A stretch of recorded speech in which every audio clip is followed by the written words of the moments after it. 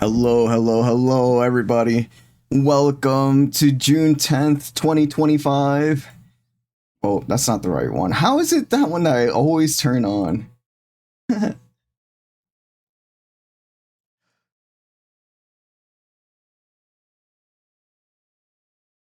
we go. I guess we can make this a little bit bigger, right?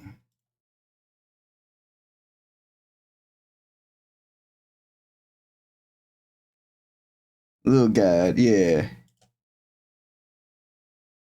Chat a little bit bigger too.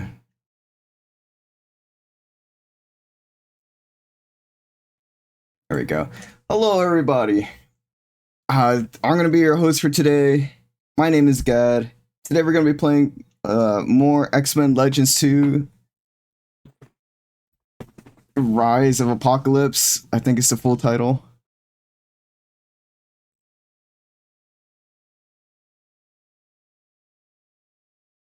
Just a little guy. Yeah, we got little me over here. Got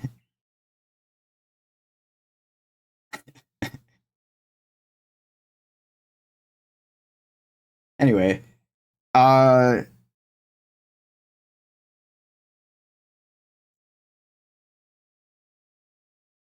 little bit about today and tomorrow and the incoming weeks. Incoming week. I can't even speak right now. I'm just so excited to be back streaming. Had a fantastic time with my family. We had a grand old time. We saw a bunch of anime. And we chilled and we had a great time hanging out together. But now I'm ready to get back into the gaming. We're going to play X-Men Legends 2. We're going to beat that this week. We're going to beat Martian Gothic Unification this week. I've been putting it off long enough. We're going to continue our PlayStation segment. We're not going to be doing our podcast this Friday. I got to reschedule. I got to rethink the podcast a little bit. Maybe just burn the Martian game. I gotta rethink strategies about the podcast so that I can work it into my schedule. I think I thought I was ready to work it into a schedule. I tried it. It was going good until it wasn't, right? So I need a little bit more time to cook on that project. And was that a bat? Anyways, I need a little bit more time to cook on that project to get more stuff down for it so that I can have it better prepared and planned. I've never had to say what's that about. What's going on, Evie? I've never heard of that streamer. Who's that guy? Speaking of which, please do not. Shit, where is it? Please do not.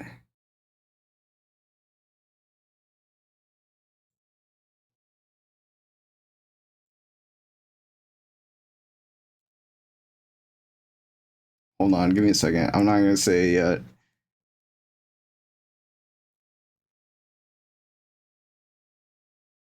Here we go. Edit this. There we go.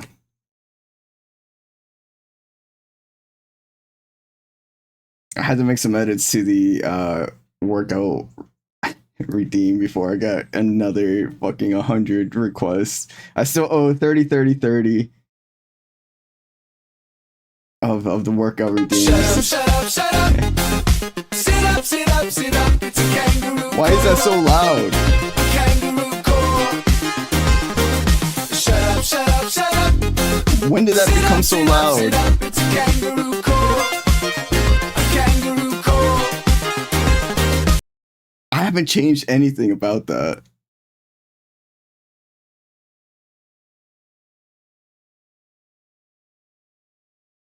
It's okay, we'll change it right here. So it's not like blasting my ears.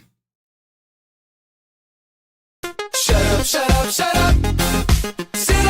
up, sit up, it's a kangaroo court. A kangaroo court. Shut up, shut up, shut up. Sit up, sit up, sit up, it's a kangaroo court. A kangaroo court. Thank you, GBC. 99% of your problems are audio related, so likely your fault. I mean, you're not wrong. And it's very true that the audio is there's always audio issues. I have no idea how that became so loud. I lowered it down though. It shouldn't be nearly as loud. So I owe you guys 50 today so far. We'll get that. We'll get that in the stream. Easy. Easy.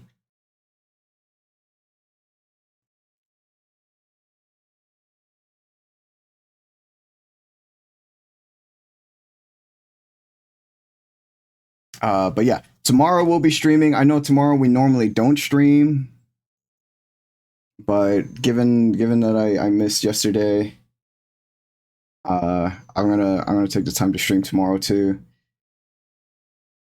I gotta look up the ending to Martian Gothic Unification. Just watch the stream muted. Yeah, I gotta figure out how to beat that game.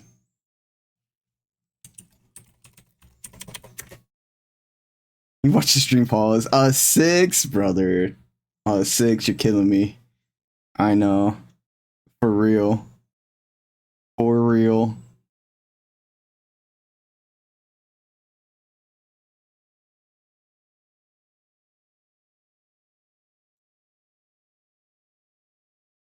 An 824, not bad, not bad. Well, I thank you guys so much for all your support. Just a little higher, just a little bit. I really appreciate each and every one of y'all. I just need to buy this app so that I can get the high definition streaming so it doesn't look fuzzy and blurry, or furry, so it doesn't look furry.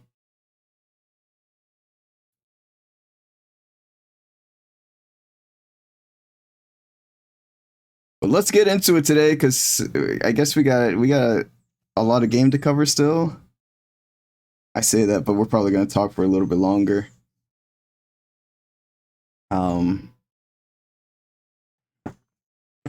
This seems like tilted. I don't know what I did, but it doesn't seem right. Like,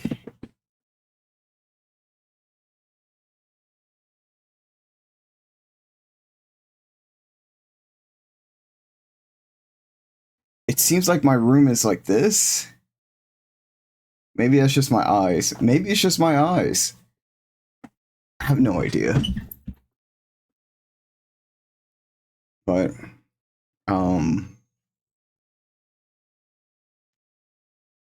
yeah, hopefully we get back to the PlayStation redeems, unless somebody has another game they want us to play. We're gonna get a schedule up later. We're gonna be working on our game a little bit too. We're making a new game.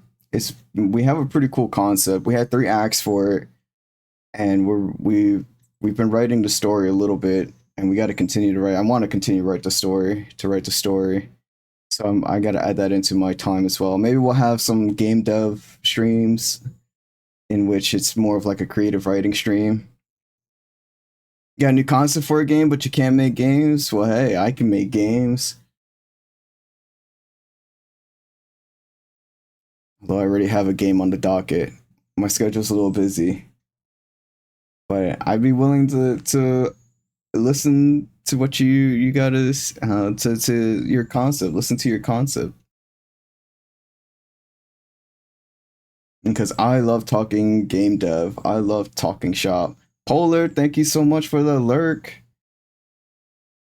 Y'all, Polar streams.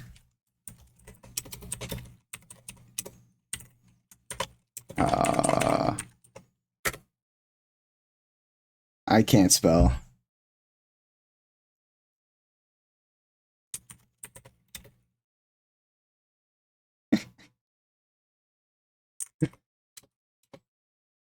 Thank you. Thank you. Thank you. We got it. We got it eventually.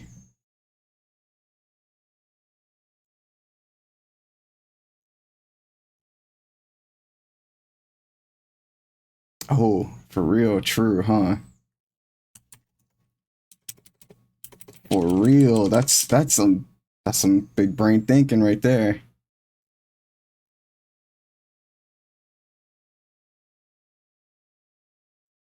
One day, I feel that. I feel that games are they take a long time to cook, you know?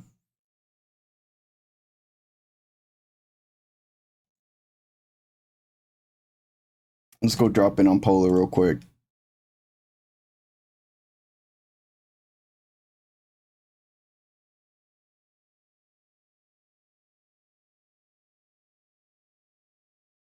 An hour into stream?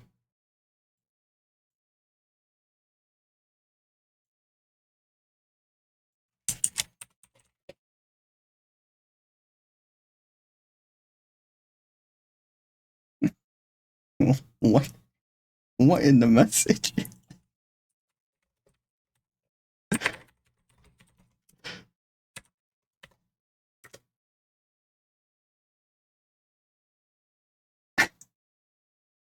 Anyways,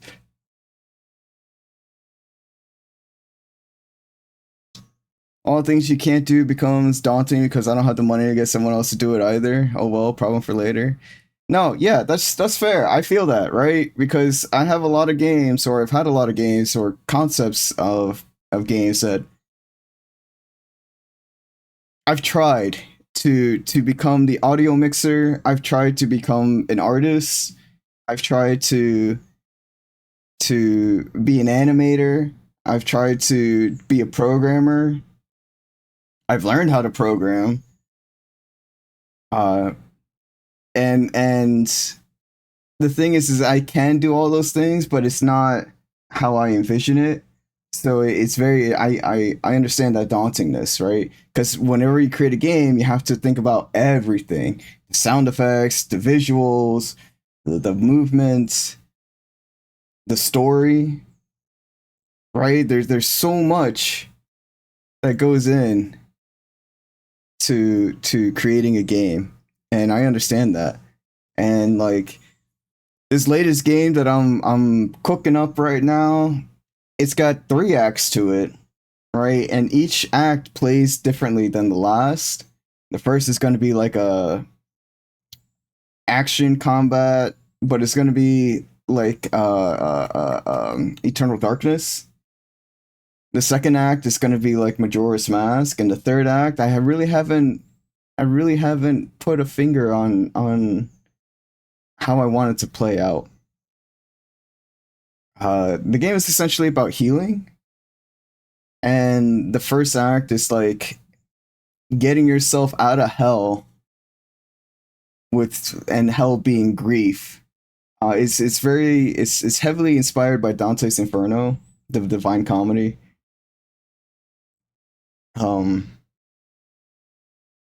and so we'll be going through nine. Like the first act is going through 9 layers to get out of that grief, that tremendous grief, that heavy grief, that immediate grief feeling, and learning tips and tricks as you go along the way to get out of there. The second act is going to be more on the lines of like Majora's Mask, in which everybody has masks that they wear, and you kind of want to help them like heal, so to say, right? You can't help them heal, you can't help them change their mask and stuff like that. But in the game sense, you can help them realize what they're doing or like how they need to heal in some way, so that you can heal their mask and you can see people for like all the masks that they wear and stuff like that, instead of just like I don't know. There's not really just like a living normal because everybody wears a mask. To and they wear different masks for different situations and stuff like that. So it's kind of goes more into that feeling as well as literal masks. There's going to be some pretty cool masks, hopefully. And then the third is kind of like the meta. Uh, this is where things get a little weird in the game. There's so the first game is about healing. The second game is recognizing people wear masks, right? And understanding that people wear masks. And the third game is more about self healing, or like more like self propulsion, and building yourself up instead of just trying to fit in to other people, right? And again, I don't really know how I'm gonna display this third act. I had an idea. I don't remember it at the moment, and I might change it. You know, all this is subject to change based on how it plays out. But and this third act is gonna go more into like all this is the story about me and my experiences. So the third act is more about like it's more about creating the game. The game is called Shell, and it's more about creating that game, right? And realizing that I don't need to know how to do everything in order to create this game, and that like all I need to do is just to try one step at a time. And games take a long time to make because there's so many aspects that go into them. And it's more about like taking everything that I've learned from the tremendous grief, from trying to find communities that I fit into, and trying to find myself.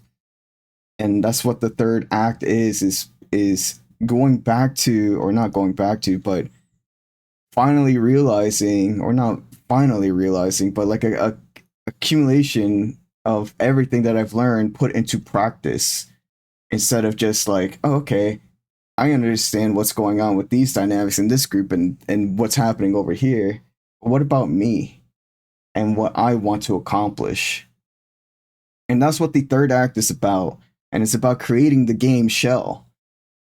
And so like it's going to be a little bit of a weird thing, because we're going to be creating the game within the game, but it's more of like just everything I've learned and put into practice to make this the game, you know?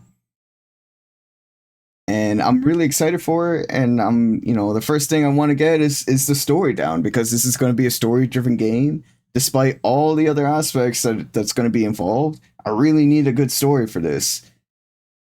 So like, I'm not a good writer. I do okay, but again, it's not about being good at anything. It's just about doing instead of being good at it, because that's subjective, right? And as long as you have a story to tell, as long as you have something that you want to get out there shouldn't be anything that's like, the barriers that we create for ourselves are just that. And we have the ability to overcome those barriers. They're difficult, they're not easy, and some of them will require money, some of them will require expertise, some of them will require finesse. Hell yeah, Var. What's going on, Var? Where's Buffy? Retired.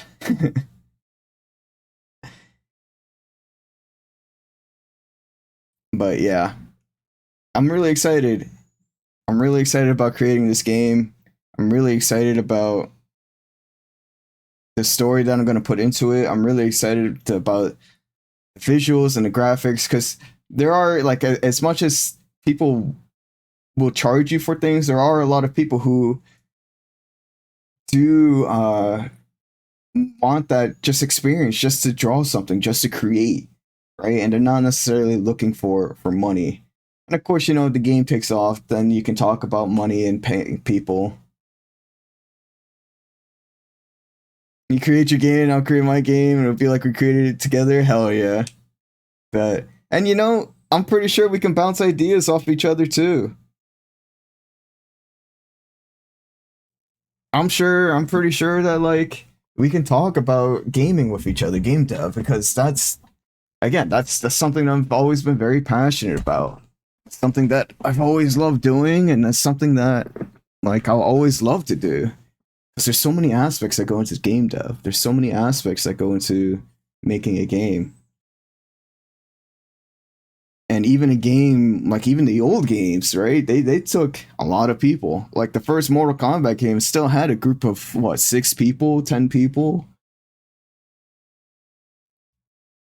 And I know there's some indie games and that only have one people. I mean, just take a look at games like what Phasma was made with a small team, right? And they use a lot of the assets from the beginning were already created, pre-created assets. But they still got their game up and running, and they've changed it over time, and they've altered it for some for the good, for some for the worse. But it's how they created their game, and I use Phasma as an example, but other game developers do that too, right? They just create until they're like they make something that sticks or something that they feel good about, and it's not only with game development. That's pretty much with anything in life. Is that you just go with it, right? It's been 2 years since I've been streaming, and it's just been kind of like I don't really know what the hell I'm doing with streaming. I'm not like, I'm not marketing it. I'm not doing a whole bunch of stuff to make it grow at a faster rate, but we're still having a fun time doing it, right? We're still creating something that other people come and join sometimes, and we have this loose community here, but there's still a community here. And it doesn't need to be compared to anybody else's, right? This is just us. This is just my channel, and it's not perfect by any means. It just is. And sometimes that's all it needs to be. I try out new things. I've tried out the podcast, which I'm gonna cook for a little bit more because I love the idea.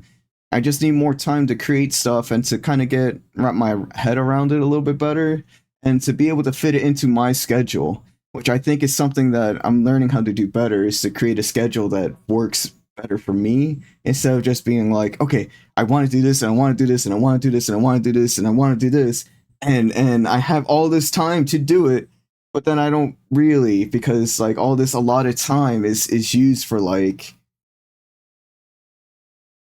relaxing, it's used for healing, it's used for so much stuff, right? And instead of putting all this pressure of I need to do this, I'm late at doing this, man, I can't believe I didn't get this out. It's like, chill, it's like, relax.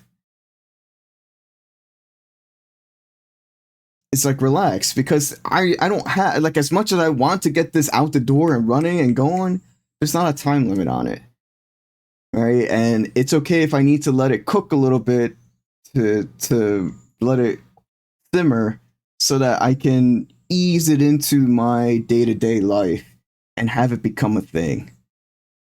All your free time and energy goes into not jumping off a bridge, so it's rough for real. Yeah, no, I get that. And that's the thing, right? That's the thing about surviving versus like somebody who's not in survival only mode. Surviving is tough. Surviving is difficult. Surviving takes all of your energy. And it's something that's not really talked about frequently. Schedule One is made by one dude. Yeah, and like it became a hit, right? And like the people want more and more and more from it, but it's just a small thing, right? Like one at a time, one day at a time, you do a little bit that you can, or a little bit that you have the time to do, and you try to like get it out there, get more out there, get your idea out there.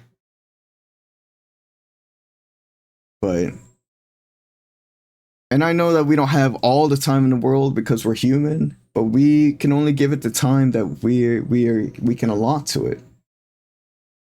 And sometimes we need help from outside sources, be it from like financially, be it as a form of community, be it as sanity, be it from whatever we need. Sometimes we need help from other people to help get our idea out there. And there's nothing wrong with that either. There's nothing wrong with taking time to develop something that will help you out in the future. And it's just really just you chip away a little bit at a time. You chip until you look back I'm already 2 years into streaming, and I take a look back at everything that's happened, even within the last year, right? Even within the last year of yeah. You do you.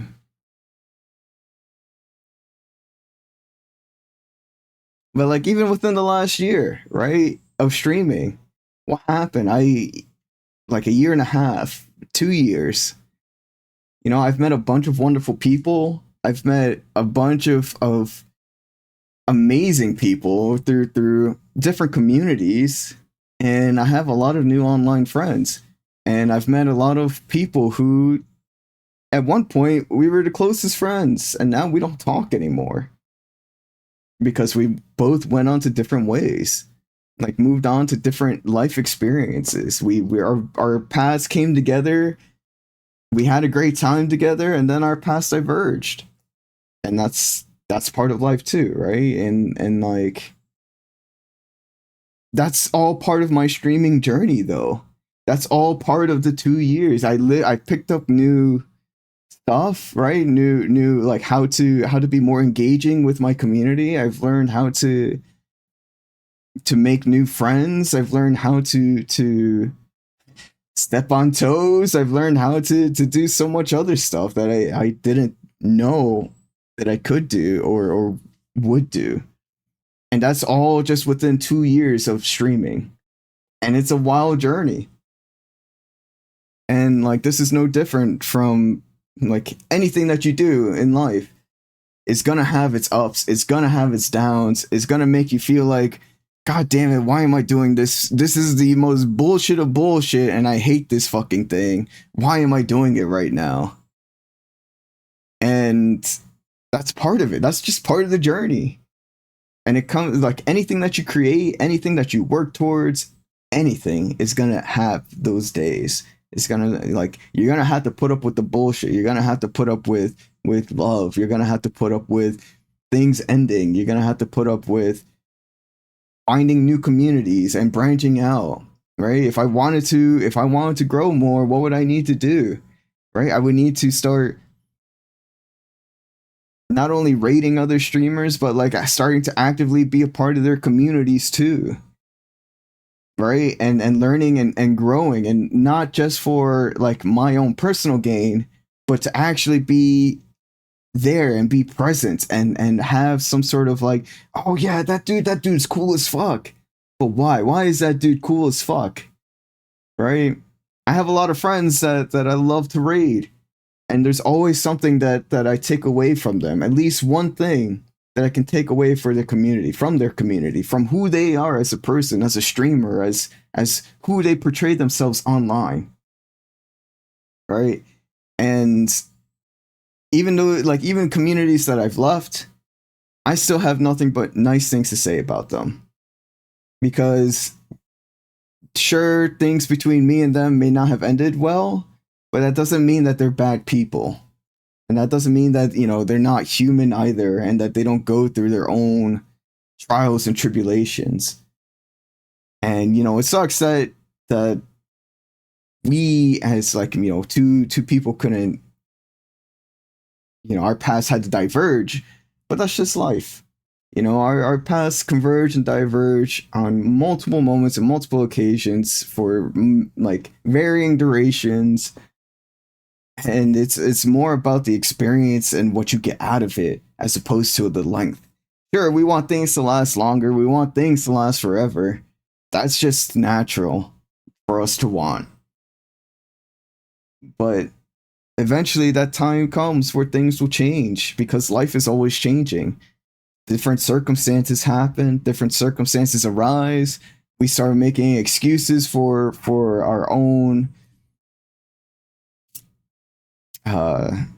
actions, and you know, sometimes we don't take accountability for our actions, and sometimes we think we know that, or sometimes we think we are taking accountability when we can't, and sometimes it's just life is just tossing so much at us that we can't afford to take accountability for our actions at the moment.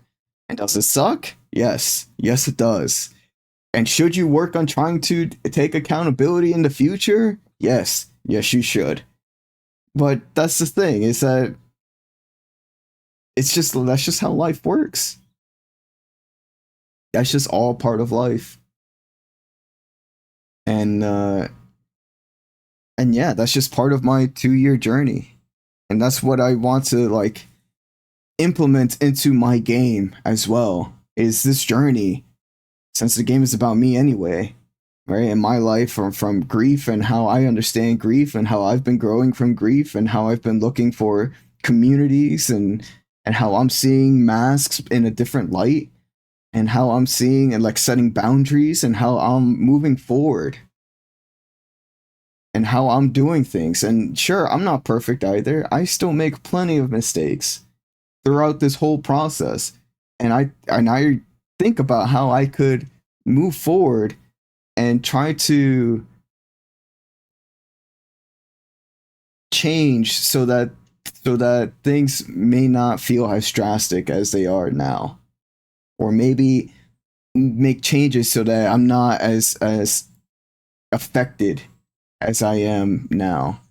And by that I mean, like, you know, just it's the more experience you gain, the more you know what to look out for, the more you know what exactly that's going to happen next. And you know, like, sure, not everything is the same, but you know that healing, you know how you're going to heal, right? You know your healing process, you know what you have to go through, you know what you have to, like, how you have to grieve.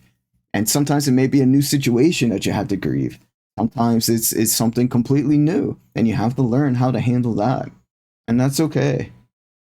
That's a part of life. That's a part of how it all works. That's a part of the process. That's a part of streaming. That's a part of whatever you work on. And that's part of my 2 years of streaming. That's part of 2 years of the last bit of life. It's so much learning, so much growing, so much understanding. And realizing that it's okay for things to change. It's okay to have these changes. It's okay to experience life at all your different stages, the imperfections, things that you need to work on, things that you're good at, things that you can give yourself credit for. It's okay to live in all of those at the same time. You just got to keep moving forward. Taking one step at a time, one step, until, you know, you look back and be like, you know, I started this podcast and I was really hoping that it would just, like, I could just go on it and just start talking and just do my thing. And then I realized I need to work on implementing a time frame for it, right? Getting that time to set so that I can dedicate some of my time to that podcast, some of that time to creating the behind the scenes stuff for that podcast, some of that time to realize that, you know, there's a little bit more that goes into a podcast than just hitting the button and started talking. Like, could I do that? Yeah, I could just start talking like I am right now and just be like, hey, welcome to the new podcast. You know, we're going to have X-Men 2 Legends playing in the background like this as we talk. And that could be a podcast, but that's not how I want my podcast to be, right? And the way I do want it, and the way that I have my first 2 episodes, I want to be able to create that feeling. It wasn't sustainable yet, right? It wasn't a sustainable feeling yet. And that's something that I'm working on, trying to get sustainable, to add it and to implement it into my everyday. And that means I had to change around my schedule some. And I've been working on things. I'm not interested in a podcast unless there's insane video game sounds in the background the entire time.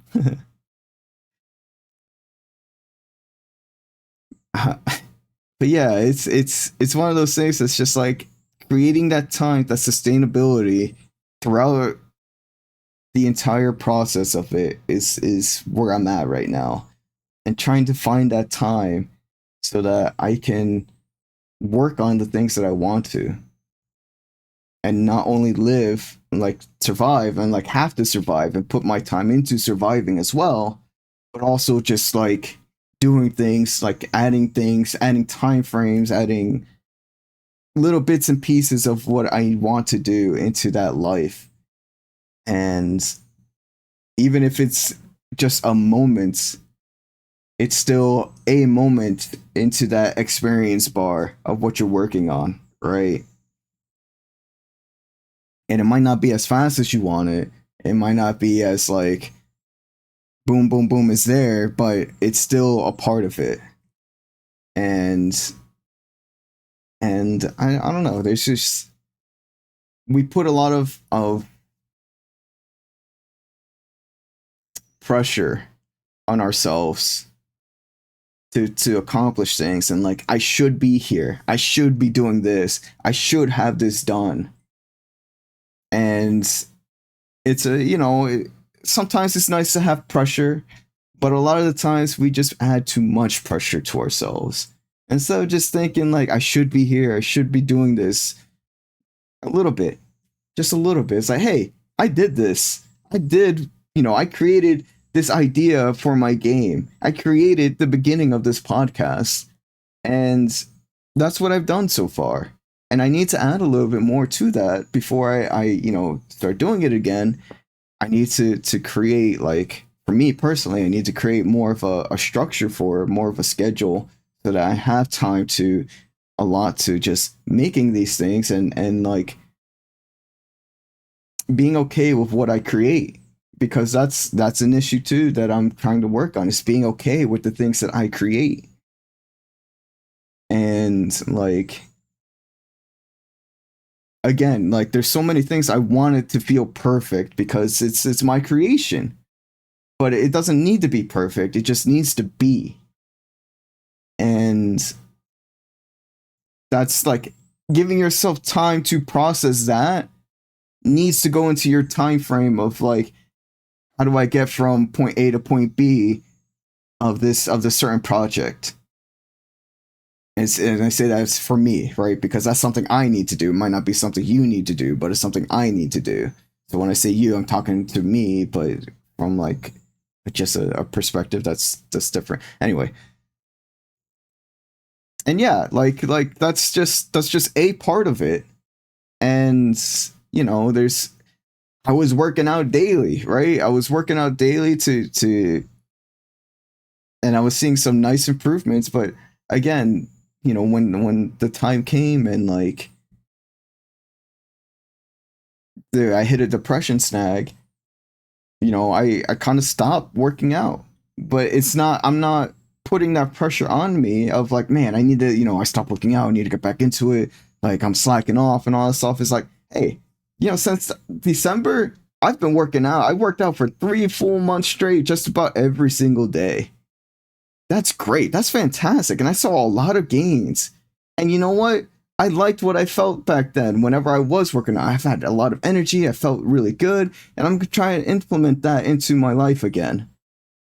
Into this, depression be damned. There are a lot of days that I'm going to be depressed, but I can be depressed and work out. I can be depressed and work on streaming.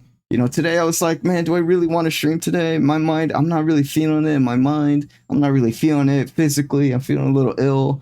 There's storms coming in later this week. And here I am. I just like, you know what? I can do all this. I can feel bad and still stream.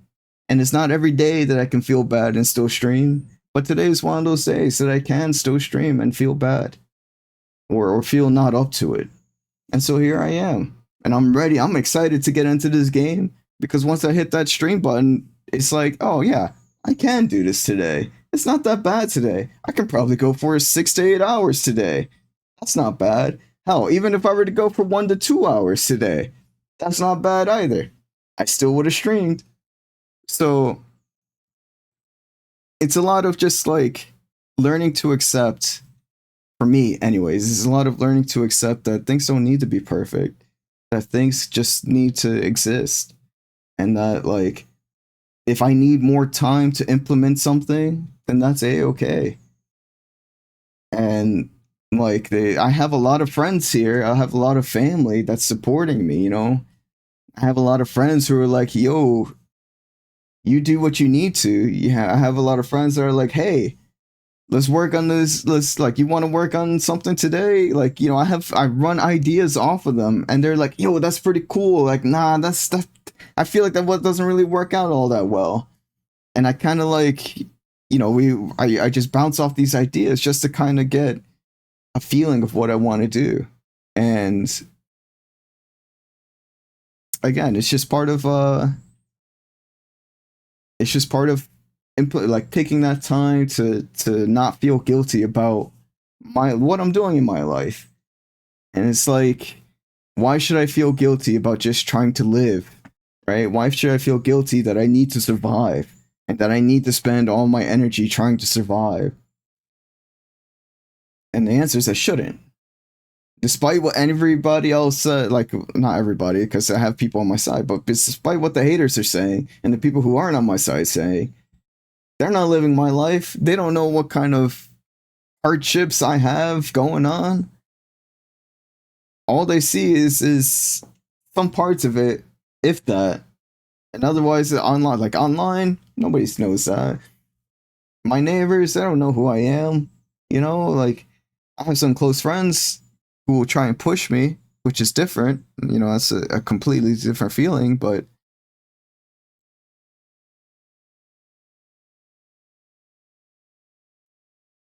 it's just one of those things, It's just one of those things of trying not to feel guilty just for existing. And that's a hard thing to do when so many people make you feel guilty for existing.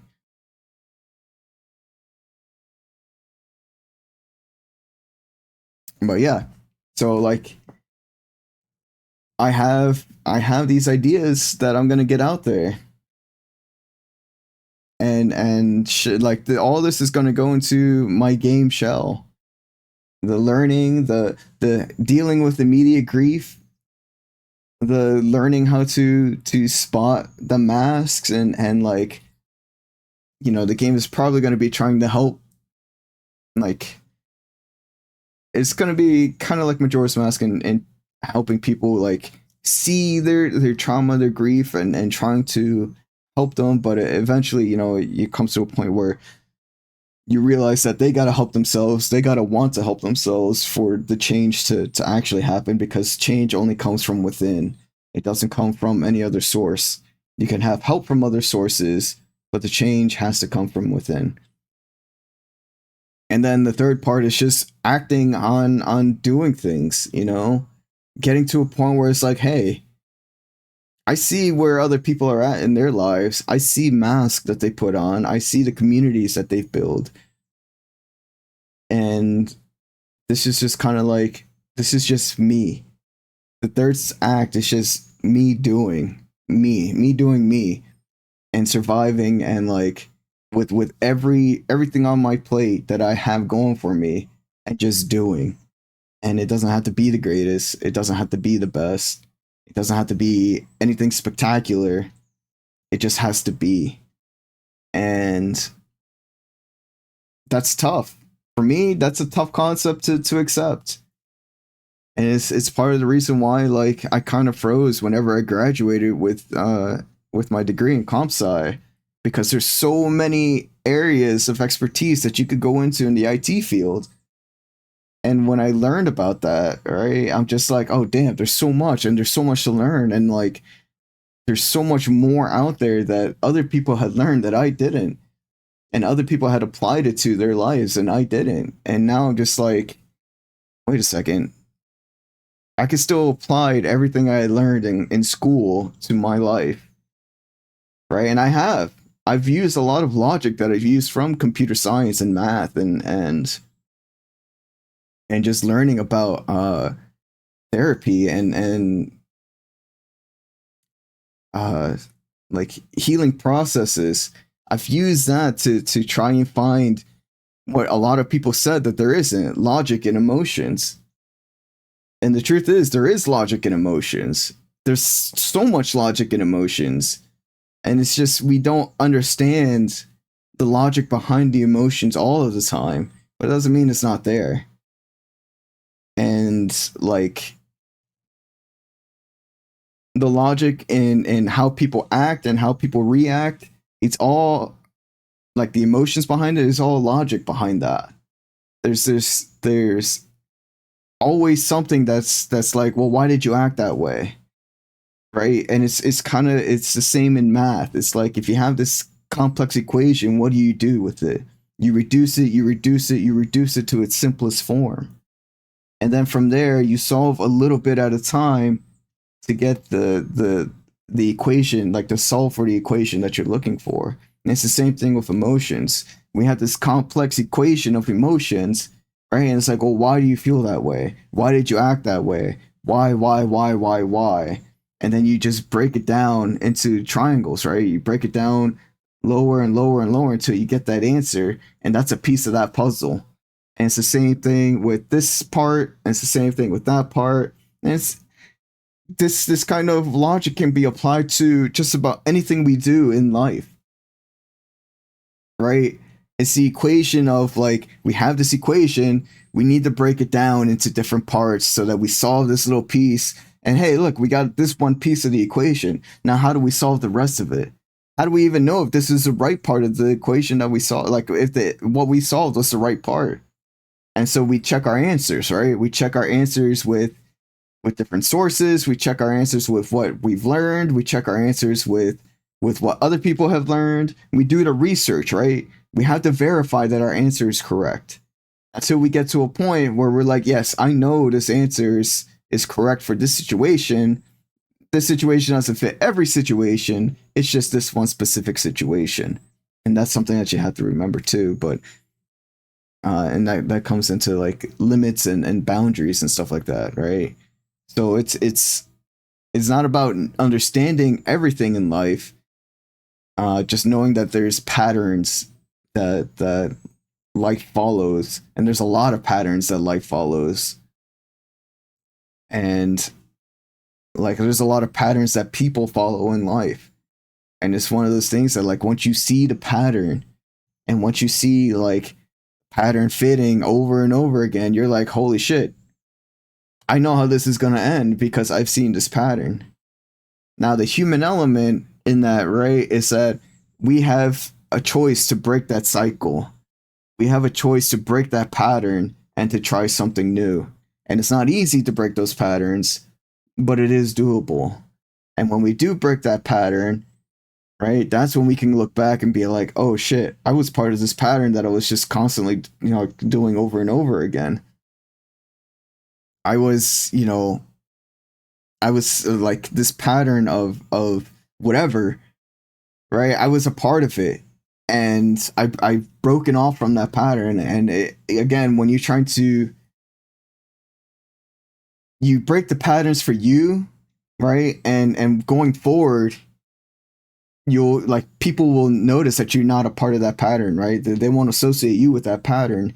But what is difficult is trying to convince the people that you already know that you've broken this pattern, because they've already seen you go through this pattern over and over again. And, that, again, like when it comes to communities and just talking to people and stuff like that, right? It's hard to demonstrate that you've broken this pattern, no matter how much time has passed, because that's the people have associated you with that pattern.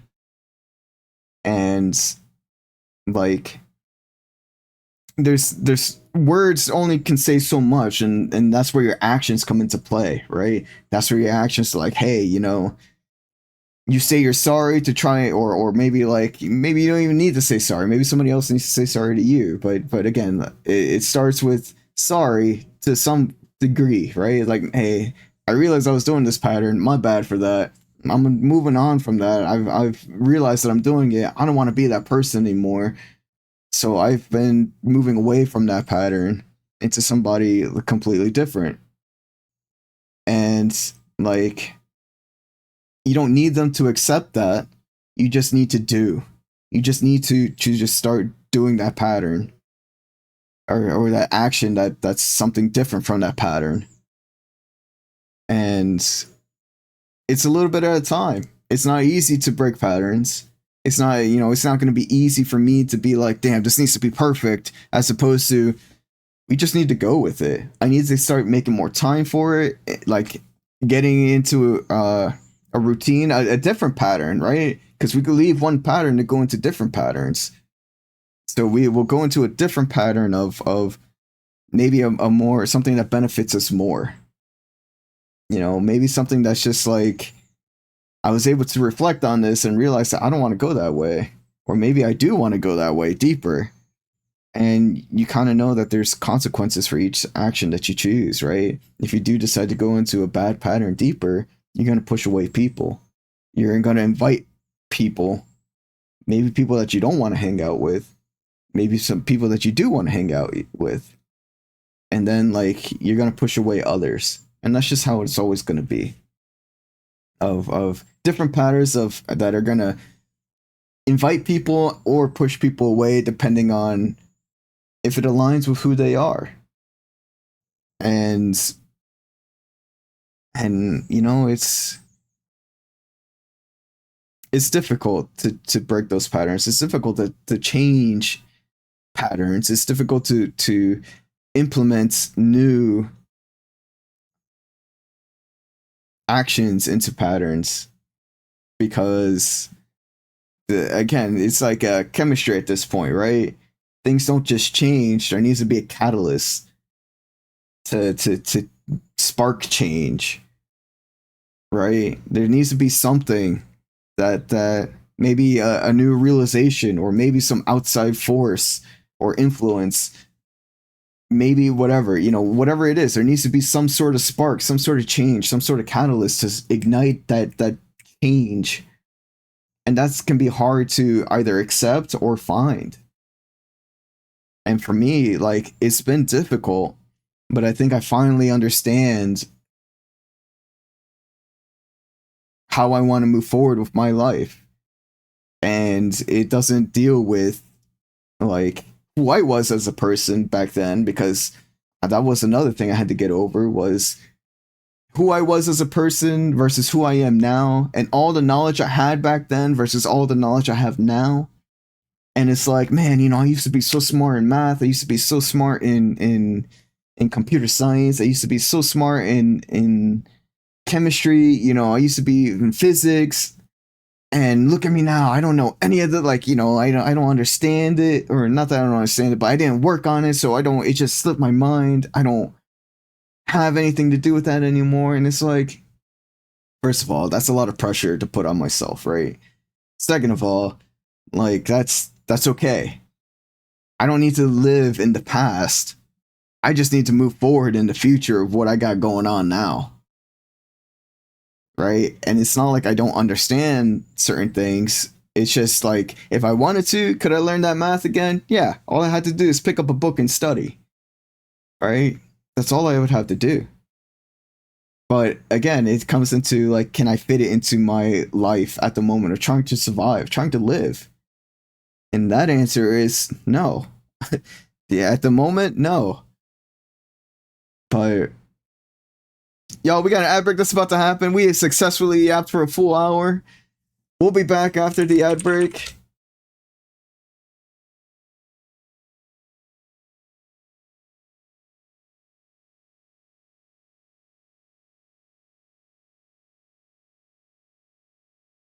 And we'll get into the game. We'll get into the game for sure.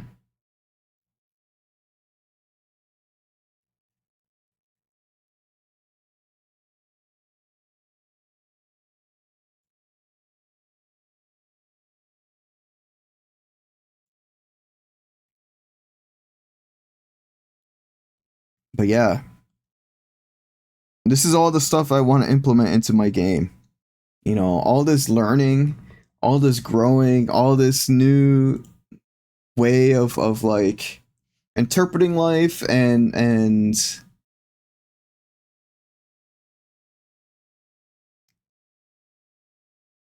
not only interpreting, but just like understanding that there are parts of my life that I'm not really,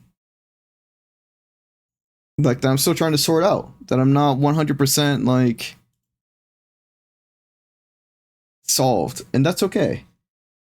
And that's okay. And that's okay.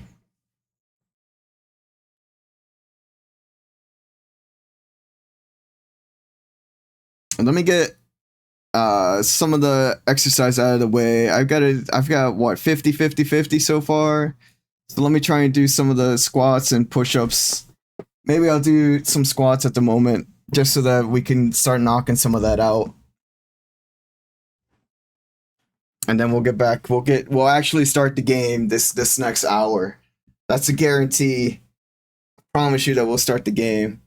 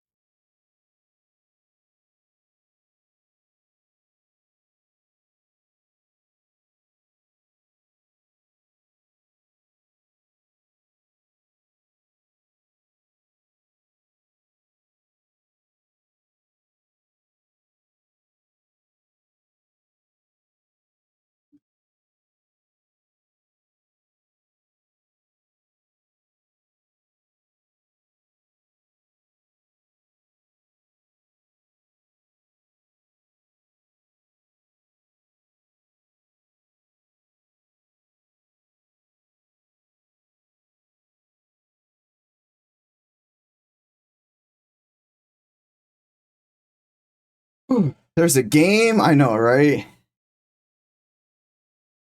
Whew. That's 30 squats.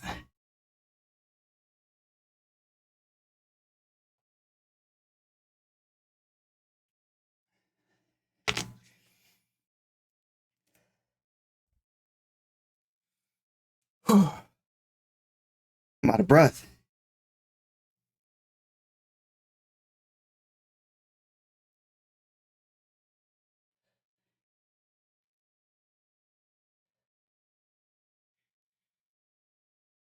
Whew.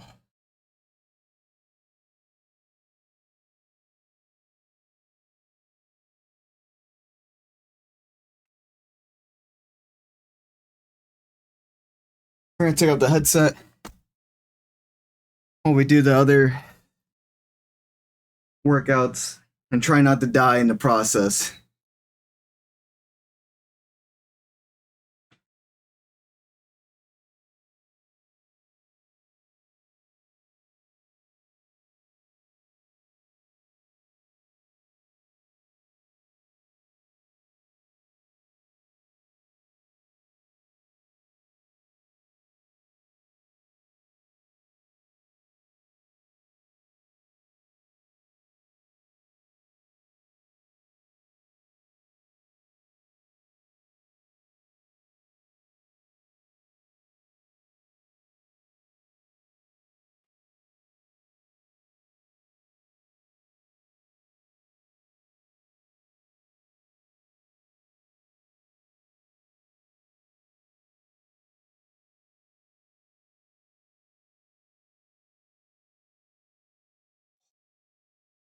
Oh.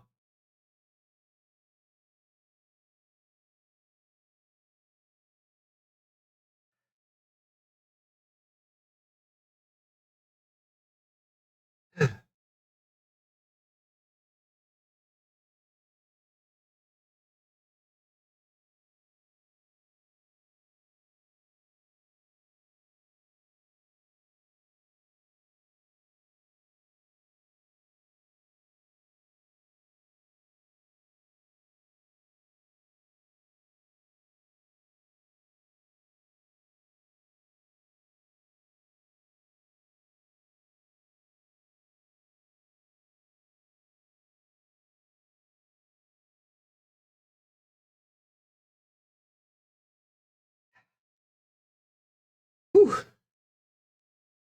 Whew. That's 30 push-ups, 30 squats. Let's do 30 crunches.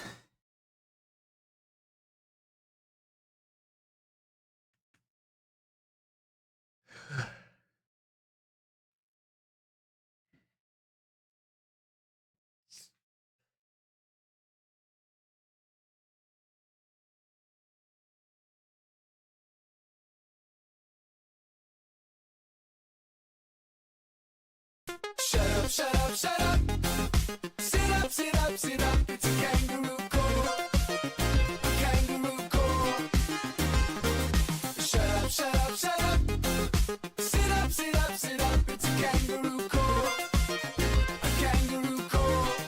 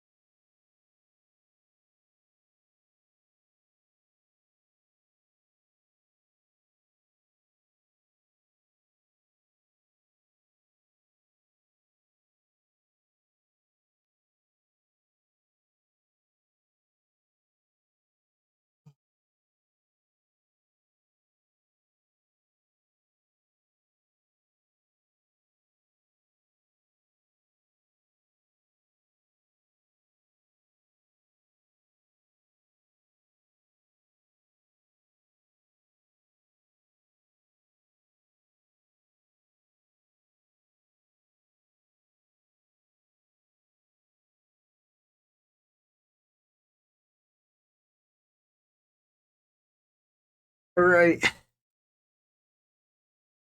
Son of a. All right, we did 30, 30, 30 for now. On our next ad break, we'll try and get at least 10 of each. Whew.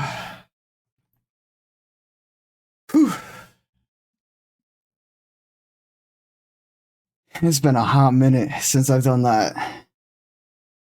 But let me tell you. Whew.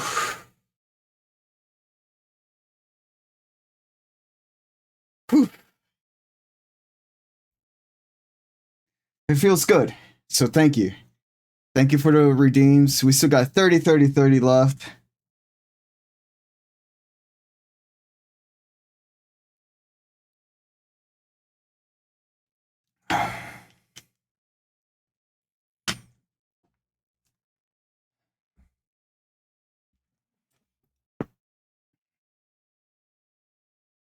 But thank you for listening to me yap.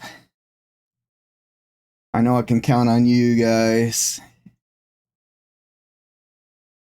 to listen to me yap for an hour.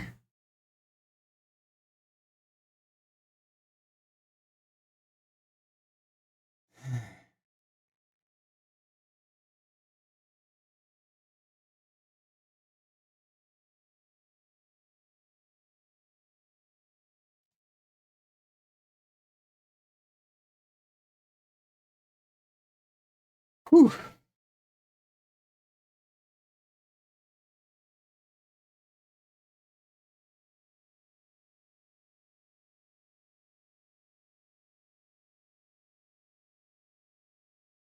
Not gonna lie, I see Liv playing Dune Awakening.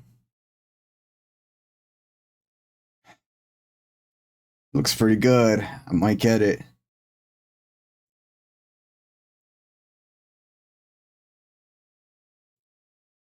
Might get it. Alright, last time we left off with this game, we were trying to stop Apocalypse.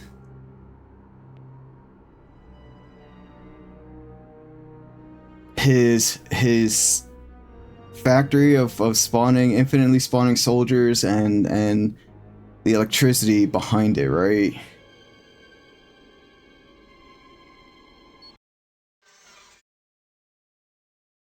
What do you mean, what? That's what we were doing. We were stopping Apocalypse's soldiers, right? Okay.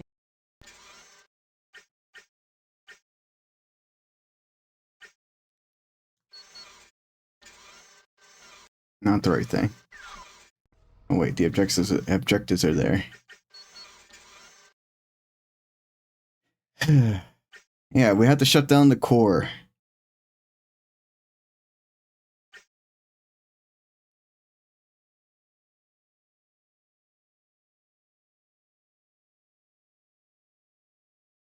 Why doesn't... Oh, that's the objective. Okay.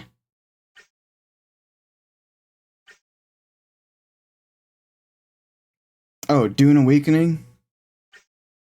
Dune Awakening? Not Doom. Dune.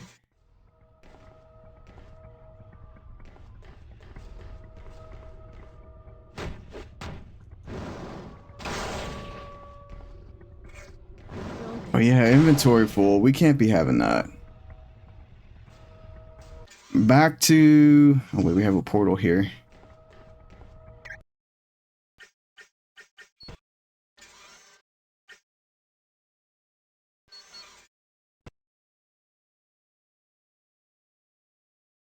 The sand one with the giant butthole worms.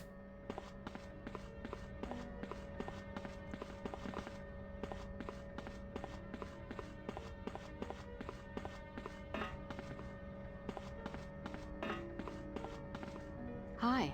What? Come.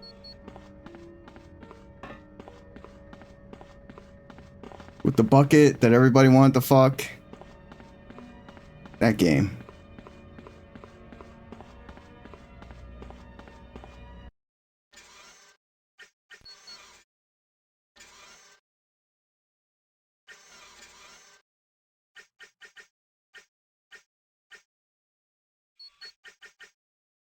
Level 30? Bro, give me some...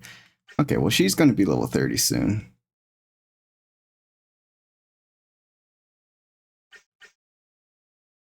Do we really need this much attack for her? I think so. Yeah. Alright.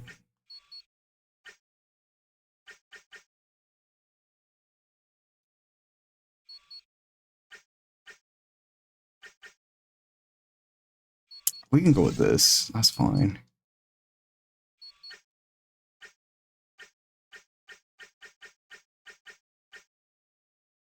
That's level 30. He's not even near level 30.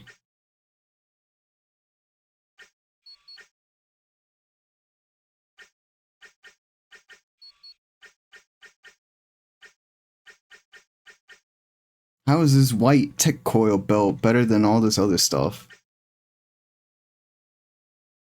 Hello?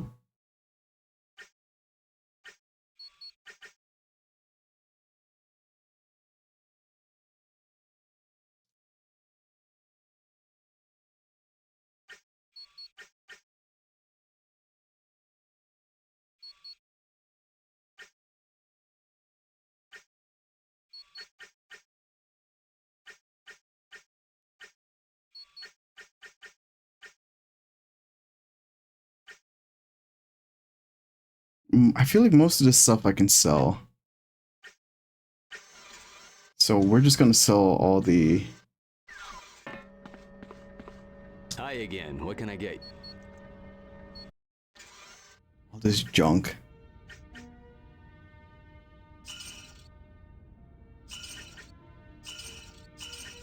It's all in excellent condition.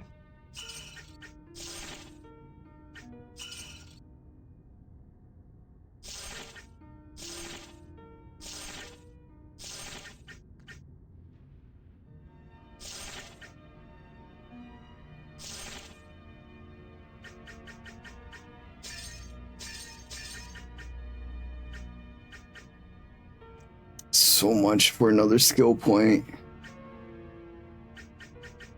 You won't find better prices anywhere else. And then we could put the stuff away. We could do the trivia. Right? We had the trivia we could do. For y'all X-Men.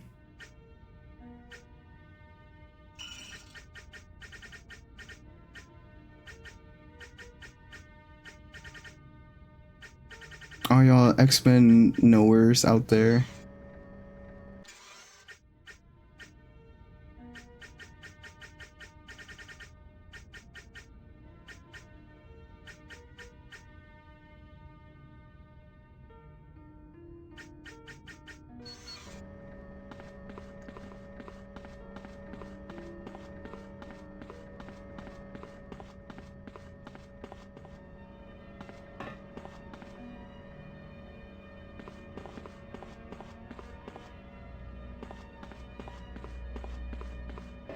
It's okay. I think we got our inventory opened up quite a bit. Let's go back. We'll do the trivia later.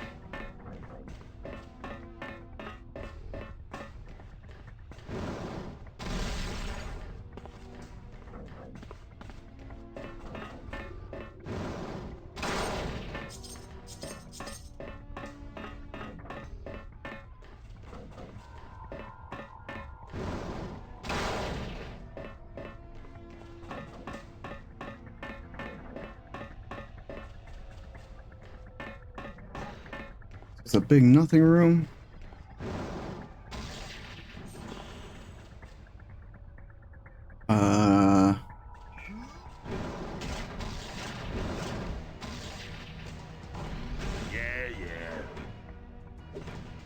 Maybe I can... That's not what I want to do. Stop it. Stop it.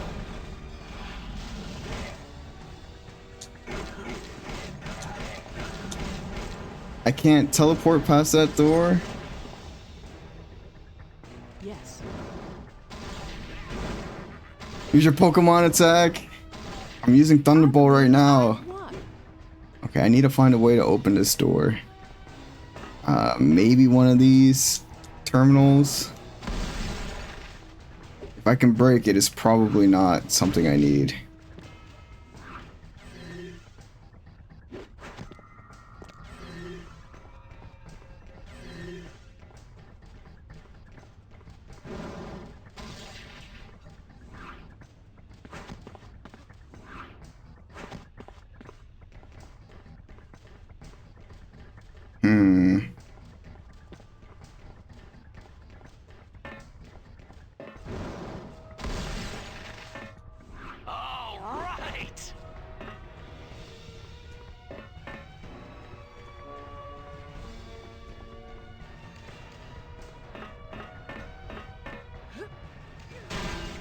Oh, I could just break that wall. Obviously. I do so enjoy my work.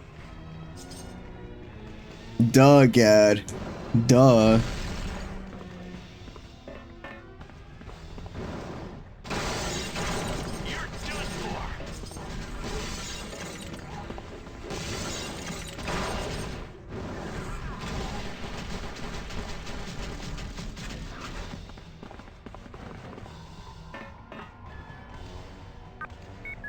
Security lockdown in progress. No input allowed. We're locked out of the security console. Let's smash it. That might unlock the door.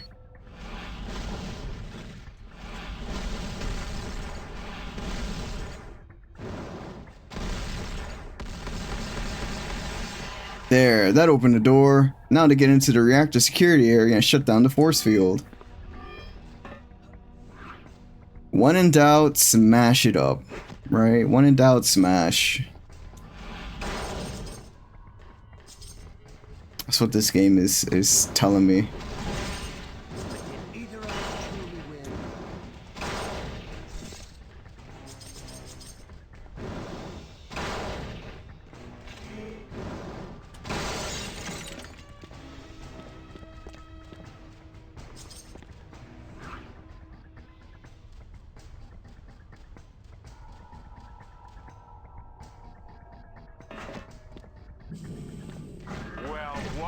We need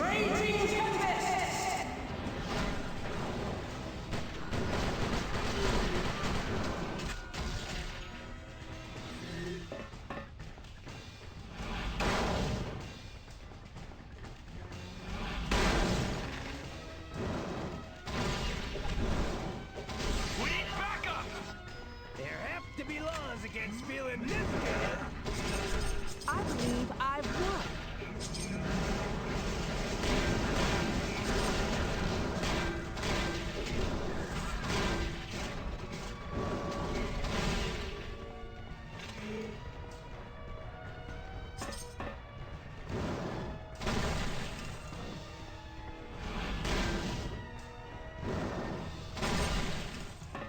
Oh, what's this?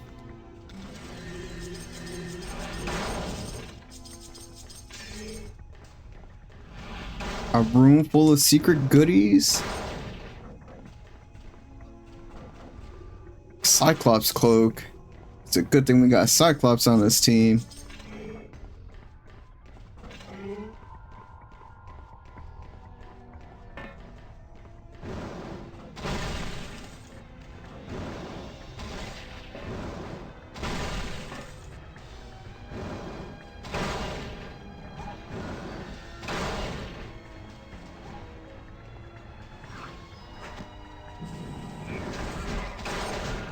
Yeah, come on!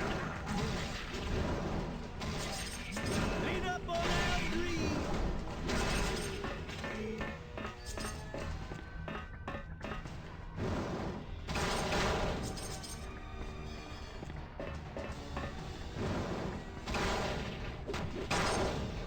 You can tell by all the optic blasts going on, you know?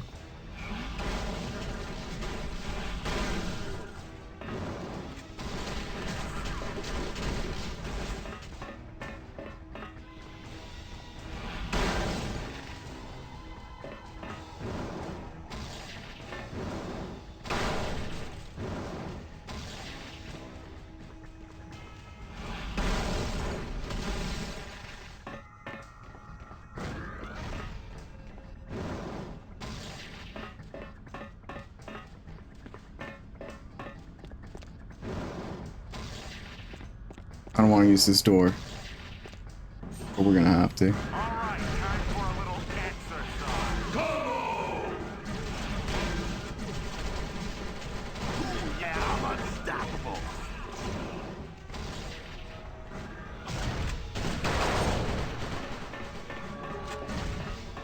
You're such a jerk. We gotta stop him. Let's go, Gambit. Powerful voodoo. Combo.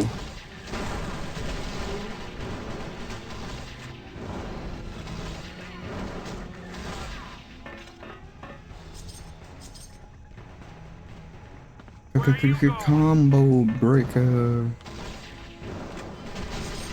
Don't bother getting up.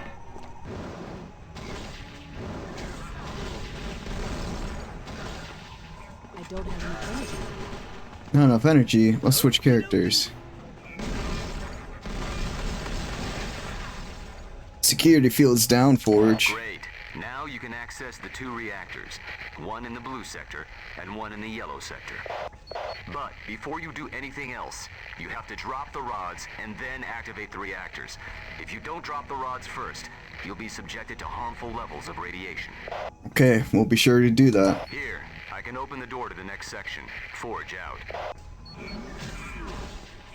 I'm not fooling. I need more energy for that. Got it.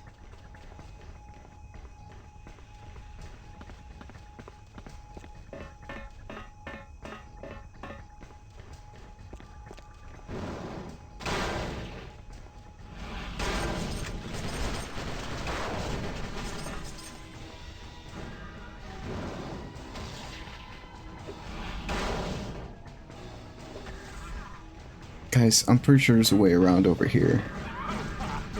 This one's mine.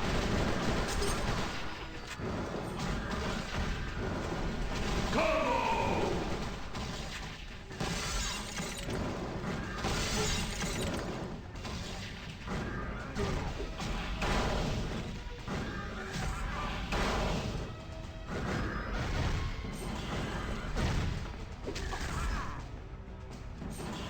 To the core reactor. Okay, we don't want to go there just yet, because that's the way to go. Where's the medic?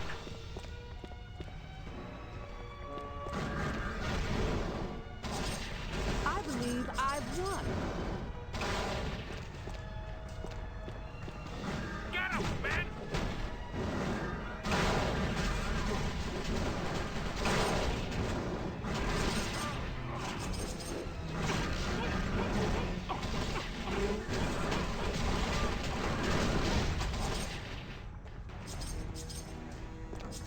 I think it's really hard for your NPC's buddies to die, which I kind of enjoy. Maybe if you didn't have as many health packs, but Welcome to Loserville. Population, you!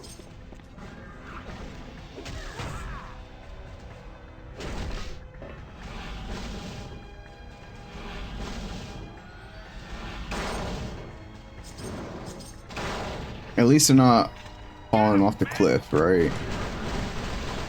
At least there's that. At least they're not like somebody that's playing this game right now falling off cliffs with Storm.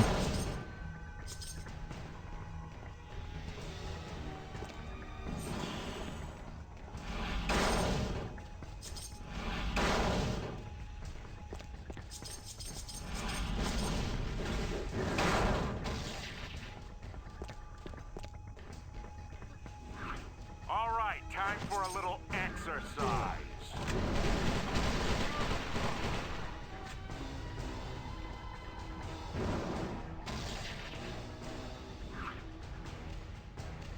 You gotta drop the rods. Drop your rod. Any rod droppers in the chat?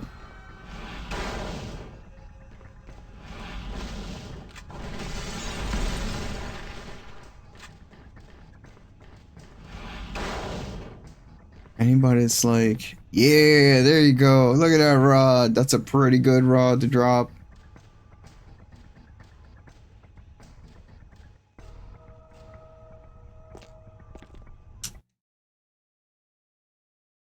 Look how happy he is. That's a pretty, pretty cool happy face. It's got the smile with the two eyes close together and the nose that's just two lines.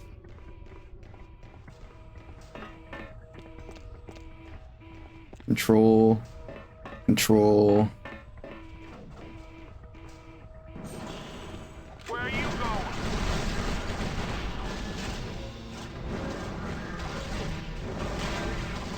Where's my backup?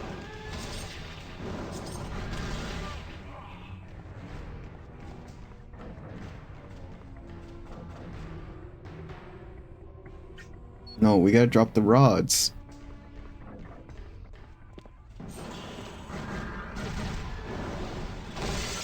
Oh.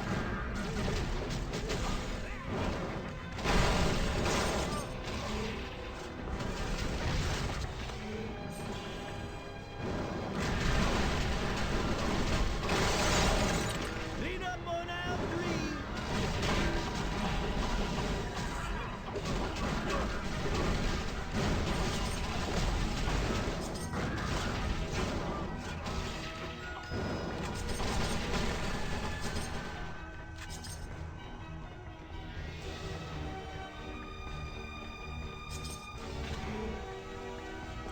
Get him, man!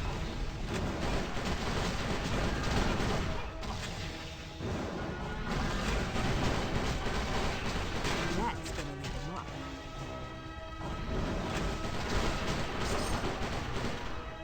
Oh, it's a big boss. Enhanced speed. Well, he died really fast. Yellow rod control. Lower the rod bundle 1 for the yellow reactor. We lowered our yellow rod into the What reactor. have we here? Which, if y'all's rods are yellow, please go to a doctor to get them checked out. I'm not sure how many rods are supposed to be yellow, but not many.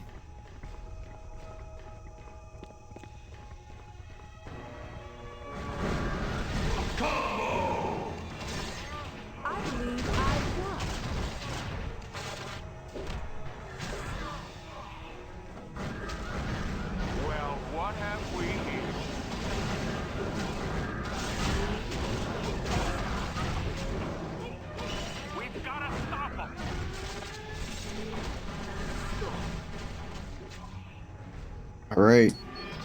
Forge, the rods for the yellow reactor have been dropped. Now you have to activate the power console for the yellow reactor. I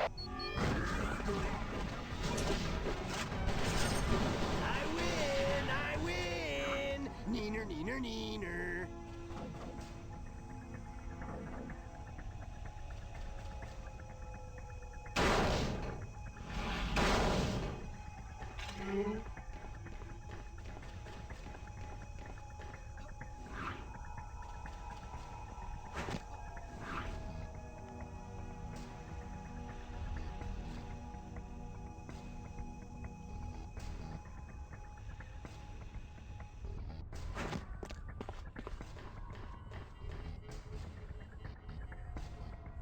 Activate the yellow reactor.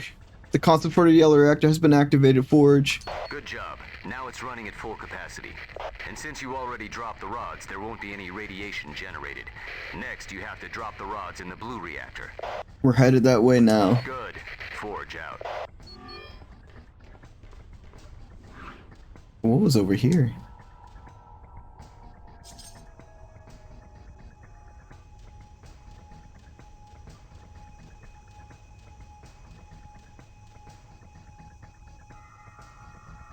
It's like 2 ways we missed over here. What the heck?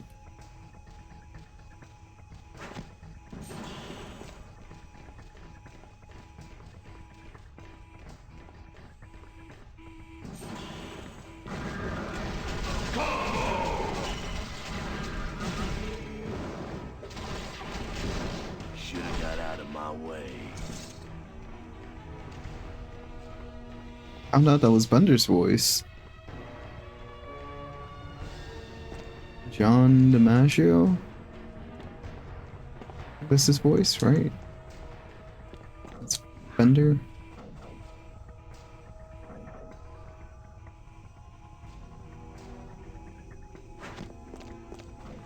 These doors just don't open. That's fine with me. I don't need them to open. I'll go all the way around.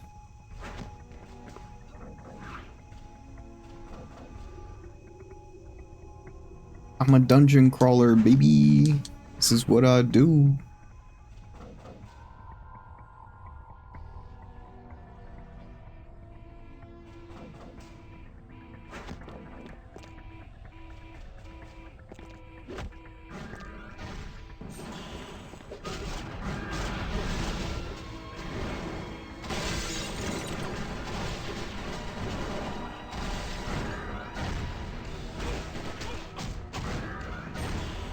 Let's go drop some blue rods.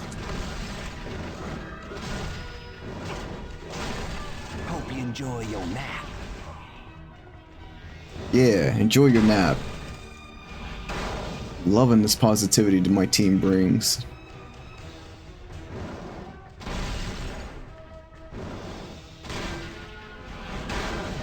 Where are you going?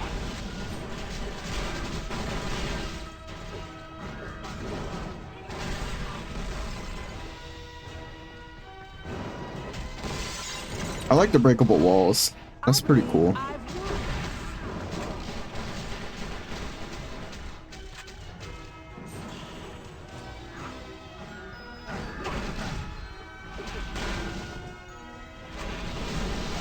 Don't bother getting up.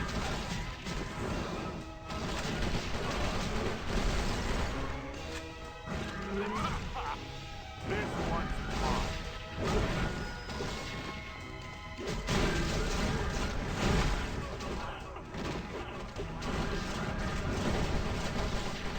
Score one for the good guys.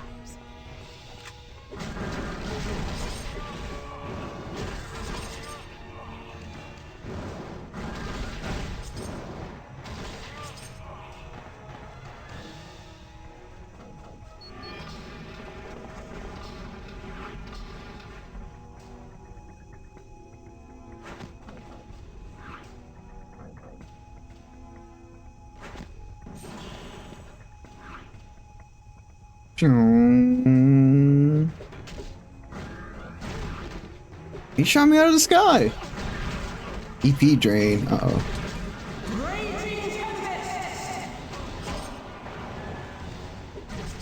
Haha, nice try.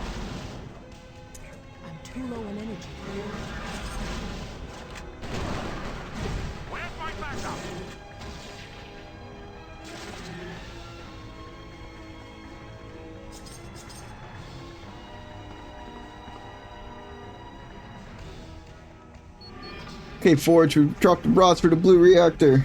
Excellent. Now locate the power console for the blue reactor and activate it. You bet. You bet, Forge. All right, time for a little exercise. This is when I do my happy dance. It's got a little happy dance.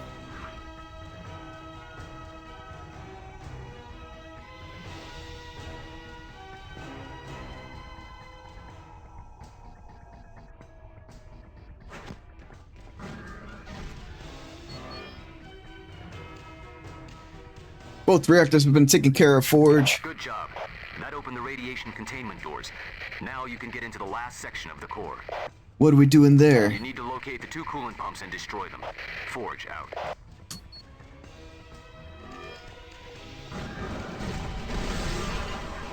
Let's go, Juggernaut. Bigger and badder.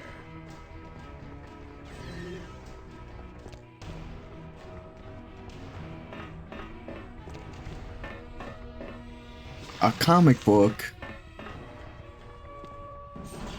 Fight me.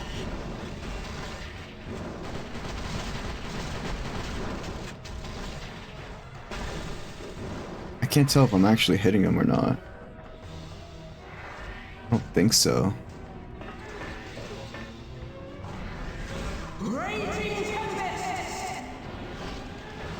You got it.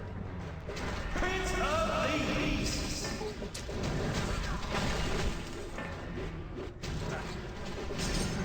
Look out for the raging cages. All I have to do is slow you down.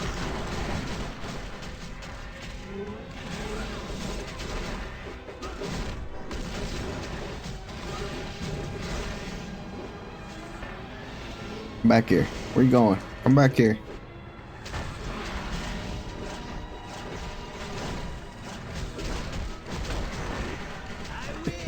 I win.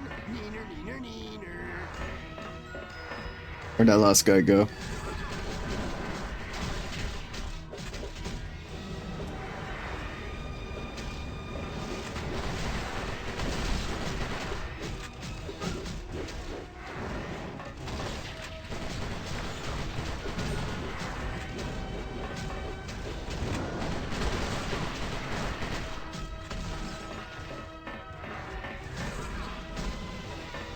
What? There's still somebody else here? Well, there was. Not anymore. Not anymore. I think I got wrecked. Stay where you are. No. Stop it.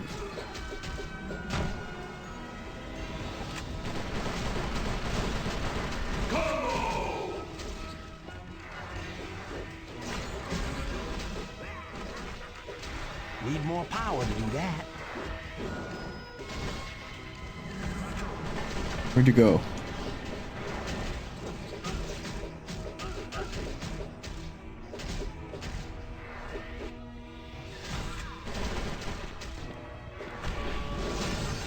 Yeah, got me some powerful mojo. When you eat your vegetables?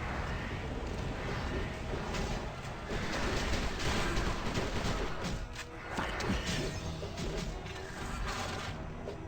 me. Back. Come back here.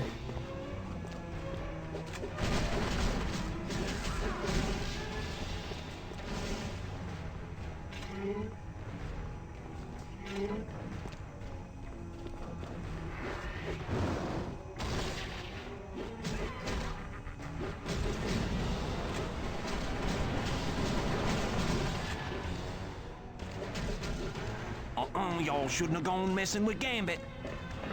Yeah, you tell him, Gambit. Affirmative.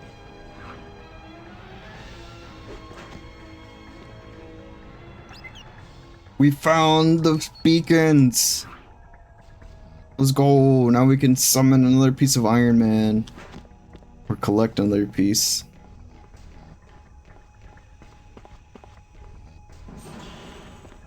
Just not that big of a deal because we already have them unlocked, but No can do.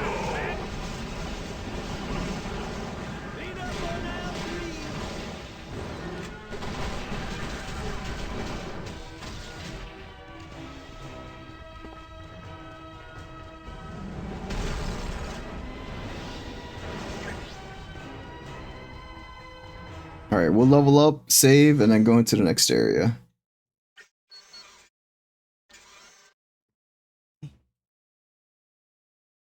How many times do I gotta tell you? No licking your paw. It's like she doesn't understand me or something.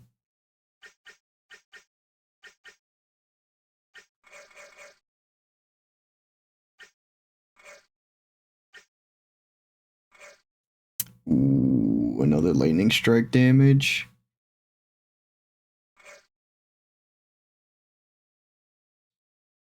I mean, can we really have enough lightning strike damage? Is that a thing? Oh, chain lightning. We could get chain lightning.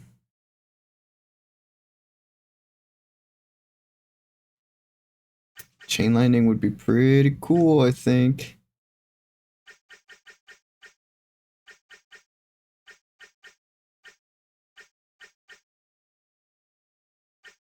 We could try it out, right? We could try out chain lightning.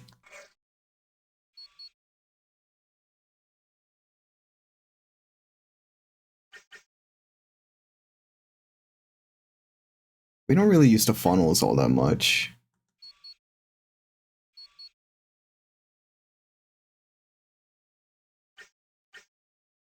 He's got 2 level ups.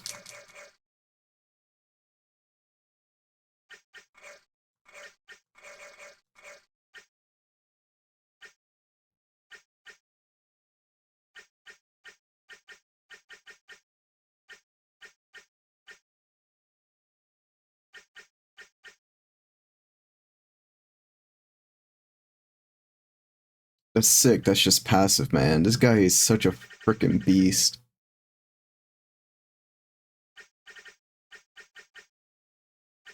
Such a beast.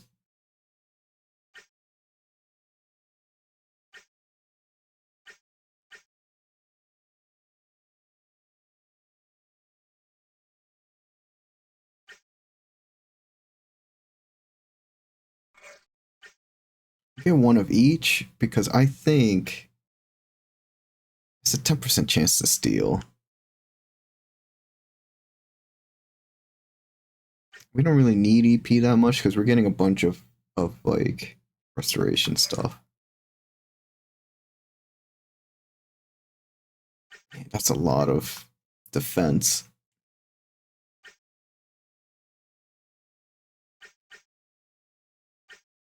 That is so much defense that this guy's got. Well, I mean, he's gonna get, I guess, I don't know, something like that.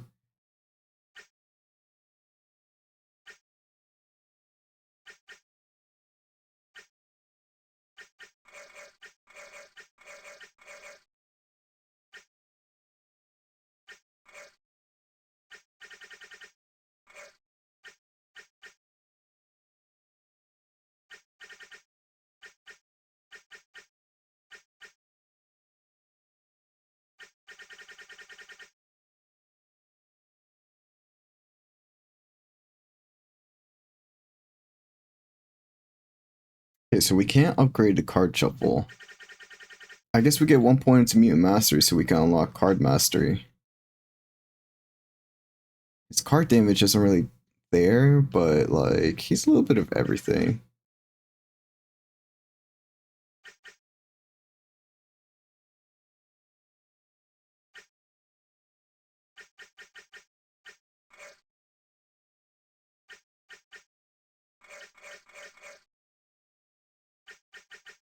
Alright, that's everybody.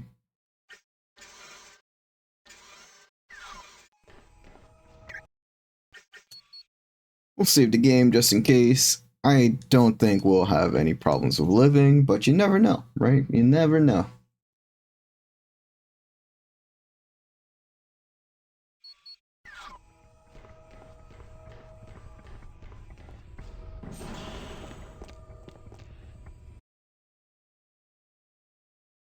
What in the...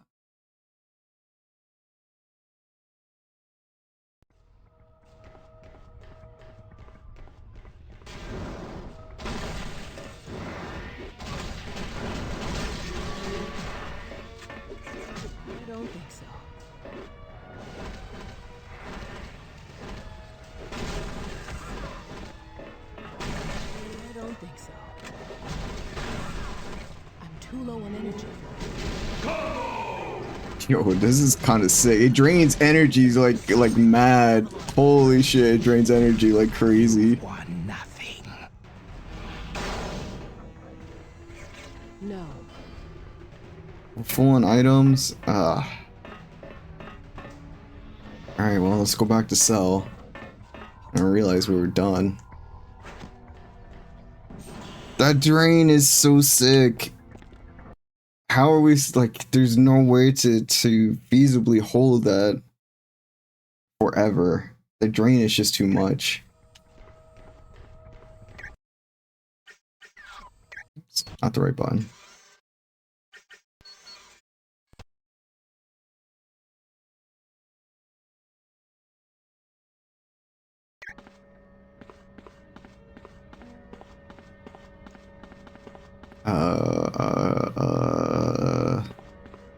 Selling is over here.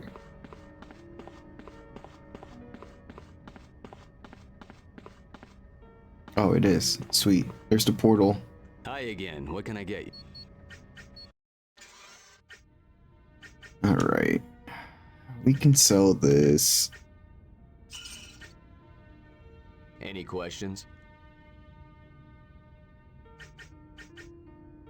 Okay. We can actually give that one to Deadpool because that's a pretty. I think that would stack with his other one.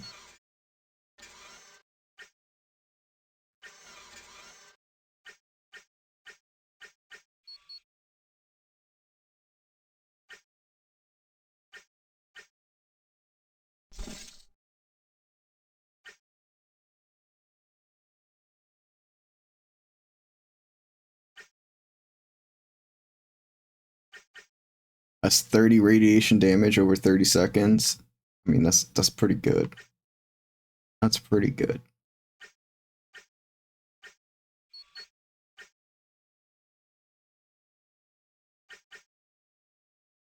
The other stuff, I'm just gonna sell. I don't think we really have to worry about it all too much.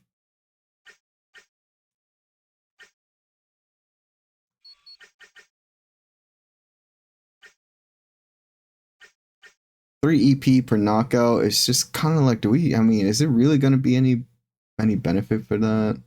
I guess it's better than nothing, right? This gives us +1 to funnels, but we're not even using funnels anymore. We want lightning strike, not funnels.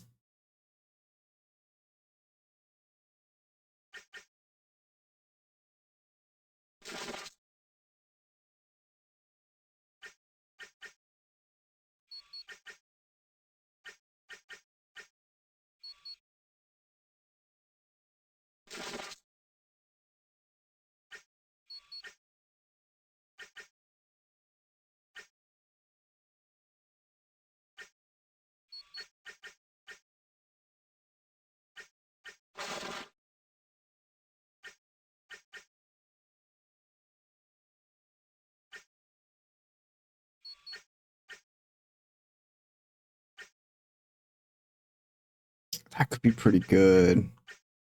Some resistances so he doesn't die.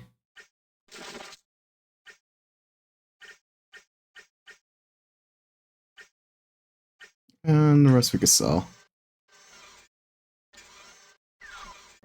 Hi again. What can I get? He was pretty bang. No, Oh, I don't want to know how Beast is doing. I already know how Beast is doing.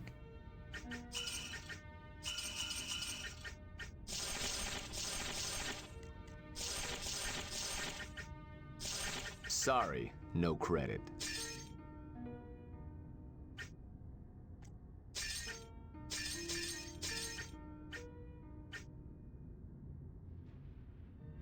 It's a lot.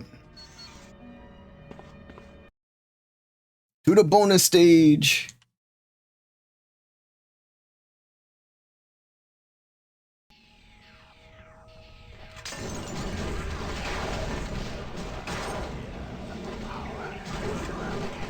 That all you got, Tiny?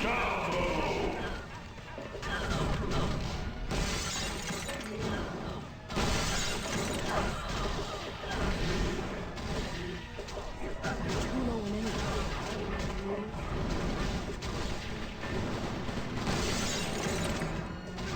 Level 35? Wonder why these guys aren't going down.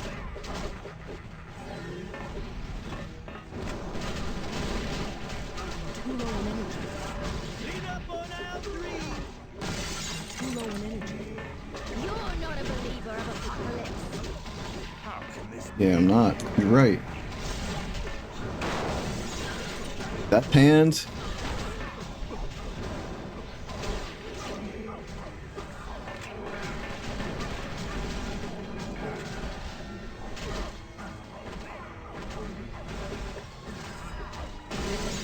Don't bother getting up. This is what I do. Oh shit. Happy dance. Get away from me.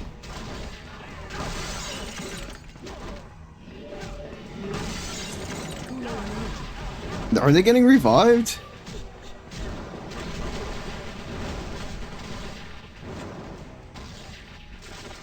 I think they were. That Archbishop was reviving them. Oh, ow. Apparently that was a bomb. Seize the non-believers. Okay. You ain't doing so hot, pal.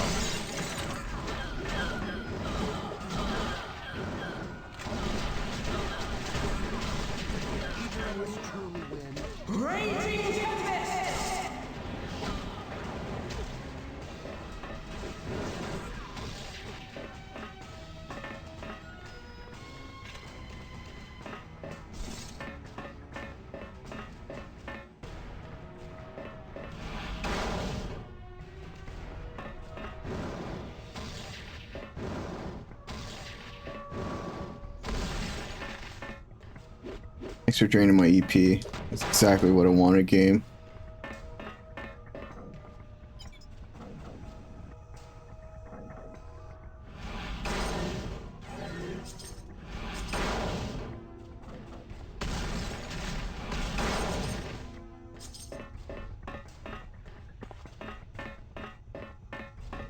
Why not? Okay. Why not? Yes. Looks like we found another piece of red and gold armor. This one looks like a helmet.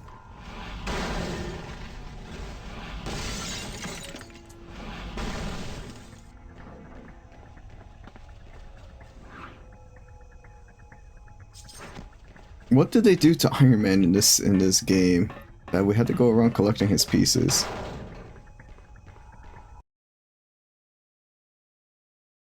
Did he just steal his suit?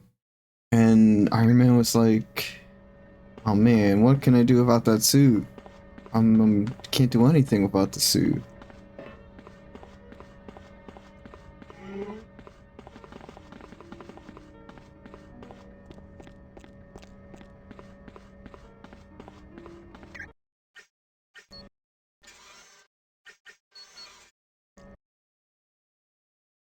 To the reactor.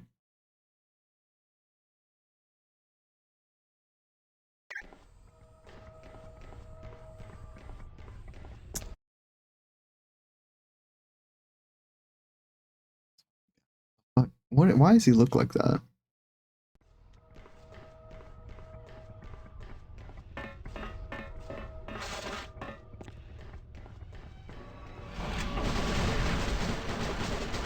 Okay, chill. I can fight back too, you know? I don't have to deal lightning damage. I just do the most with lightning damage, but I don't have to use it, alright?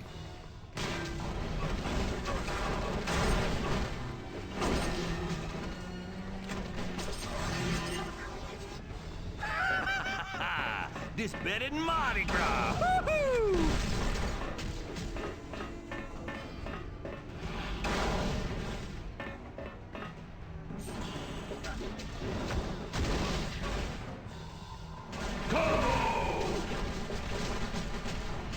I don't have enough energy. I win! I win!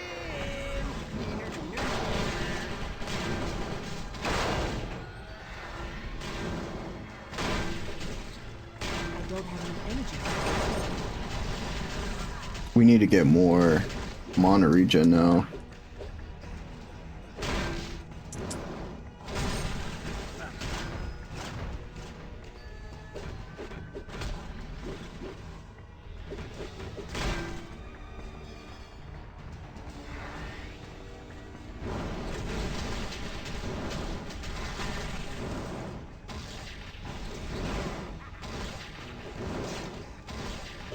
I'm too low.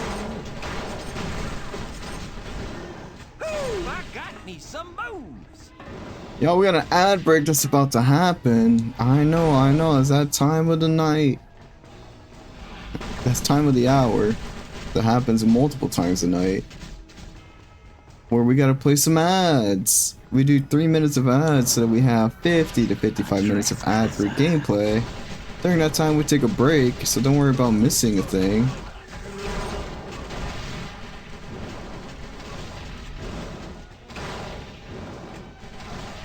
Enjoy your nap. Get up, stretch, grab a drink, grab a snack, do some work, whatever you need to do, you know? We'll be here.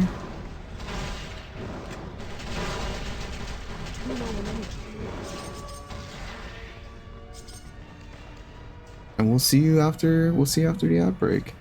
We'll put it on pause, we'll play some music, we'll play some nice tunes. What do we listen to? What are we listening to?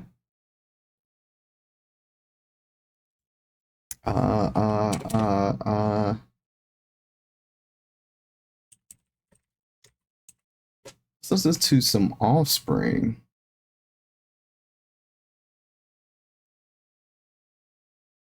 We gotta do some push-ups, sit-ups, and squats.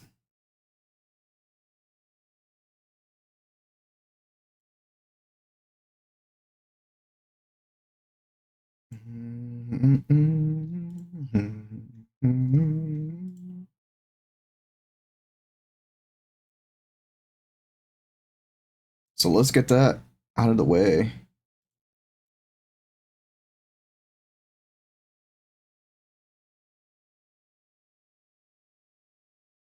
Wow. Wow. Wow. Wow.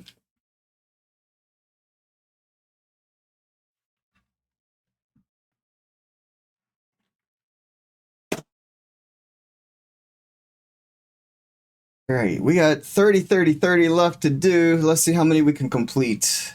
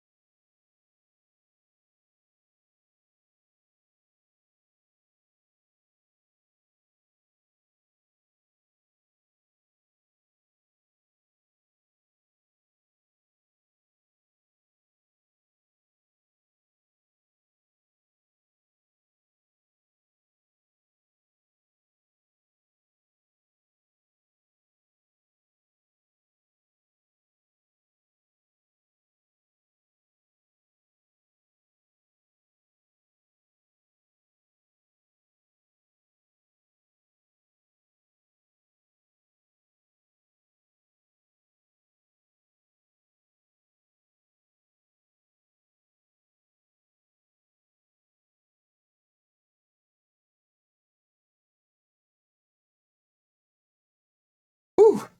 30 squats. Whew.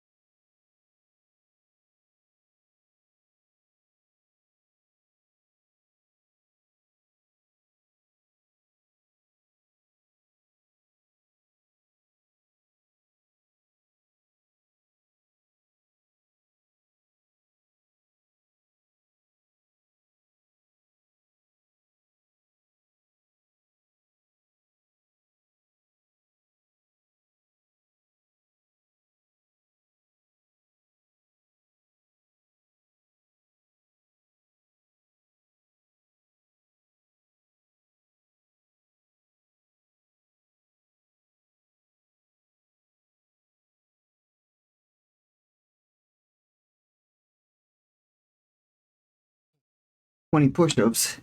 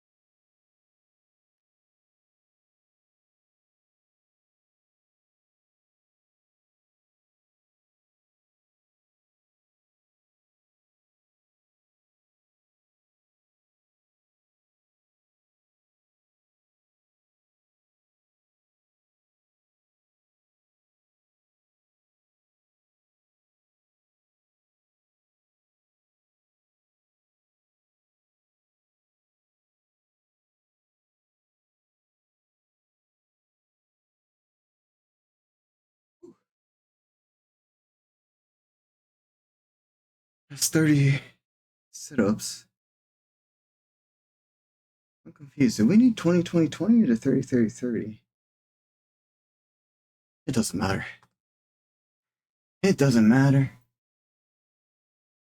Welcome back from the ad break, everybody. We're gonna do 10 more push-ups and then we're gonna continue the game.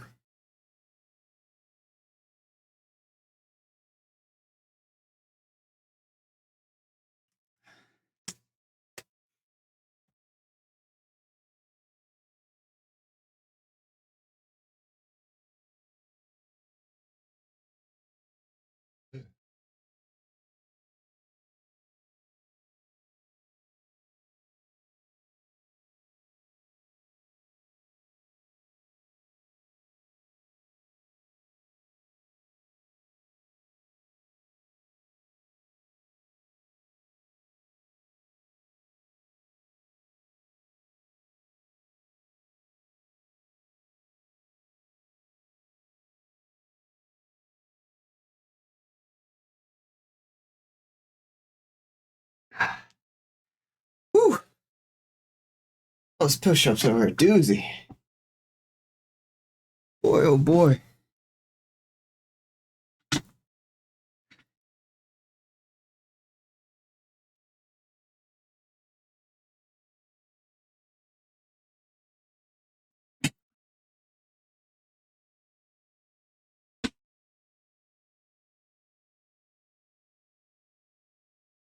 Whew. Turn off the green light behind me. I figure it might be a little bit easier. Light source that far, like, too bright. It's too bright.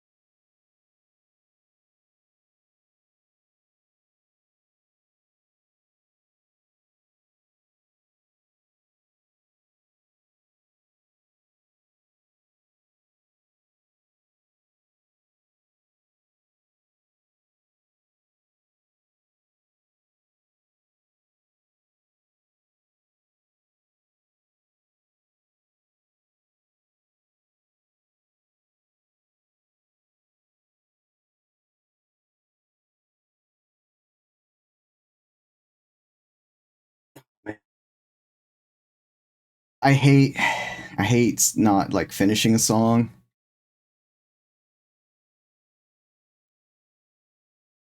But it'll be alright. We'll live, right? We'll live. Unless you guys just want to listen to the song. I'll keep it on. But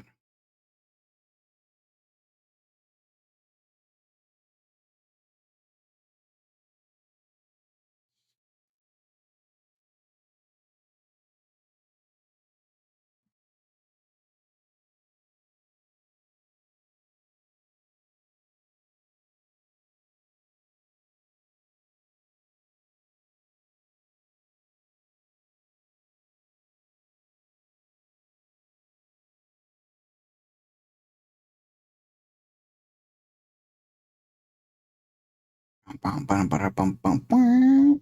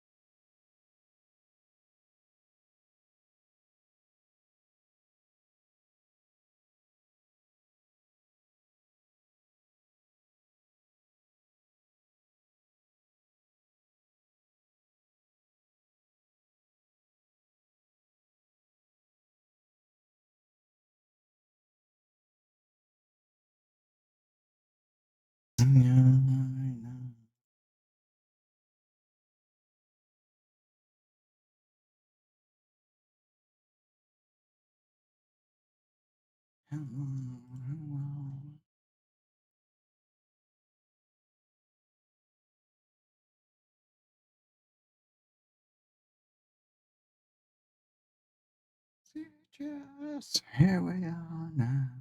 Entertain us. Mulatto, and albino, a mosquito. Mulatto, Hanaya, Hanaya, Hanaya, Hanaya, Hanaya.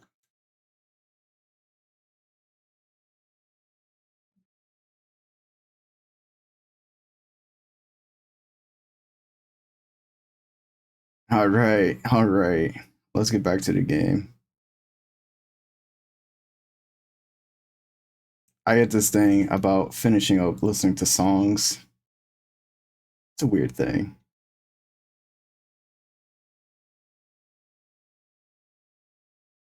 It's a weird thing. Uh-oh.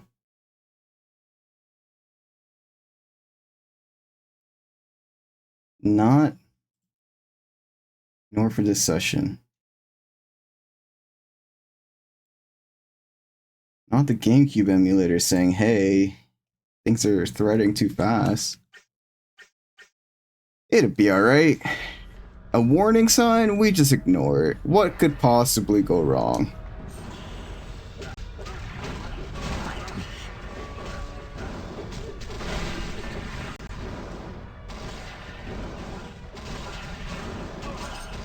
Ooh, I got me some bones. Too low on energy for that.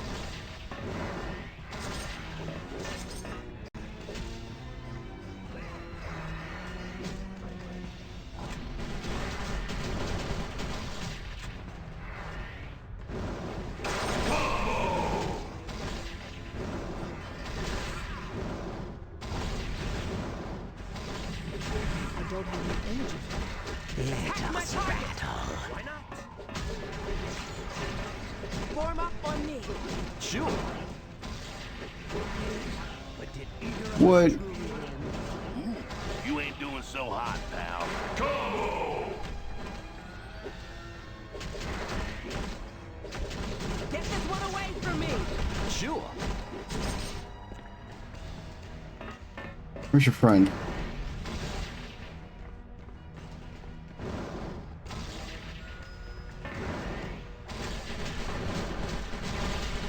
I don't have enough energy for that.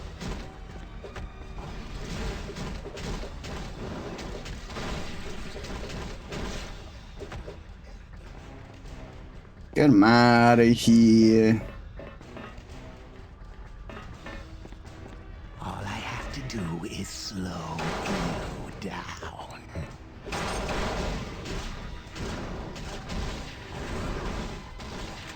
Get this one away from me. I don't have enough energy for that.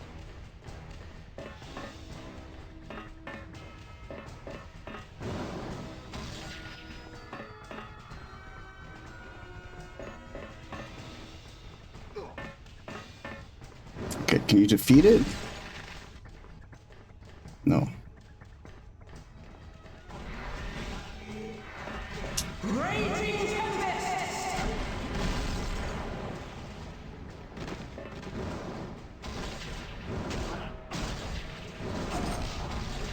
How are you not hitting the dude that's right in front of you? I understand you're not locking on because he has some sort of like anti-lock on thing activated, but like Age of Apocalypse. What's going on, Fox? How you doing? You've won nothing.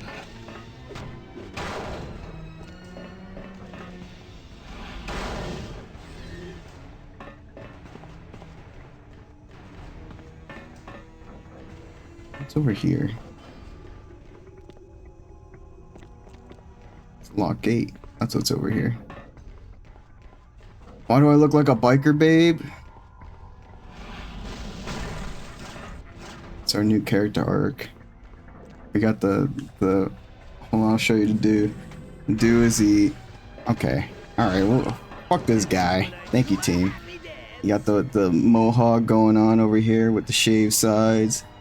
We got the jean jacket going on with the spike collar and the spike wrist bracelet. It's fashion, baby. It's fashion.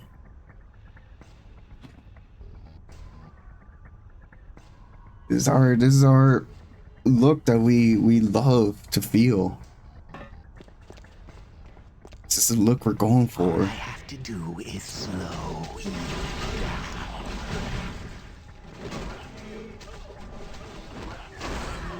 Score one for the good guys.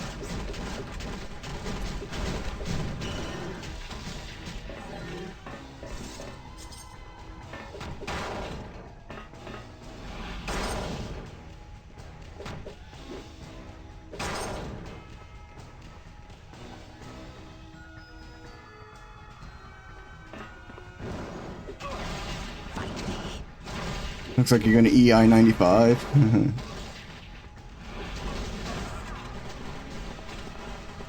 up on aisle 3. Means I'm killing it. Means I'm killing the look.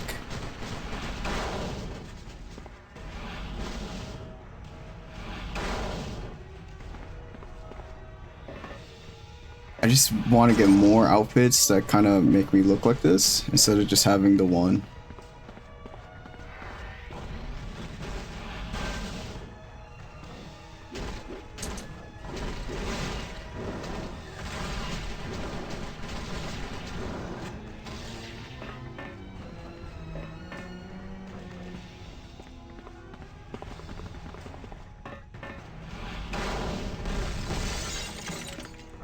All I have to do is slow you down. The coolant pump for the yellow reactor is out of commission. Where should we head next? Get to the coolant pump for the blue reactor and destroy it. Alright, we're on our way.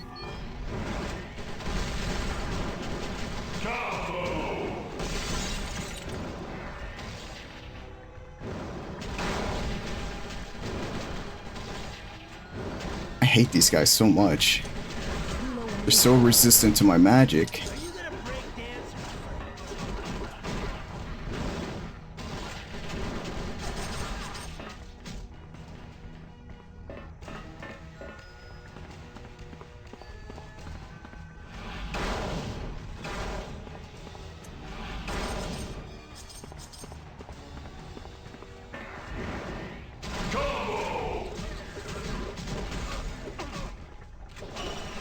Yeah, got me some powerful mojo.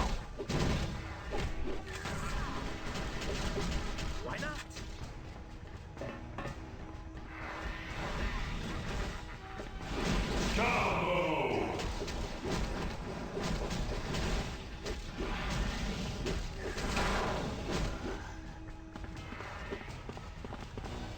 Where'd you go?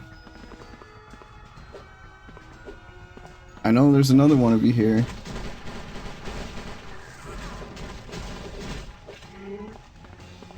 You got it. Sure, whatever.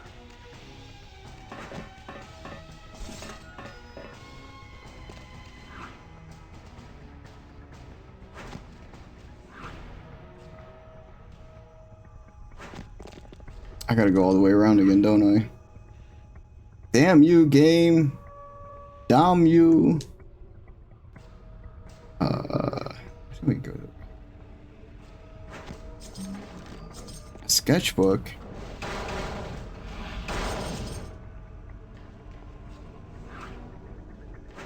Why not? Huh?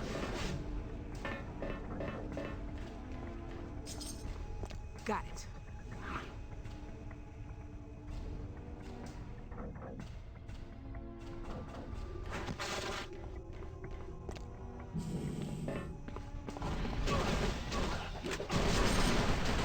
Yeah, I'm unstoppable.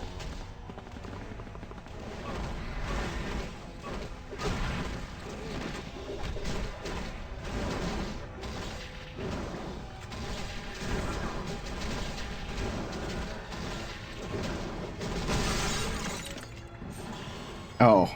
Okay, Forge, that takes care of both coolant pumps. Excellent. We've got just one last step. Literally by it right Find the there. primary power console and activate it. That will fuse the rods and make the reactor useless. Forge out.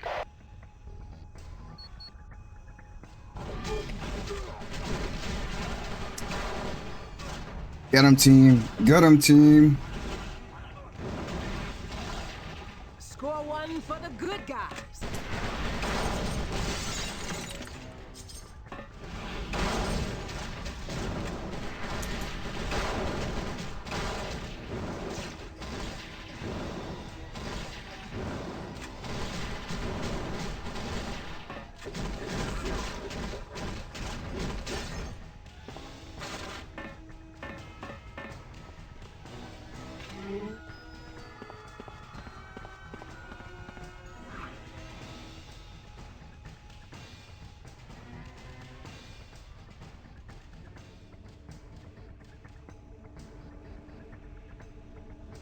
You guys are making me want to go around. Where's Deadpool? Yeah, hey there.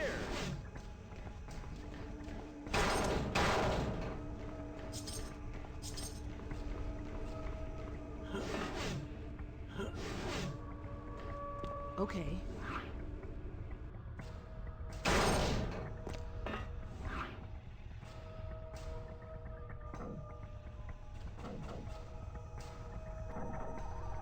Who or what are you? Your worst nightmare, Pally. The name's Sugar Man, though I know you don't know. You know? What are you talking about? I'm from an alternate future, one where Apocalypse took over the world. But then the X-Men had to go and ruin it all.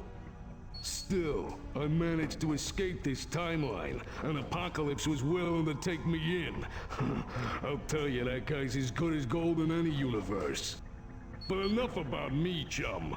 I gotta get busy and kill ya. Don't wanna go upsetting the boss man, you know? Apocalypse has got a real wicked temper. Just like me. Alright, Sugar Man. Maybe you ought to sit this one out. Oh, fuck. Probably shouldn't get close to him if he can, like, instantly defeat Deadpool like that.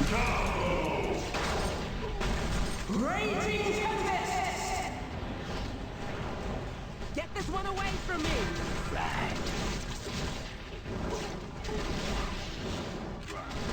Uh-oh. Uh-oh. Uh-oh. Run away, Storm. Run away, Storm. Maybe you ought to sit this one out. Oh, fuck. Oh, fuck, Storm. Ooh, that was close.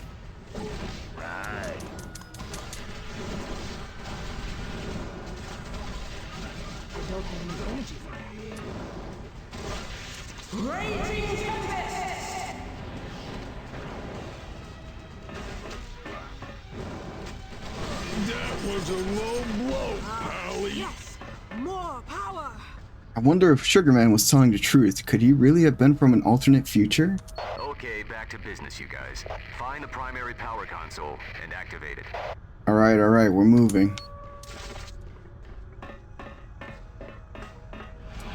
That guy hurt. That guy hurt. He was strong.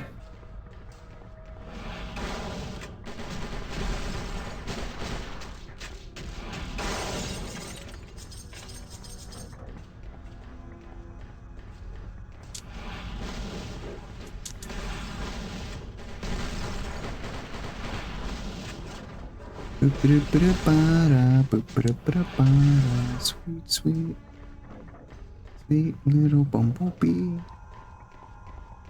I don't know the words to the song.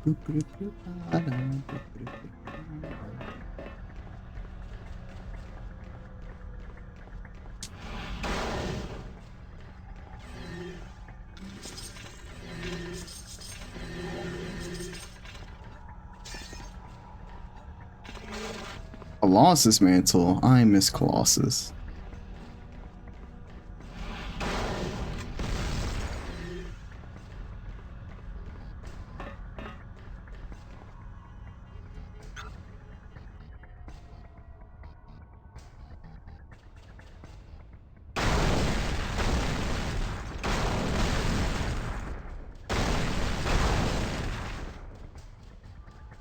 Sweet. Explosions. Forge, what just happened? Great job, guys. The rods in both reactors just fused. That power plant's useless to Apocalypse now. Your mission's complete at the core. Blink, could you create a portal near the power console so they can return to camp? Sure thing, Forge. You know, Blink is really handy to have. There you go. I'll leave it active indefinitely. Thanks, Blink, and thanks for walking us through the core, Forge. No big deal. You were the ones in danger, not me. Forge out.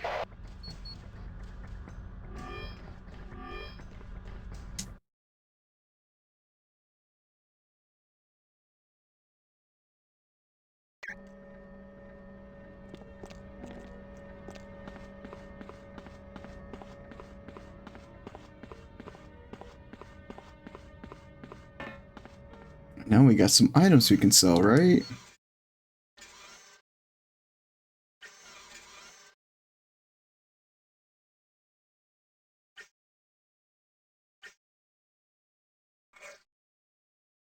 Another point into lightning strike.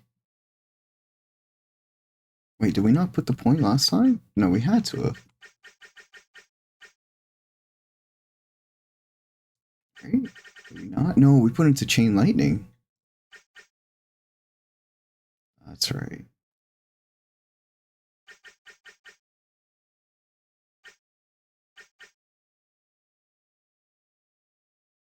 That lightning damage mastery is pretty, like, we got to get that up because that's pretty good. Then, of course, more energy regeneration would be pretty nice too.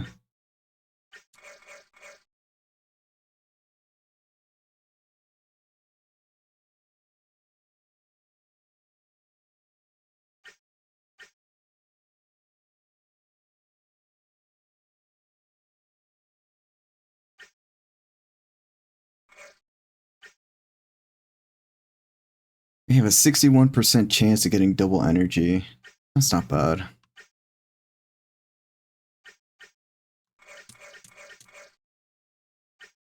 Whereas here it's a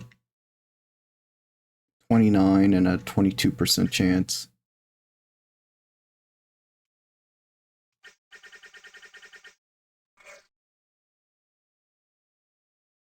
Next level, or at level 31, we get 4 cards. Oof.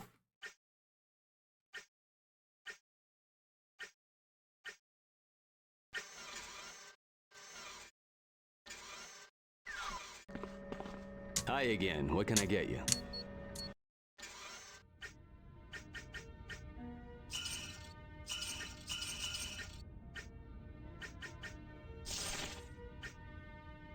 Level 40? Why are we getting level 40 gear? What is this bullshit?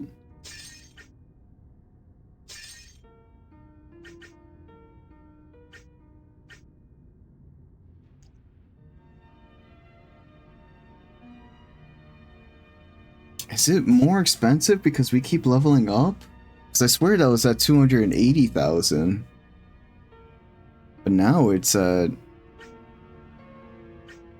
307? I mean, I guess we could buy a level up, right? How close are we? We just got level 29? Hi again. What can I get you? But I have a feeling the later levels are going to be even more expensive, right? There's a lot to choose from, huh?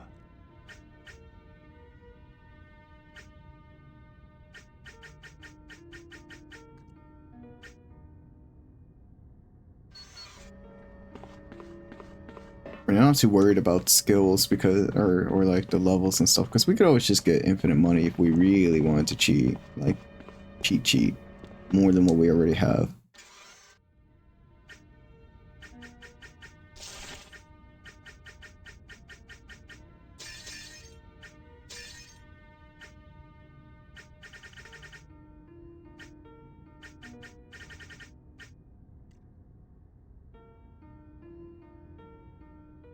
Plus 8 minimum damage, that's pretty good.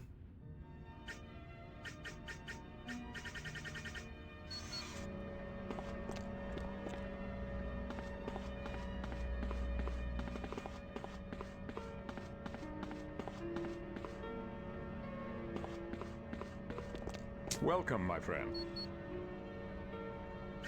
I look for... Who do we talk to now? Which mission briefing would... Wait, who do we talk to? Did it say talk to Forge? No.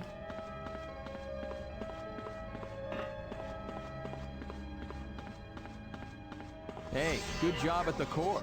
Forge said you completely trashed it. Yeah, we managed to fuse the reactor Well, rods. that ought to shut him down for a good long time.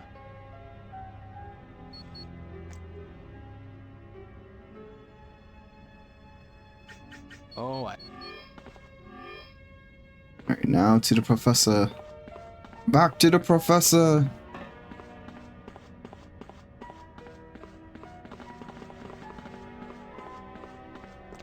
I just received news from Emma Frost. You recall when Apocalypse attacked New York City, a number of top leaders fell into comas? Yes, it left the armed forces paralyzed. They still haven't fully recovered. Emma's discovered a temple that's housing former students of hers who are responsible for those comas. If we can disband this group, their victims should be released from their unnatural slumber. To reach that location, use the X-Jet. If you'd like additional information, activate the mission computer for a full briefing. Thank you, I Professor. look forward to... Which mission briefing would you... The Madri Temple. We're gonna get to see Emma Frost? Emma, can you broadcast to everyone here at the briefing? Need you ask, Charles? It's not as if I'm a first-year student. No, of course not. My apologies. Would you be so kind as to tell everyone what you've learned? Certainly. Charles asked me to discover who or what is responsible for the coma suffered by the leaders during the attack on New York City. Yes, the military was paralyzed because of it, and they still haven't recovered. It was a rather masterful stroke on the part of Apocalypse.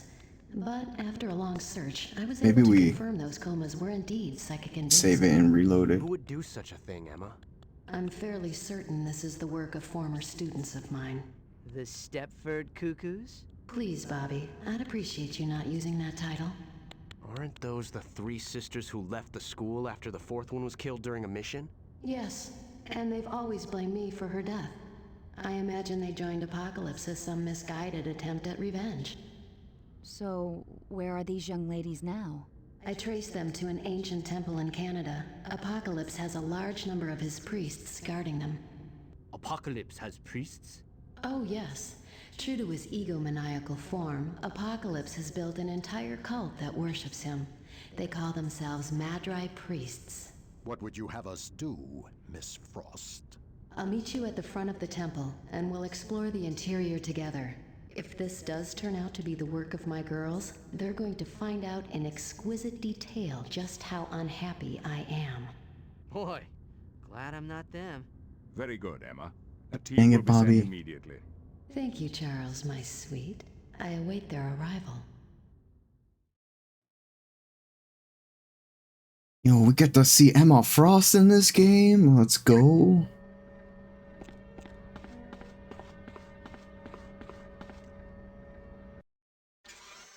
We'll level up, save, and then reload the emulator.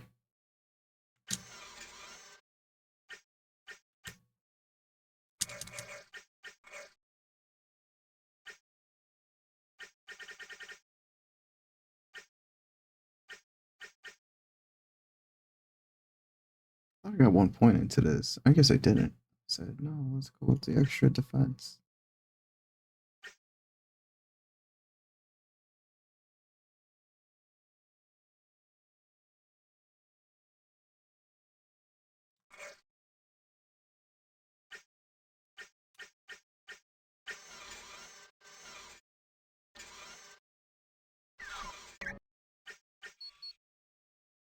We'll save the game.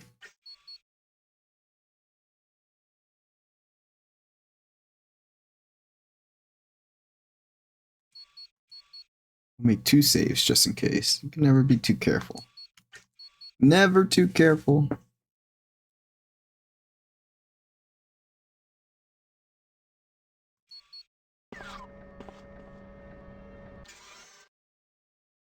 Okay, we saved the game. We're gonna reload the emulator because it's kind of bugging out a little bit.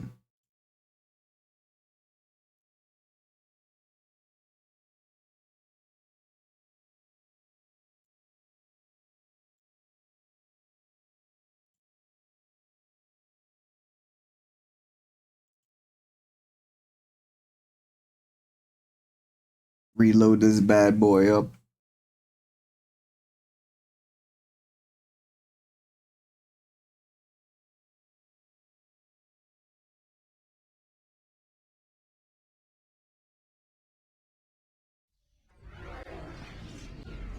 Okay, the audio is there. Where are you visually?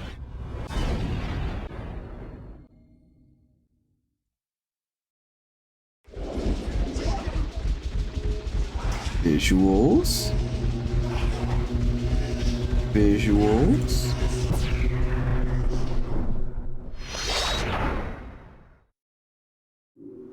There you are, visuals. There you are, visuals. Just need a minute.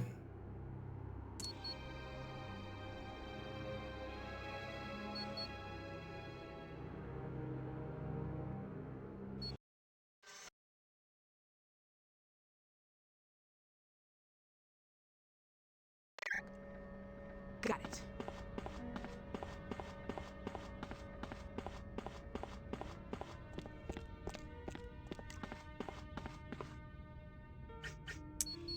The Madrai Temple.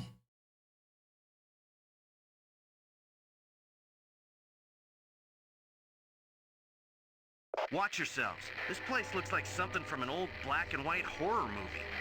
And don't forget to use that recall transmitter if you need to get back to camp. Will do. Thanks for the ride, Havoc. About time you people showed up. I was beginning to think you were lost. What do you mean by you people?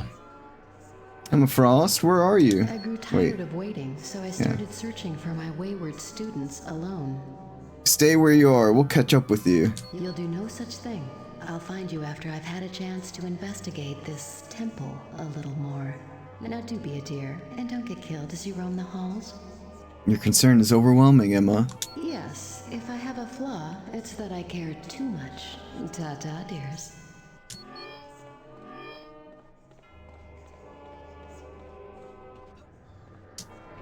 Blasphemers! You desecrate this house of worship with your impure souls and heretical thoughts. We, the priests of the Temple of Apocalypse, will flay the flesh from your bones. Just take a step back and no one has to get hurt. You are vile and corrupt purveyors of half-truths, but we will force you to repent your wicked ways.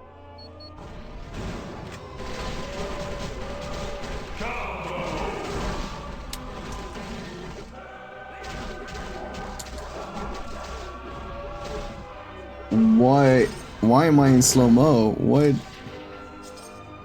I didn't like those guys. They kicked my ass.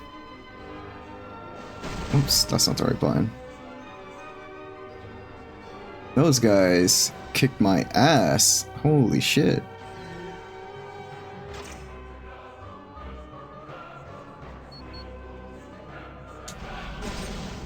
Okay, this music actually goes kind of hard in here.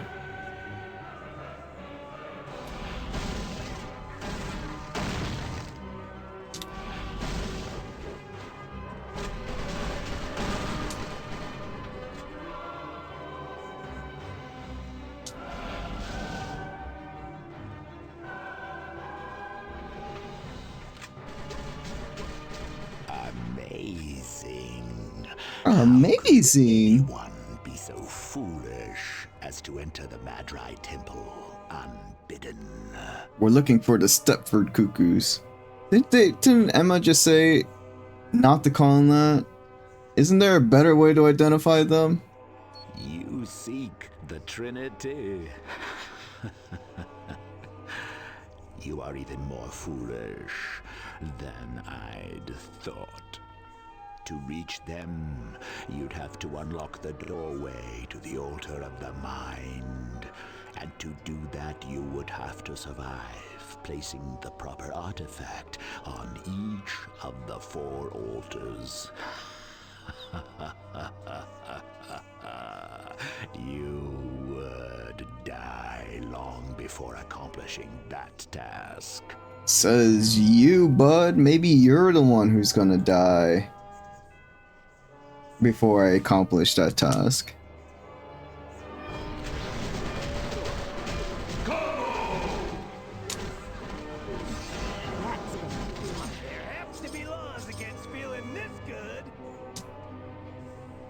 Place the artifact of rage upon this altar and show that you will give the most useful of all emotions unto our Lord.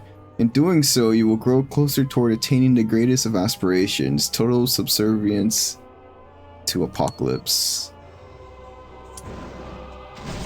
This is what I had to say about your rage.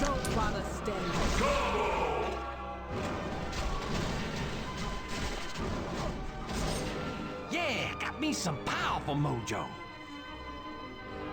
What you got over here? By setting the artifact of the soul on this altar, you signify the contribution of your spirit to the will of our Lord and Master. And with that contribution, you grow even closer to becoming a servant of Apocalypse.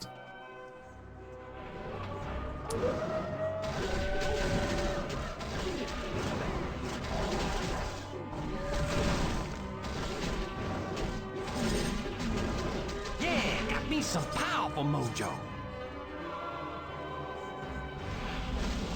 Yo, that statue looks pretty cool. Not gonna lie.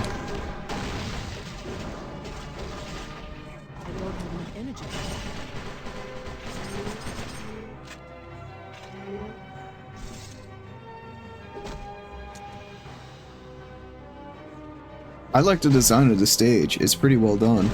It looks very pretty.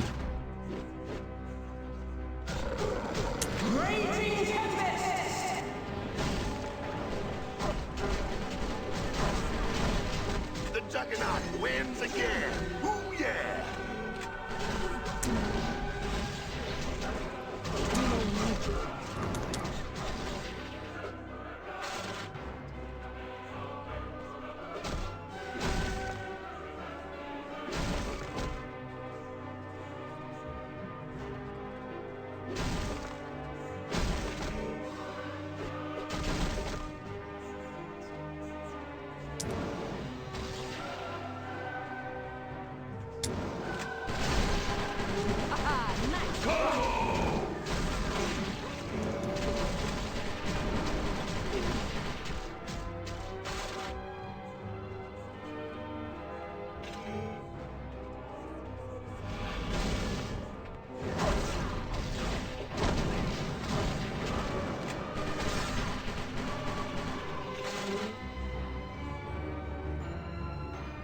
Place the artifact of the heart upon this altar. Demonstration. On this altar, as demonstration of your desire to give your heart to the Madrai Temple.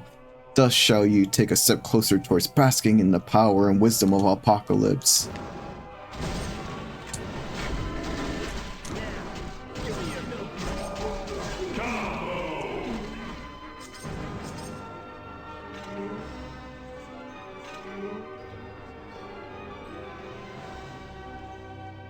Place the artifact of the body upon this altar. Thus shall you signify your intent on pledging your strength, and then you will have moved further in your journey toward complete subjugation to His Most Holiness, Apocalypse.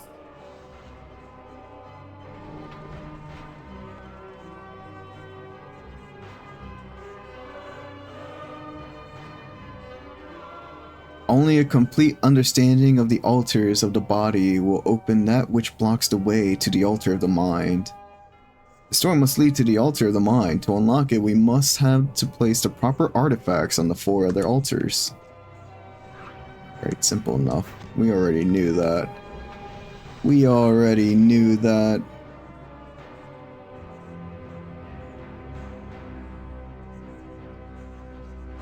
Deeper we go. I don't want to go first.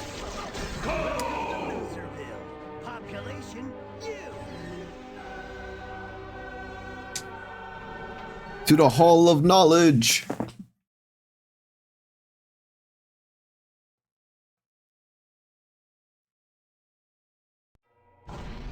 Oh, okay, hello. Score 1 for the good guys.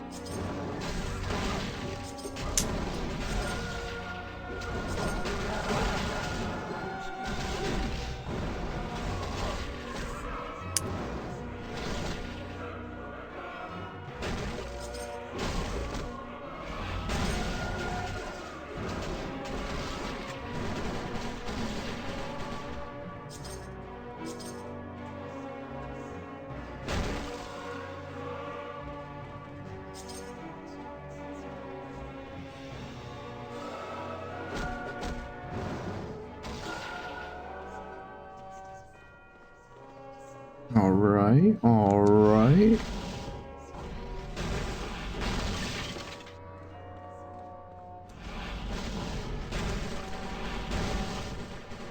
Fuck these books.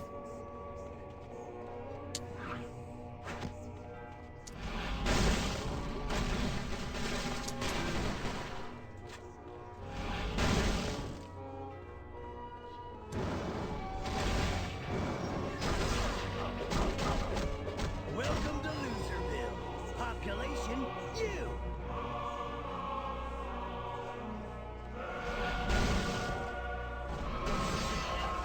Alright, let's go Gambit. This is some powerful voodoo.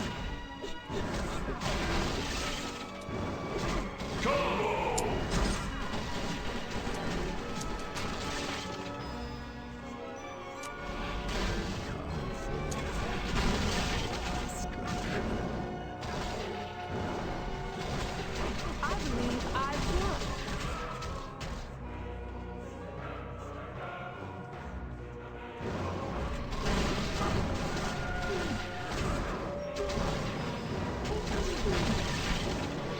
Back away, priests.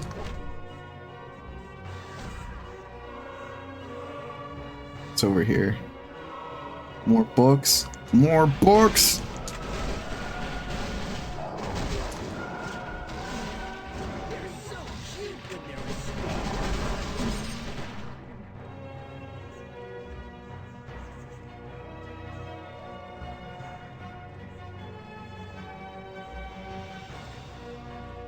The axe is over here.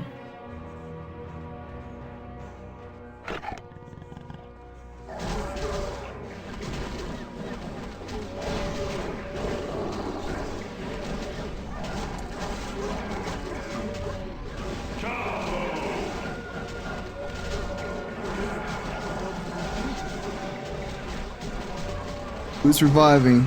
Who's reviving? You.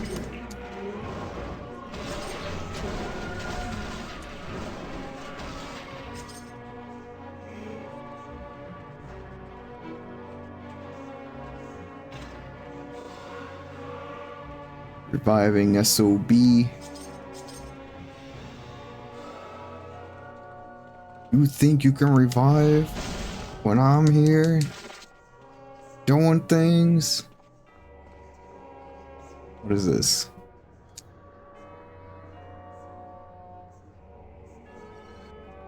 Look, there's a portal. I bet it's meant to move the priest quickly from where these artifacts are stored to the altars they belong on. Let's give it a try.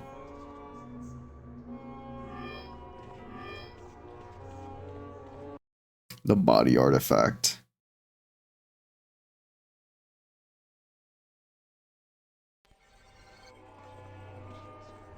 You are either stupendously brave or incredibly foolish, for you have entered the Temple of the Magi. We do look forward to meeting you, if you're able to survive to the very end. Hey, Emma, a blonde girl just faded in, spoke to us, and then faded out. Not to worry, dear. That's merely a trick I taught the girls. It helps keep your opponent off balance.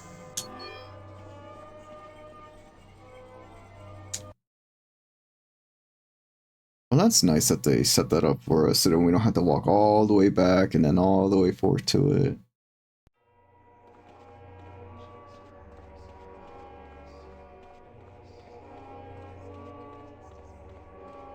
That's a nice little shortcut.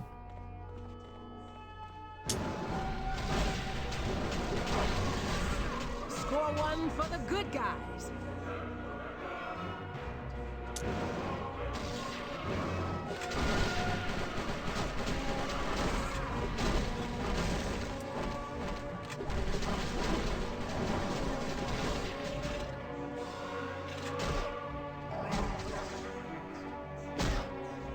Who's getting their ass beat?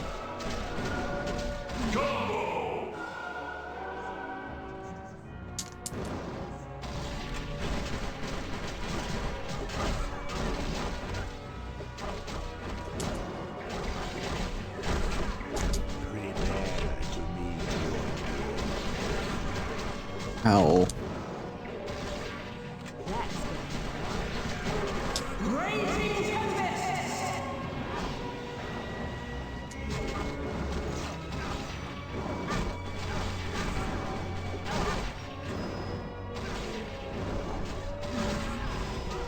No, we gotta get the priest in the back.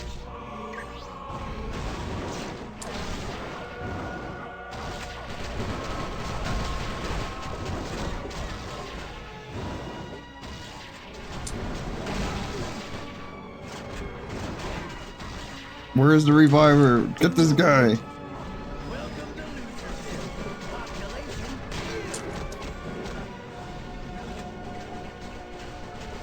Not a fan of this camera angle. Thank you.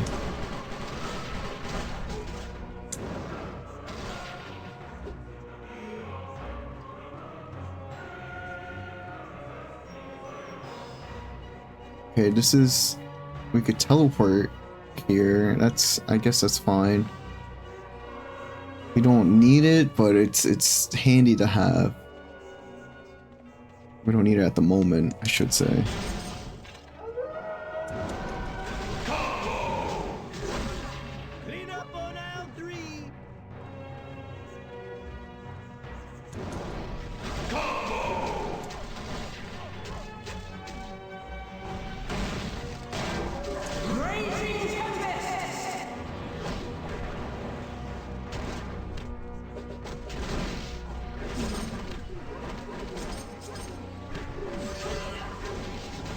Is that Emma Frost?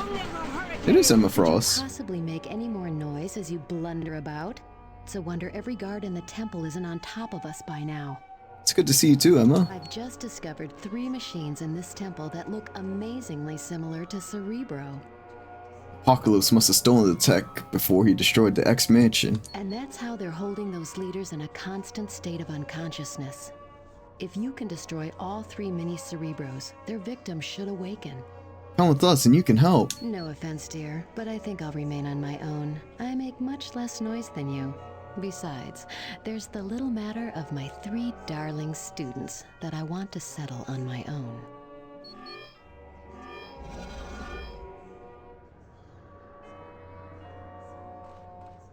You only got to see her briefly. She's gone already. Thick-thighed mommy's gone.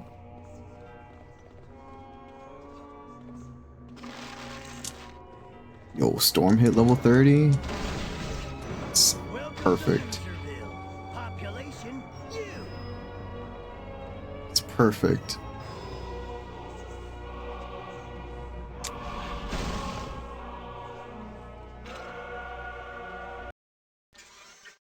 That's perfect.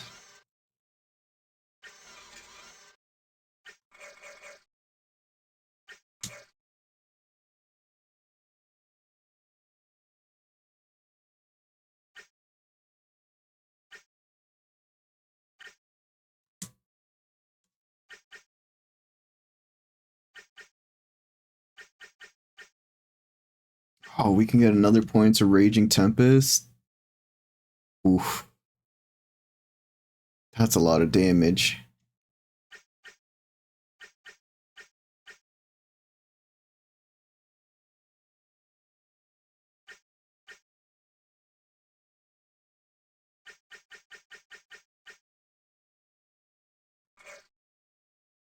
We'll put a point there.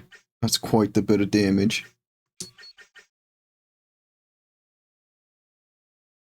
We don't use funnels, but we'll equip it, right? Anybody else? Yes. No, wait, subtract. There we go.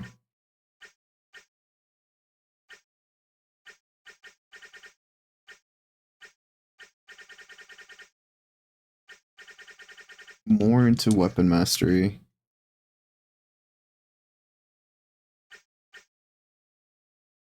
We can put another point into, I guess, card mastery.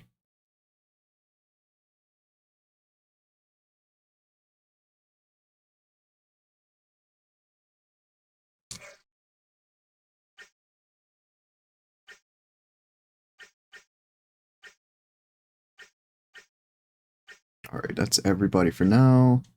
I don't really need to take a look at their gear. I'm pretty content with what they're wearing.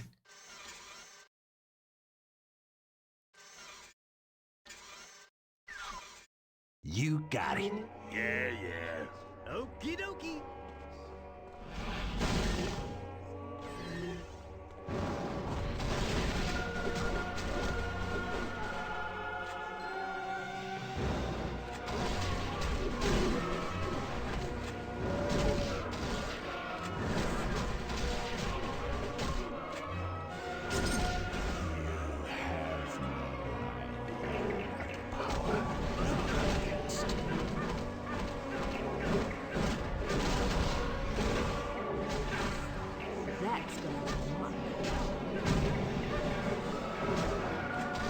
Get these high priests out of here.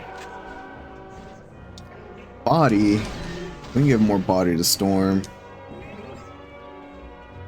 More HP never hurts. And it's not like the Juggernaut really needs more body. Although he's our body.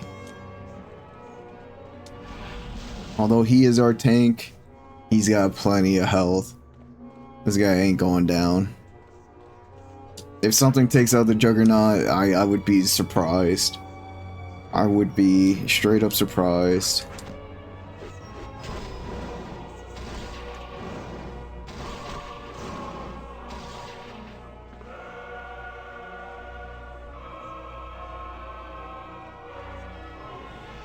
They would have to do like percentage health as damage. Which I don't think these guys are gonna do.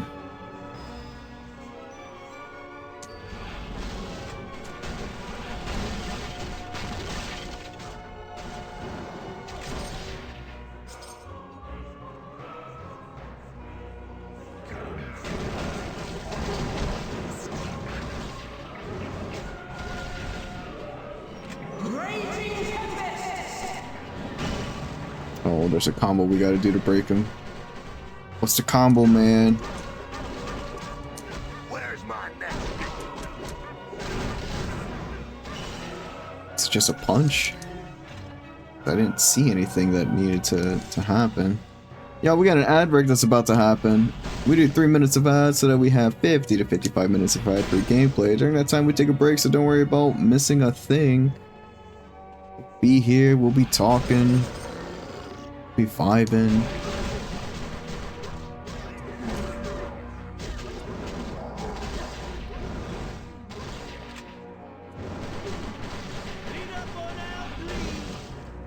We'll be thriving.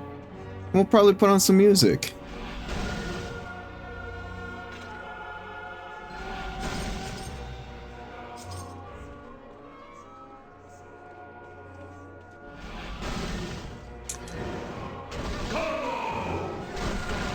No, get the High Priest. Get the High Priest. Gambit. Get away from behind me, dude. Where's my next victim? Alright, there go the ads. We'll put this on pause. Ooh, another hour down. Man, these hours just fly by. These hours just fly on by.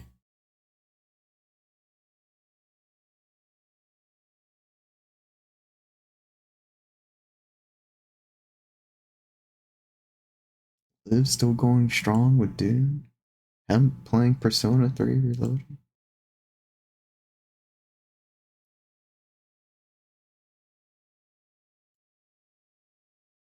uh.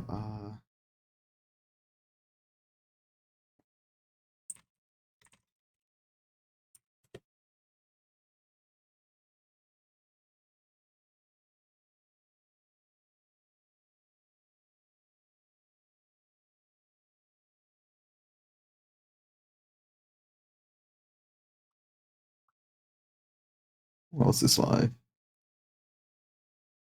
Dance, fuck a dance. Never had a chance. It was really only you.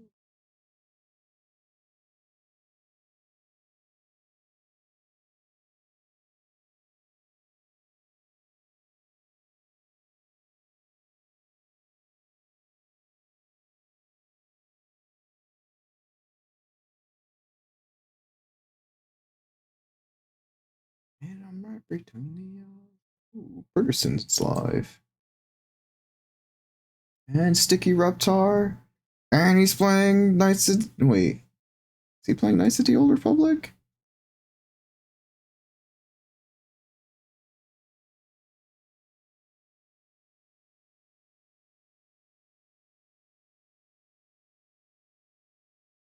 He's playing the Old Republic. Let's see. MMO?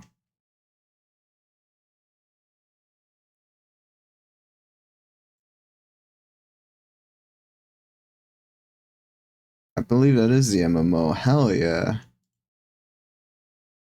Gonna go far, kid.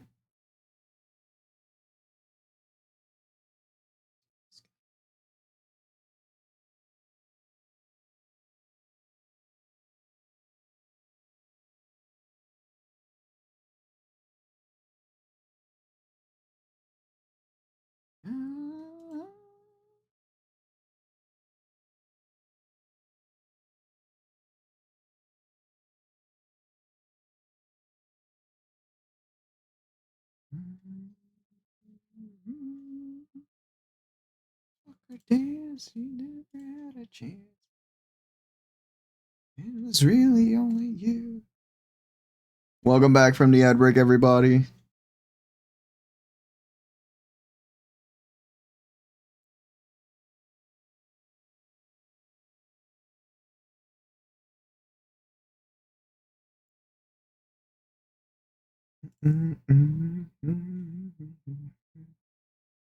Welcome back from the ad break. Fungi with the 341. Better luck next time. How you doing today, Fungi? How's Dune going?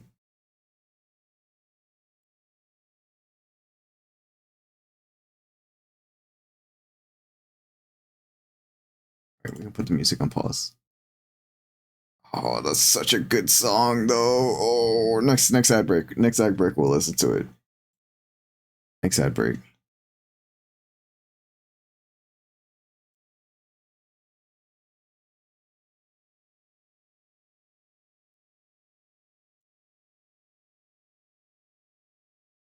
Dang. It's a long day for Liv. 11 hours? That's a good stream for her.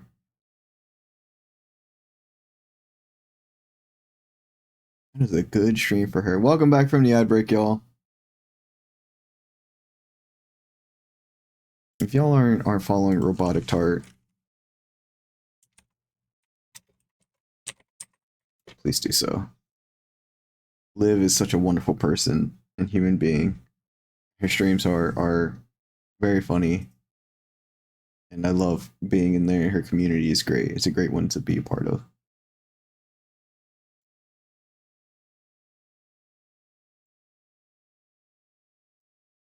But let's get back to our game.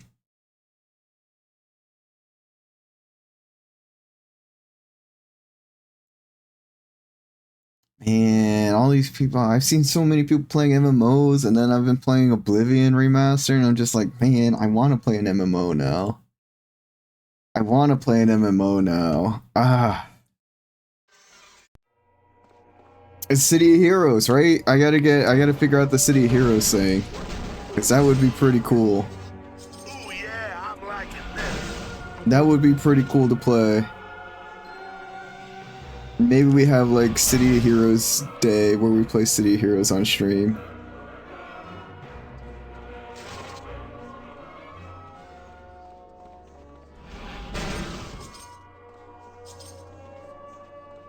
Can we afford an MMO addiction at the moment though? That's a tough price to pay. That would be fun though. That would be a lot of fun.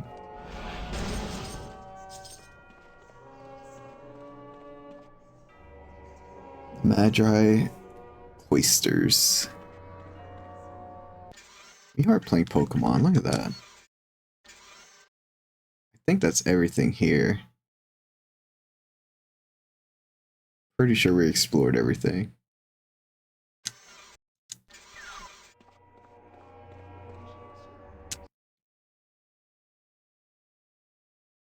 Dune Awakening looks pretty cool too. I'm just not sure if I could, like, I would definitely just be there gathering materials constantly. That's what I like to do. It just, I know that would be a lot of time just gathering materials, which I'm okay with. Again, I don't mind it. Clerics. Oh, no, the High Priest in the back. The High Priest in the back.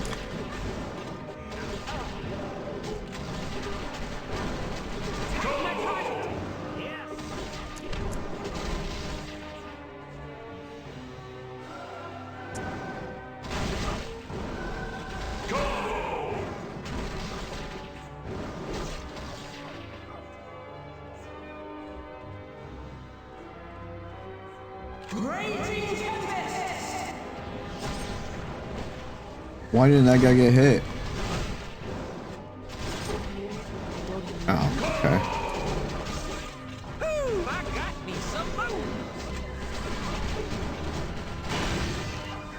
Deadpool level up, let's go. Everybody's getting level ups here, which is good. We want more leveled up people than non-leveled up people.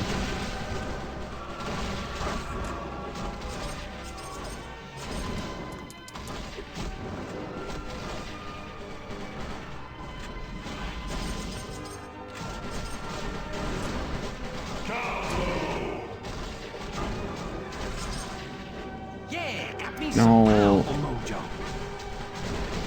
Come on. Thank you, Juggernaut. You a real one. You a real one.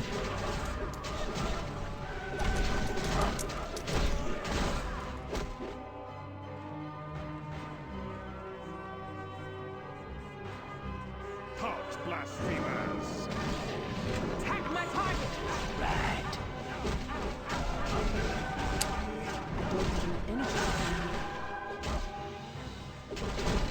The Juggernaut wins again! Ooh yeah!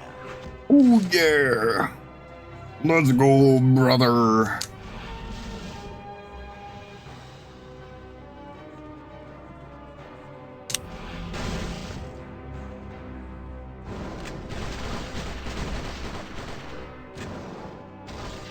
You like my shirt? It's a Gravity Falls shirt. It's got Waddles on it from Gravity Falls. Fucking love Waddles. I love Gravity Falls. It's such a fun show. Yeah.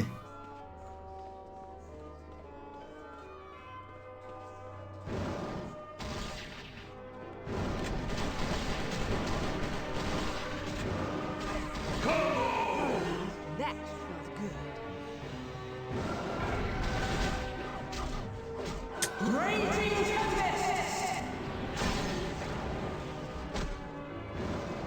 this High Priest out of the way.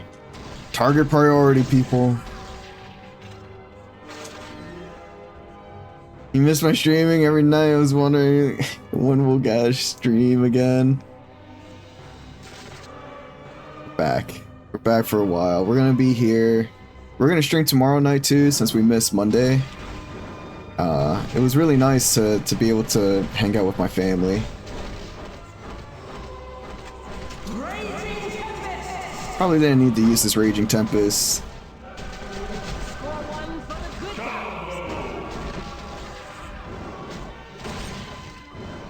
But we'll be back, we'll be here all week. We'll be streaming all week.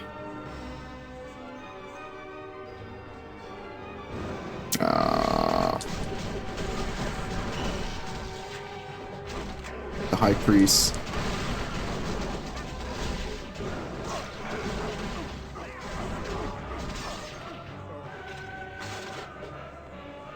No.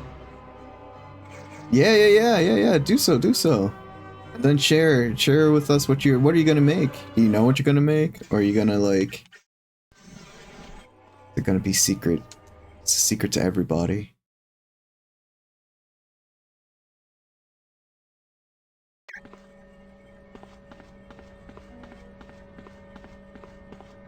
Again, we could probably flip our gear.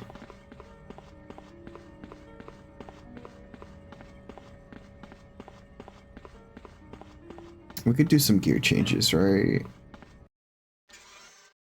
It's like, theoretically, we should be available to make some changes. Oh yeah, another bull rush, that's easy.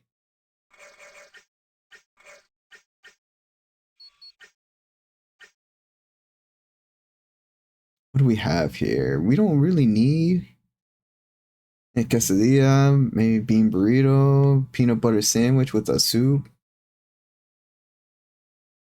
The end of June. What do you mean? What you talking about, GBC? Those all sound like really good options. Funky. P3? Hell yeah. Is it done by months? I've never played any of the Personas, which would probably be a good like series to get into. Yeah? Hell yeah. I mean, I've heard so many good things about it, so like I wouldn't be opposed to playing it, you know what I'm saying? Like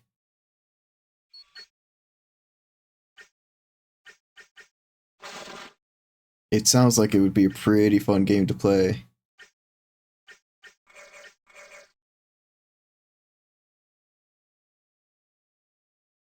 Certain amount of months.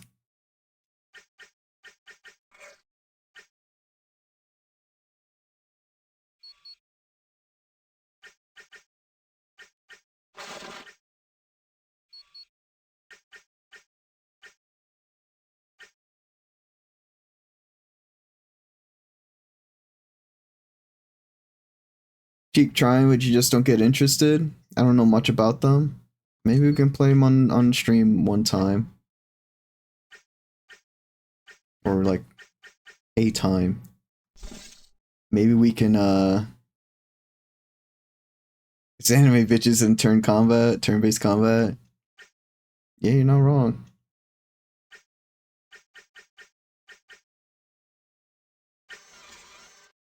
You were not wrong about that. Hi again. What can I get you?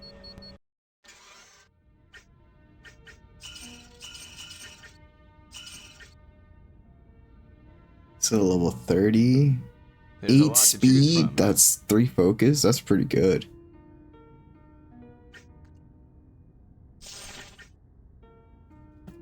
Hey, are you licking your paws again? Yeah, I caught you. What are you doing licking those paws? Yeah, you got bad allergies. Can't be licking those paws.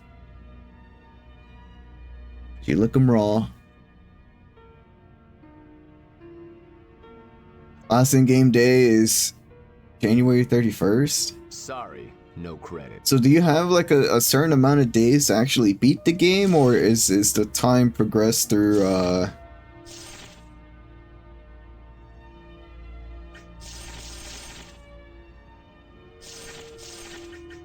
through the actual story, so that you don't really have to worry about it?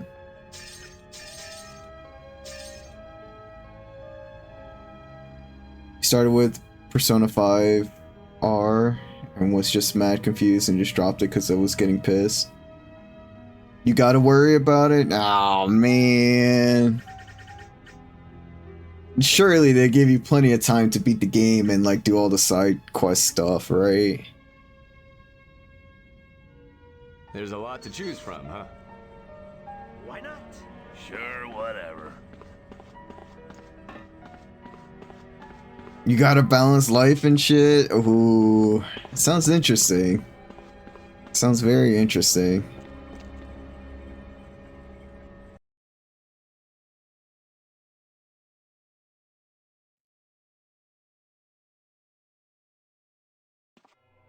I'm no stranger to games like that. I played a lot of games that were like that. I can say what kind of games that were like that, but they were adult games.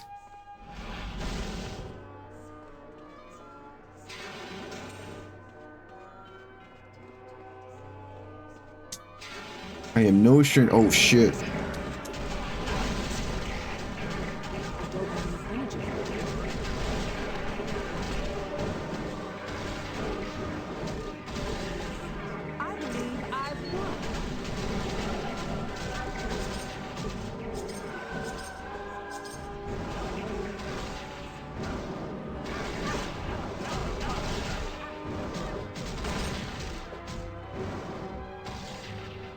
I don't know if at a certain point it just makes you continue the story because it is only the set amount.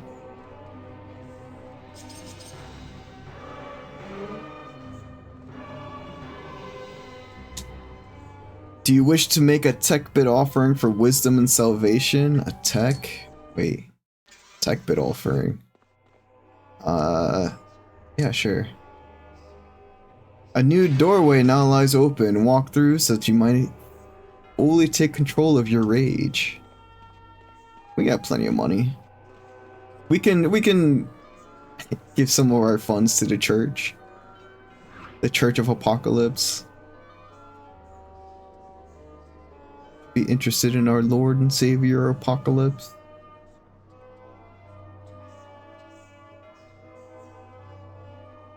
Is this a giant circle? You gotta level, save people, build social links, quests, school. Damn, that's a lot to juggle.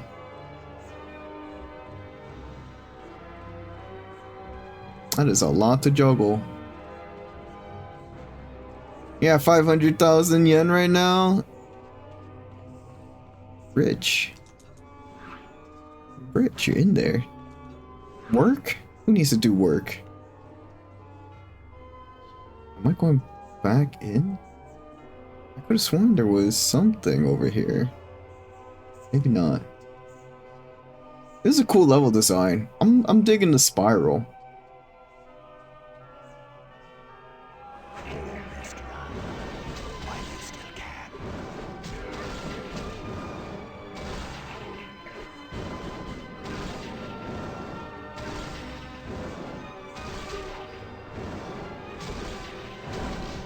Should've got out of my way. The rage artifact.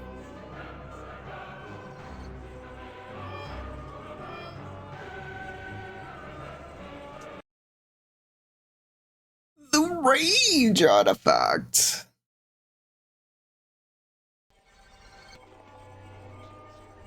Oh, you've activated a second altar. That's quite impressive. Do you think you'll be able to place an item on the third altar? No one from the outside has ever done that before. We do hope you'll succeed.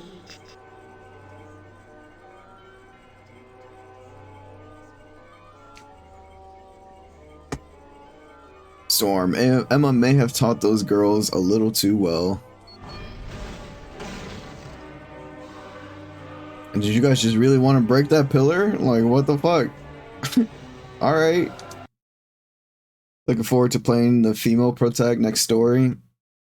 What is that? Is it like the next story of Persona 3, or is it the next game Persona?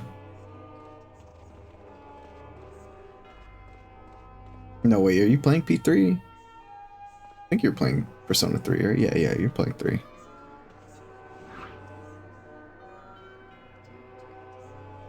Has 2 pro tags? Oh, okay. Cool.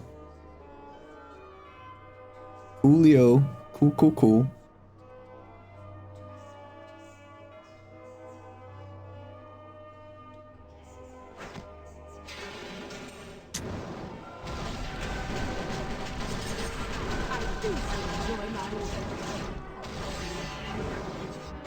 Ooh, this is some powerful voodoo.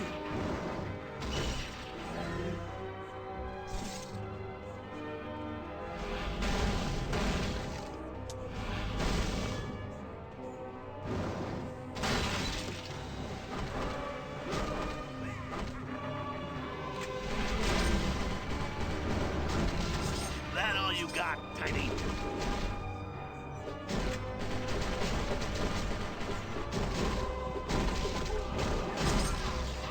Yeah, I'm unstoppable. Female changes the story, I believe. How much is that people say it's like an alternate timeline? Oh, interesting. Interesting.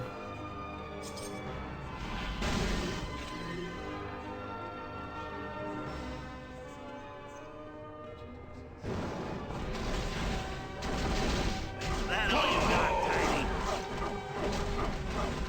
Attack my target!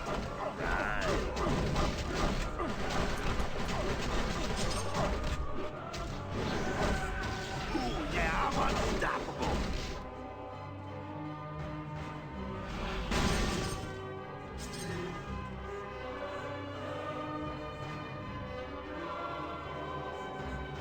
Why is this door not opening? Hello? I guess it's not meant to open yet.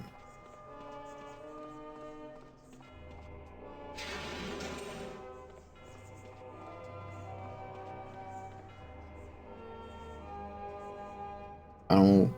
What? Oh my goodness, we're being ambushed! The clerics have learned how to breathe underwater! Enjoy your nap.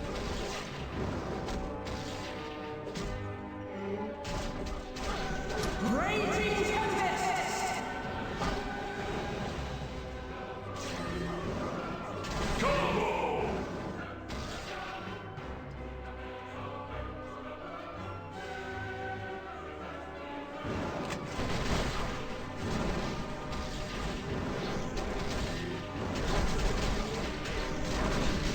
Okay, hold up. Raging Tempest! There are so many enemies here. Haha, nice try.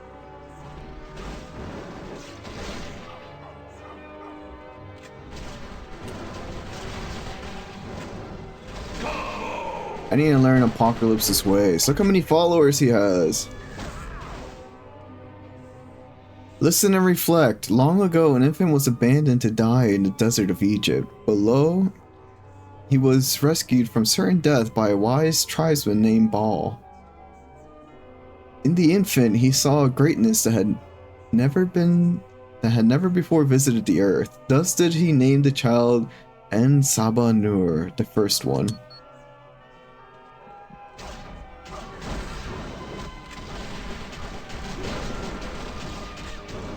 Yeah, I'm unstoppable. You ain't doing so hot, pal. Too low on energy for that.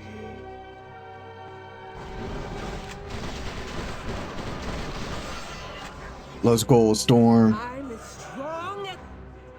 Understand these words. Baal, survivor of our Lord... Wait, Baal, savior, sorry. Savior of our Lord Apocalypse trained his young charge in the harsh ways of the desert. Only the strong are fit to survive and rule. The weak shall be crushed and perish from this earth.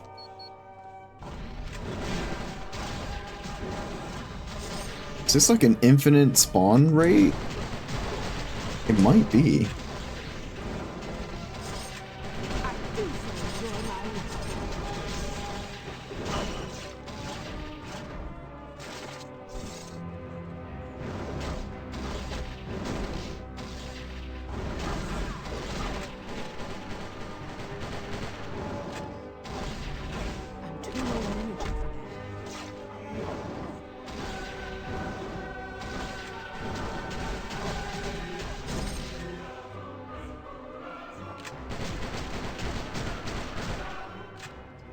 Read and contemplate. As a young man, our lord and master toiled as a slave in Egypt. He watched and waited for the right moment to strike against the pharaoh, Rama-Tut. And when he did, Apocalypse proved himself to be stronger, casting out his enemy into the shadows of time. Should've got out of my way.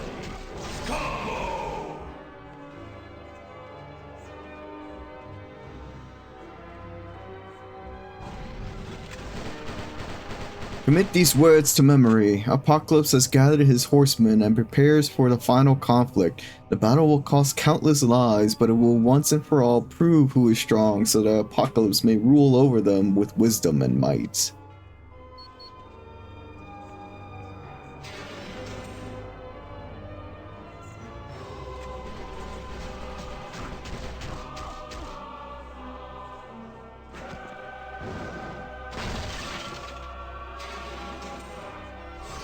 That takes care of the first mini Cerebro. Now to find the other two. Yeah, I think we open up this door back here.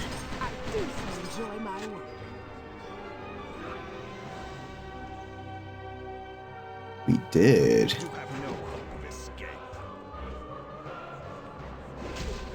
Mental resistance. Ugh.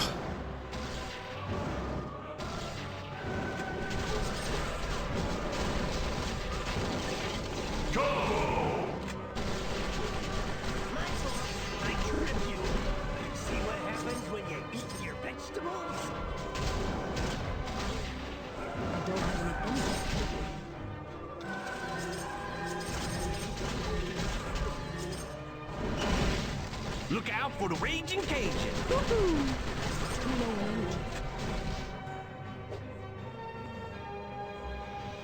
Phoenix's belt. Focus station, let's go. 6 focus is pretty huge. That's a lot of focus.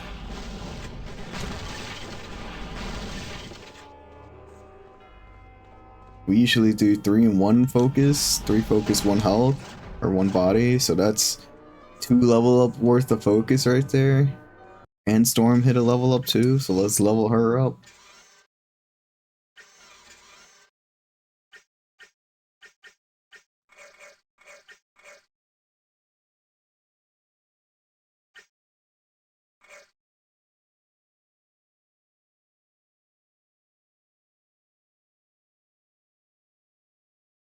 $127 to $142. That's pretty insane.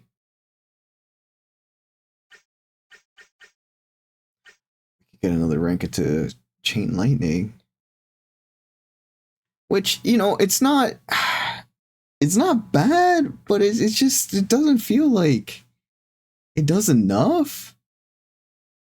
It's strong, it just doesn't feel like it does enough compared to Lightning Strike, which can like 3-shot things or 86 energy, whereas this has to, like, I don't know, maybe with if we increase it, right? Because the 2 chains will eventually go into 3 chains.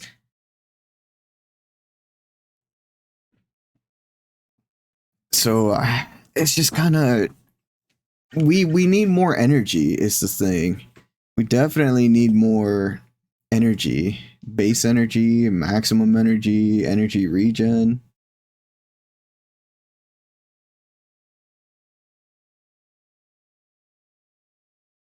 I mean, like, that's pretty good, right? But you don't really need it. 25%, And 15 seconds of invulnerability. That's pretty sweet. But that's probably going to be taking place of Raging Tempest, which we've already boosted quite a bit. Raging Tempest does a lot of damage too. So it's pretty good to have. We'll get another Lightning Strike.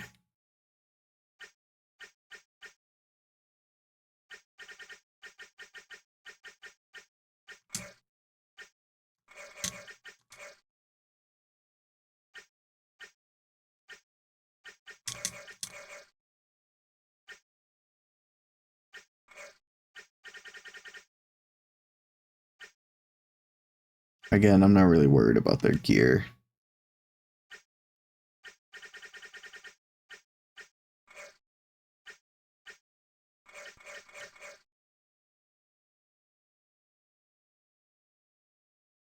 I like having a pretty pretty well balanced Gambit. That's a pretty he's pretty good well balanced. Whereas we have our magic dealer, our tank, and our strike and speedster. I'm not really sure.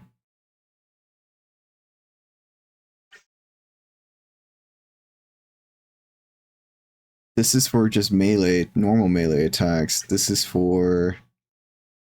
I'm not really sure what it, increases the chance to hit with melee attacks. Not really sure what that means. Do melee attacks miss? What? I have not missed a single melee attack. I'm not entirely sure what that means.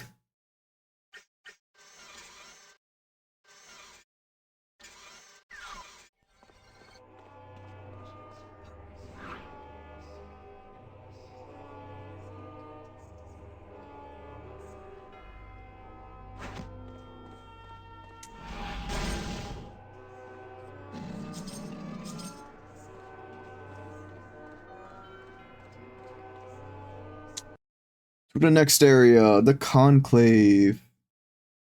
Look at that ice, man. Oh, there's multiple ways to go here. The Divine Sanctuary. Then a meditation chamber.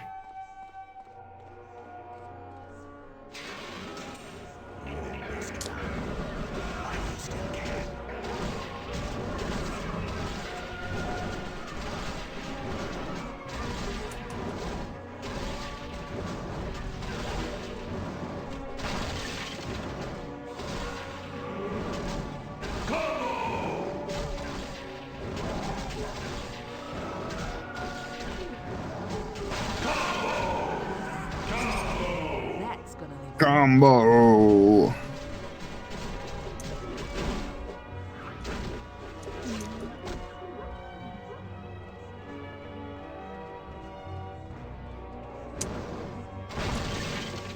Halt, you insolent wretch. Raging Tempest!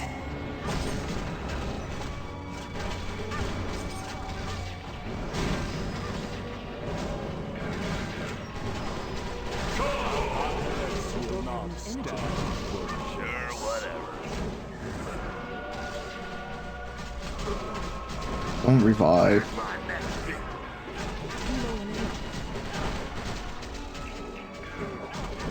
Get this one away from me! Sure.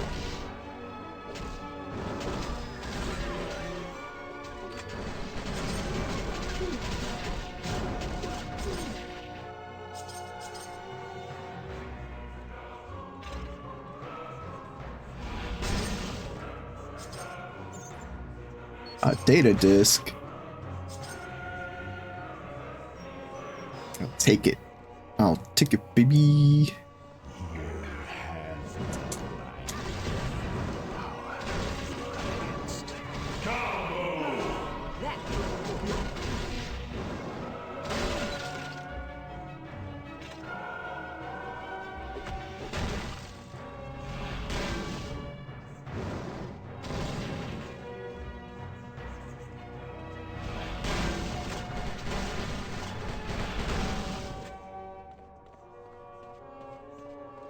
don't like these chairs. Get them out of my way. Get these chairs out of my way.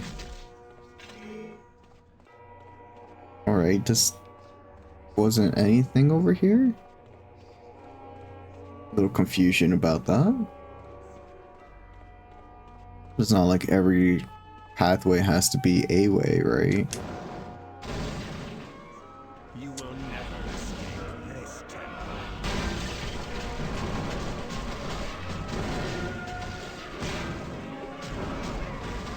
Hope you enjoy your nap.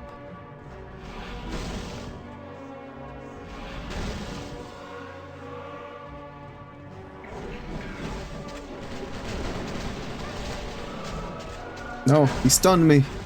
Get away from me. I will say it's getting a little bit harder to avoid people from taking, like, just from taking damage naturally. Halt, blasphemers! Blasphemers?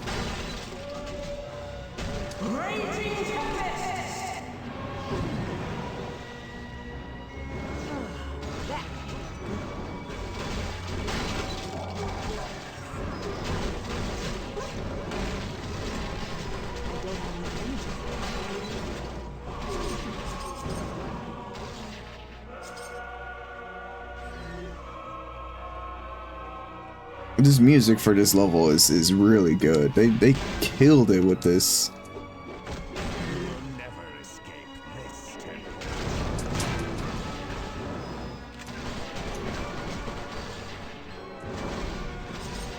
Enjoy your nap.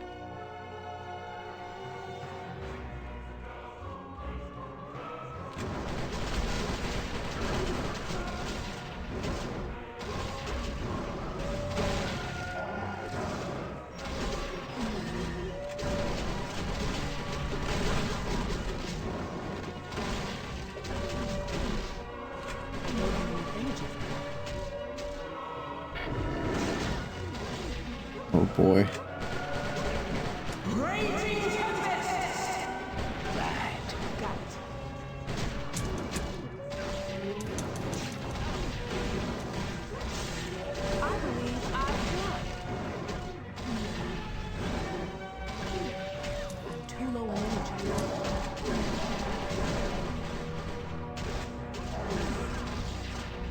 Not the slow. The slow is just miserable. The slow is like, you thought you could do something, like, it's probably better just to be stunned than it is to be slow. And thus did Apocalypse begin his search for the four who would become his shield and weapon. The first is green of hair and fair complexion. Her ability to control metal will serve the master of our age well.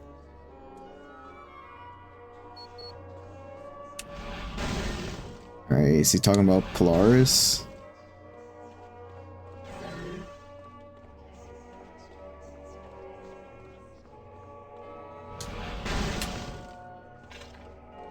Kinda sounds like he is.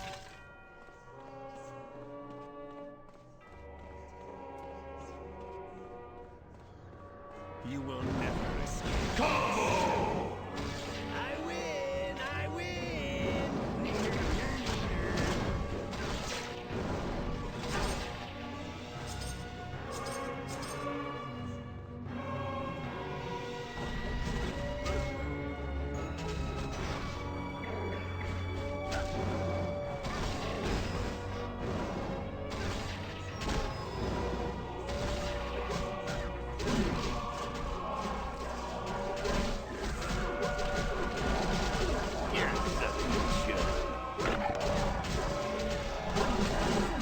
How do I do it?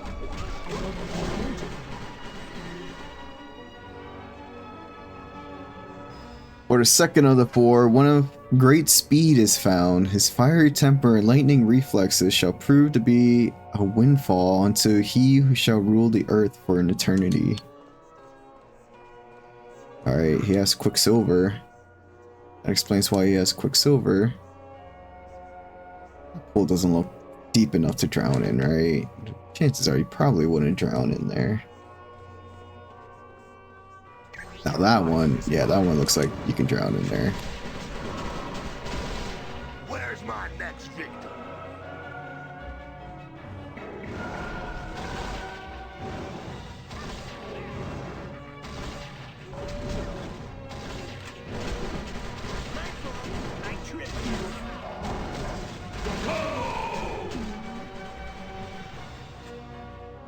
The third of the fourth was born into vast wealth and possesses a will that is powerful and indomitable. The capture of the third will prove to be a delight to our Lord Apocalypse. Is this a clue as to who Apocalypse is going to kidnap next? The person possesses vast wealth. Is it Angel?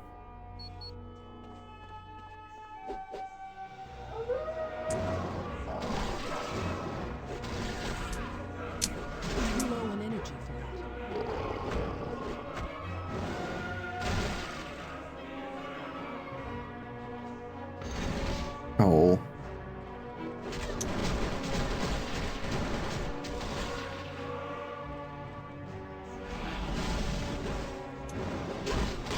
Because they're the only one, like, he is filthy rich.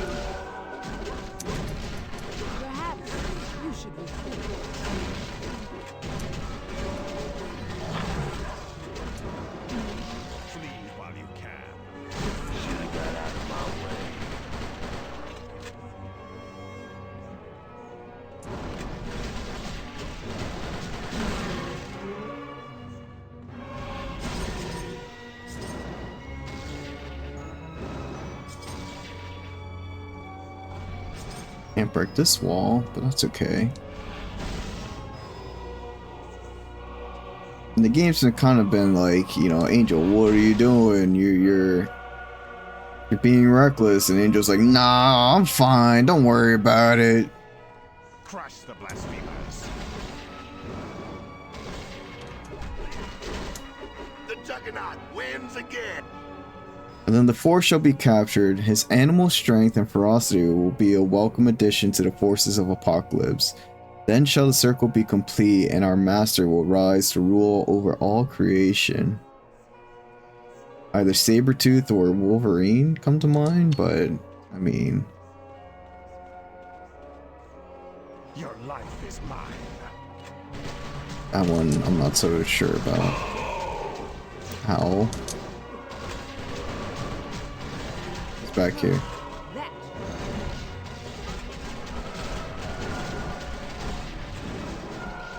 That all you got, Tiny?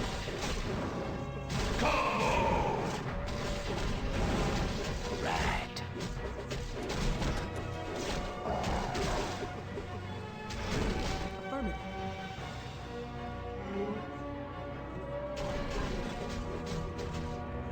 There was another way to go that I did not go. This is when I do my happy dance.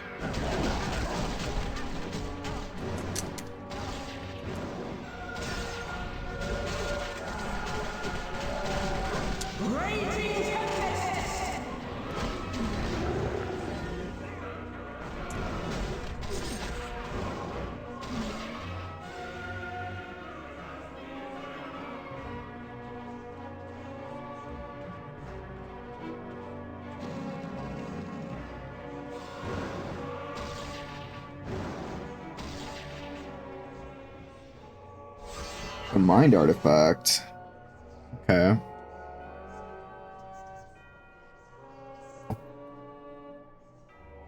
Sweet. Okay, to what?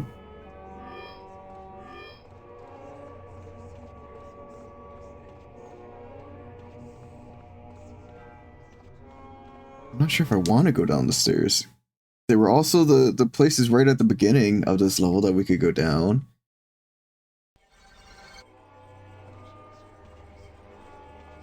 So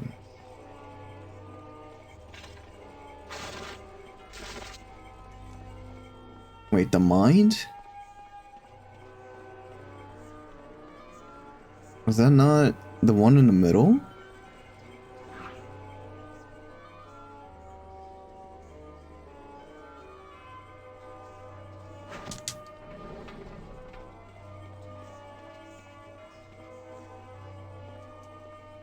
We can't get to that one just yet. It's the soul one. We got that one. The heart. We got that one as well. I guess the mind one is the one in the middle.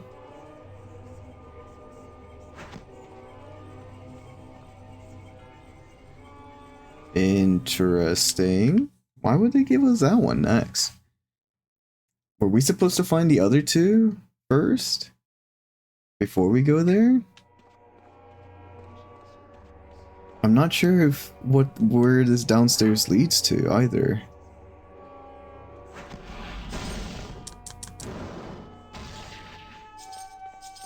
We can check it out, right? There's also that other downstairs area that we could go to,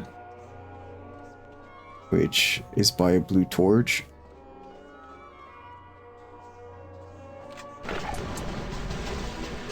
Maybe this is a shortcut?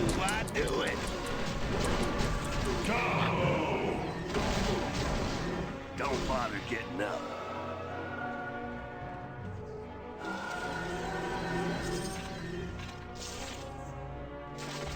A lot of Phoenix gear.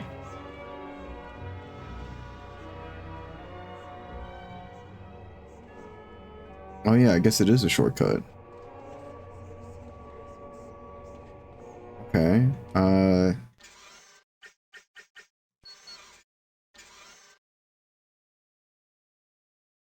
we explored all that, right? Maybe not over there, but I don't think that's anything over there. So the last two places are over here.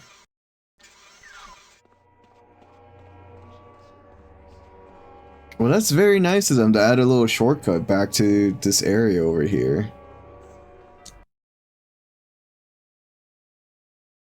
Look at that guy.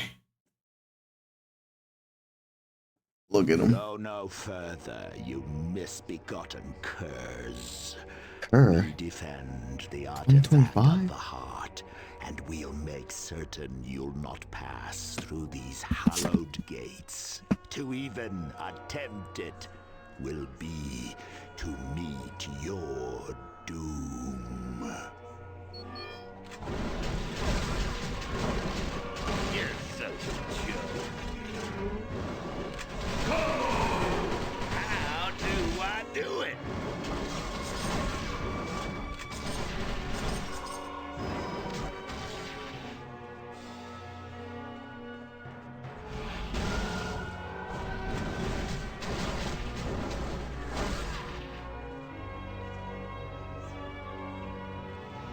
Alright, we gotta open the gates somehow. Sure, we'll figure that out as we clear these guys.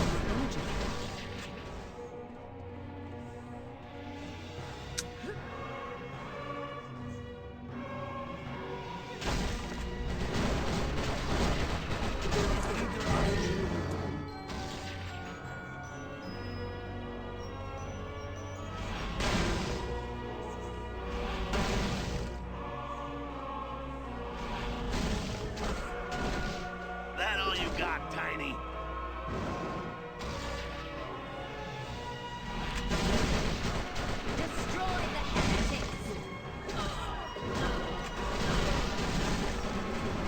Who revived him? Who revived them?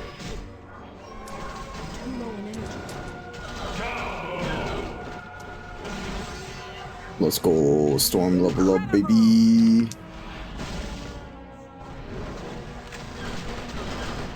I believe I've won. Alright, release one of the gates. We released one of the gates. We managed to lower one set of the doors into the heart chamber. Now to figure out how to lower the next.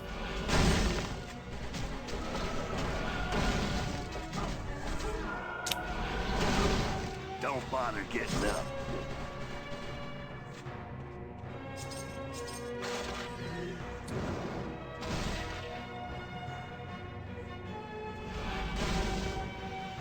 You'll go no further.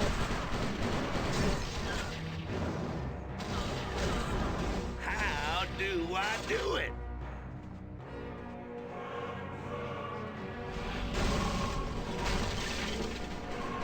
I'm not gonna lie, every time the Juggernaut speaks, it kind of reminds me of Bobby from King of the Hill.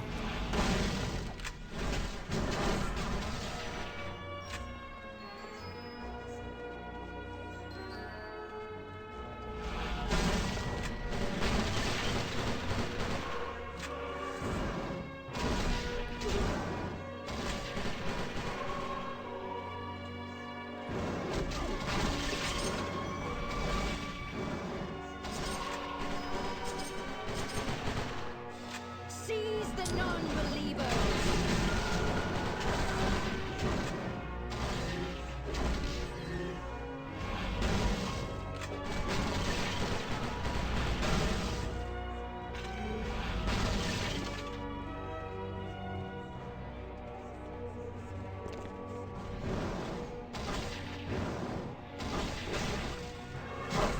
Raging Tempest! Get bigger and better. Should've got out of my way.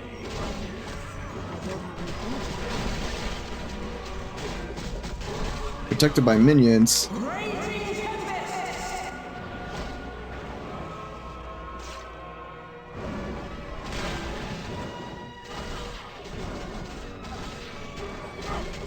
Too low in energy.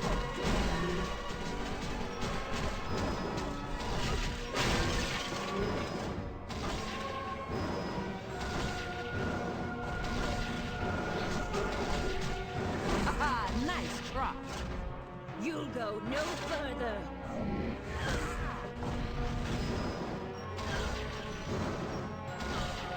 I don't have enough energy for that.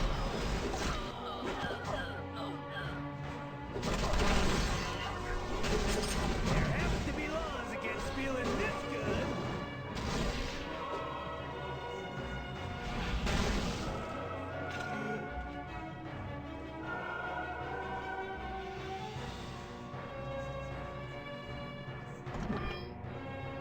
Alright, that's another switch, baby. Let's go. You're not a believer of Apocalypse.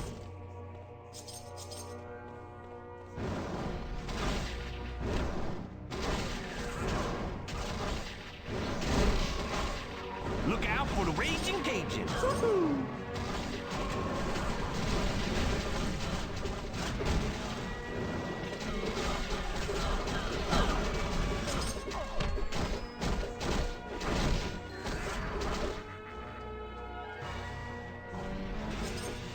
What? Who's reviving these fools? Where's he at? You'll go no further. Where does fool at? Probably this way? Yeah, there you are. There you are.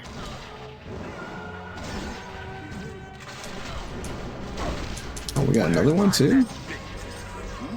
You ain't doing so hot now. A danger room disc. The qualifying exam, let's go.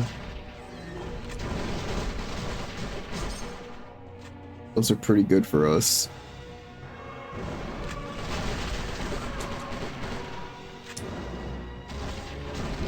Those give a lot of goodies if you pass them.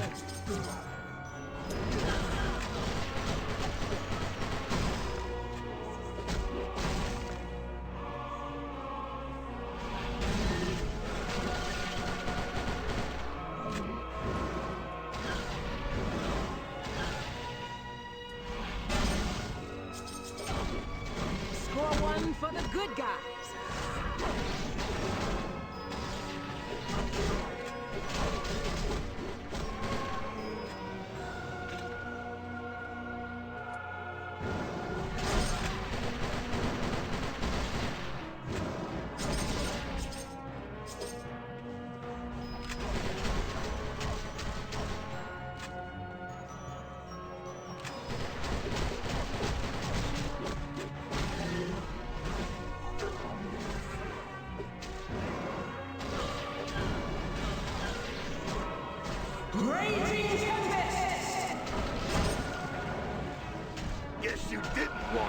to the juggernaut.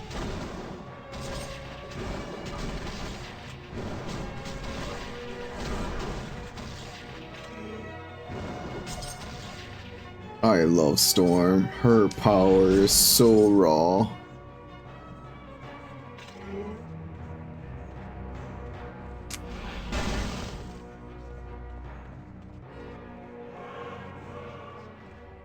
You'll go no further.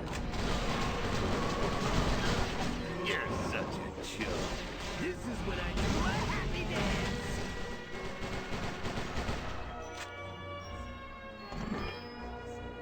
Another switch.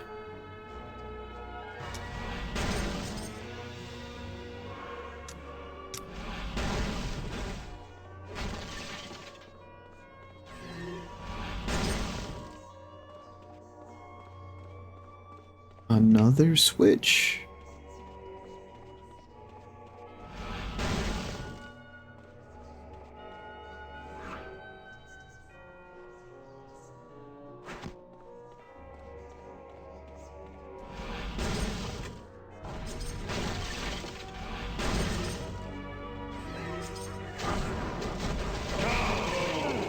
That felt good.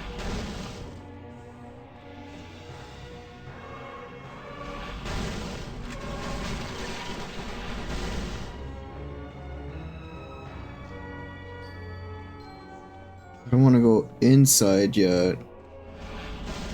Feel like there's a little bit more to do on the outside here. I think this is actually the last corner that we can explore.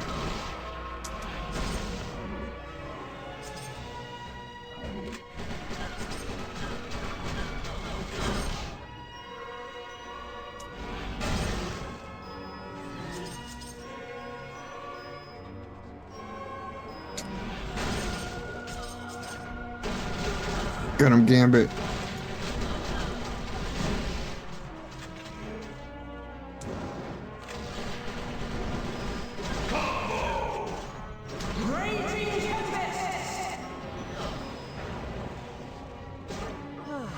That felt good. Seize the non-believers.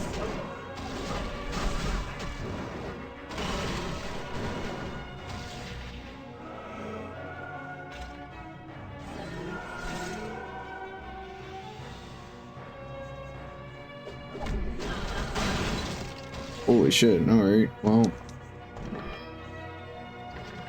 There we go, that's all the switches.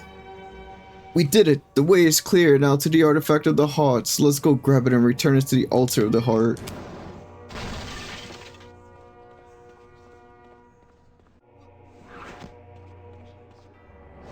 Oops, not the right one.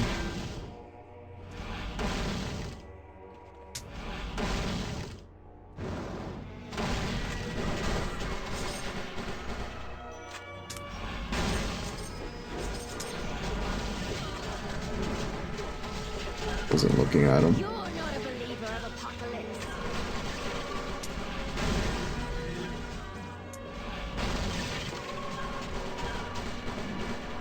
Get this guy out of here.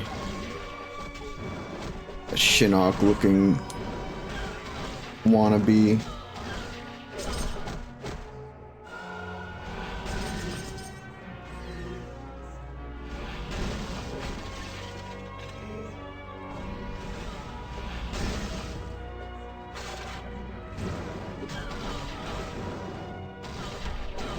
Yo, we got an ad break that's about to happen. We do 3 minutes of ads so that we have 50 to 55 minutes of ad-free gameplay. During that time, we take a break, we get up, we stretch, we do whatever we need to, and we encourage you to do the same.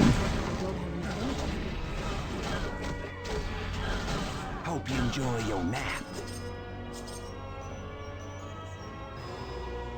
Alright, we have successfully cleared all of this.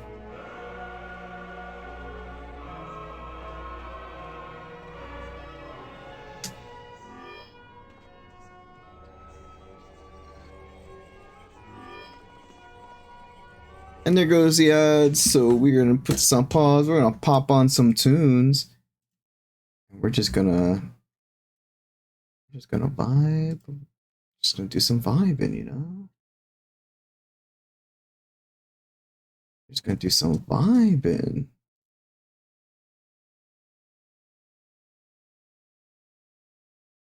Killjoys, make some noise. No, no, no, no, no, no, no, no, no, no, no, no.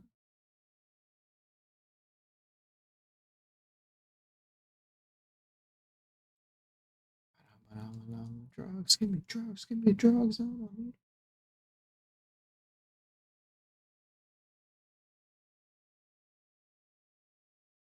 Every crowd.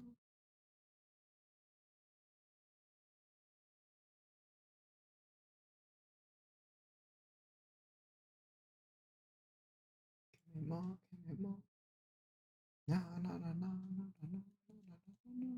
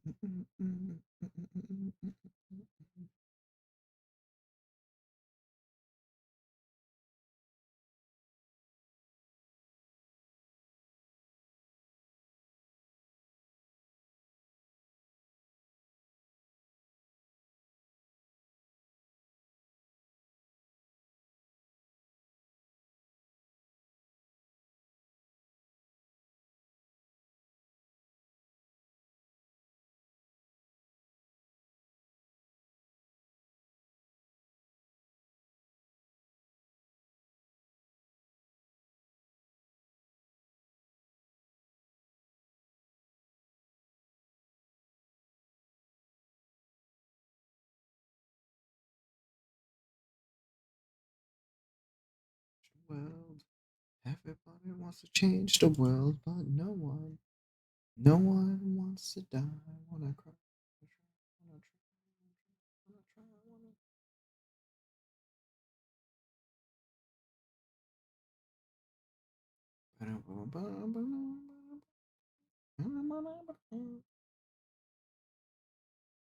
na na na na na na na na.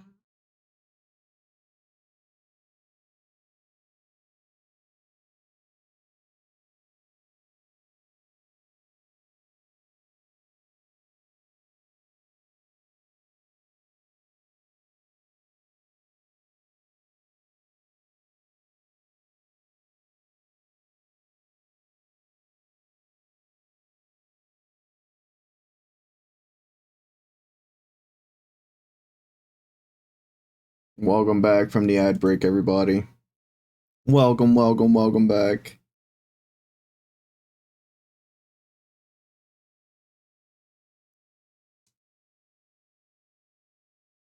We hope you had a good time doing what you needed to do. I know I had a good time doing what I needed to do.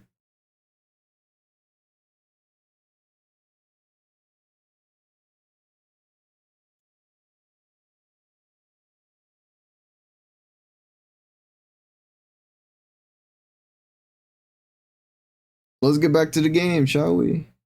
Let's get back to some more X-Men Legends.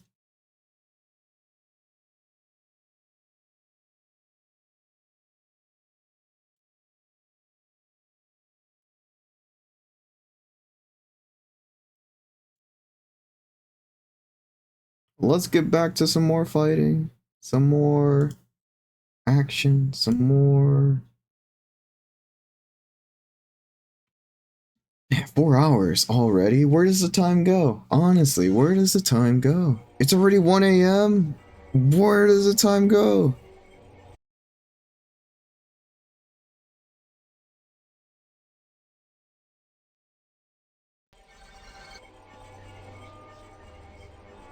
Congratulations, the third altar is now active.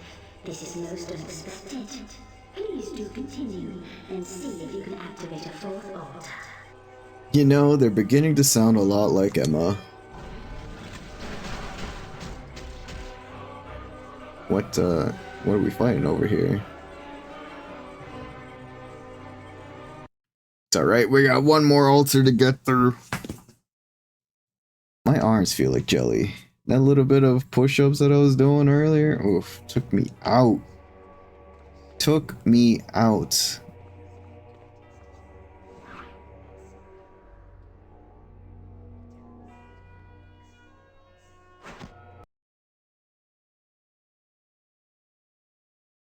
It would be a shame if somebody were to request me to do more.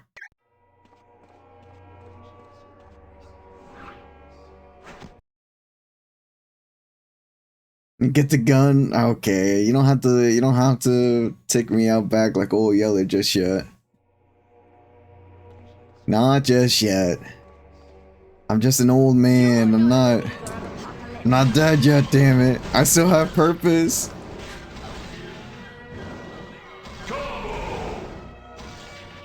You can wait.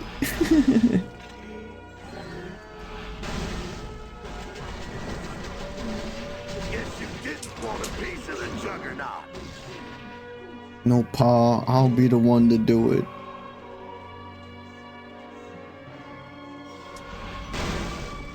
It's my dog.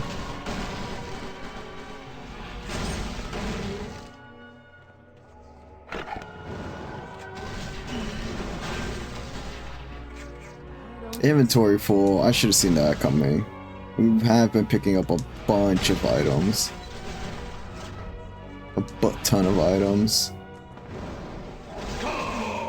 Clean up on aisle 3.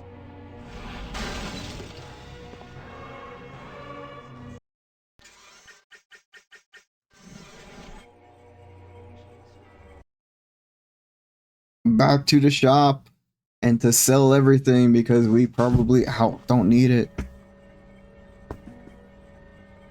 Because we probably don't need it.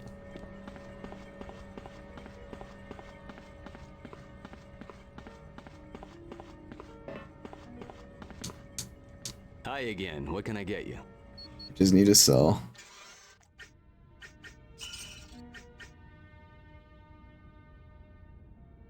Okay, that's not actually bad, but it'll be alright. We've been finding so much gear so quickly that everything is just kind of like, get rid of it, get rid of it, get rid of it, get rid of it, get rid of it. What is all this nano gear bullshit? Get rid of it.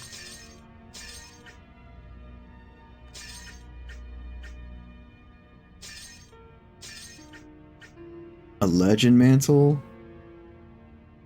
Plus 8 max damage? That's actually pretty sick.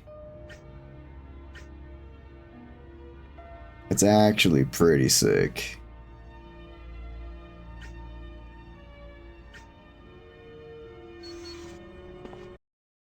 It's actually pretty sick.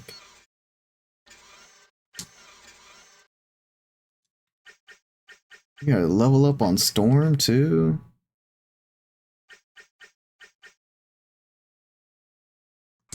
I think we're gonna just do Lightning Mastery. Chain Lightning is pretty cool, but like it's just not enough. It's just not enough.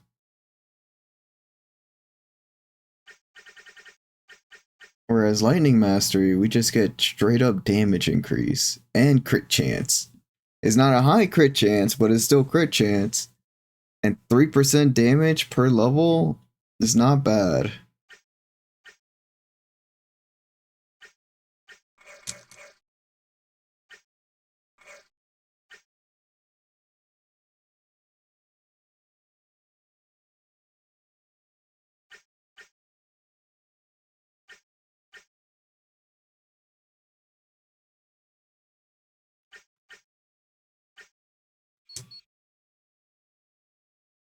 No, I want to kind of give this to...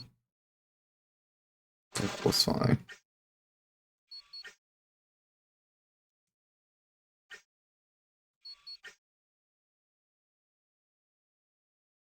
It works too.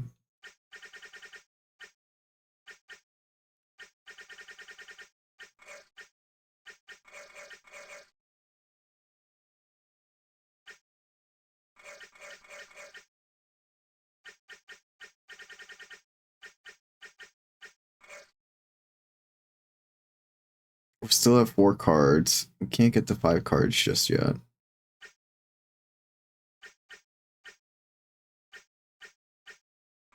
Another Bull Rush. That's pretty sick.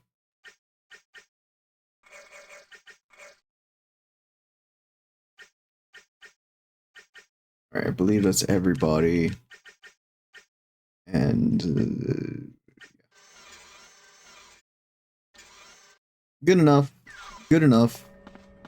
Let's get back to it.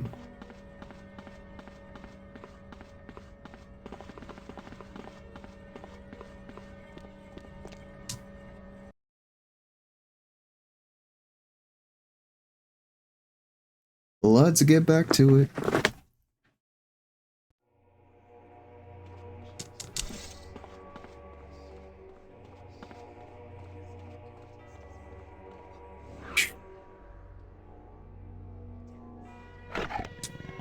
Oh.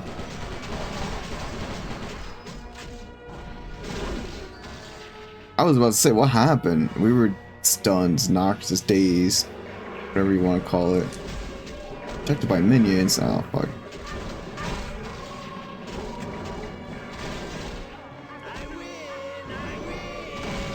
Where'd he go? Don't, wow, he got blasted back. Fucking Team Rocket over here. Woo, mon ami, this is sweet. Yeah. Freaking love Gambit.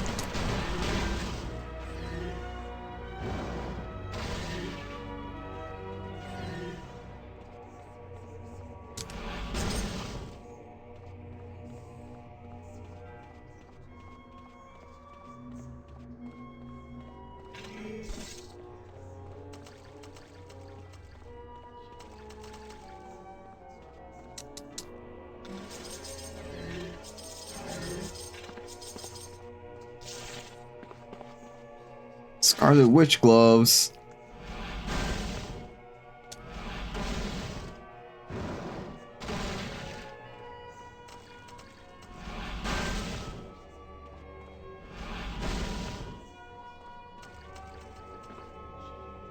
This is such a weird camera angle.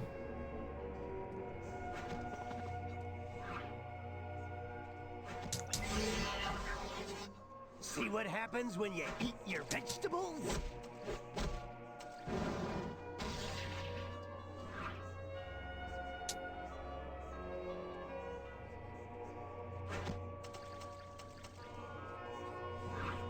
I can't teleport.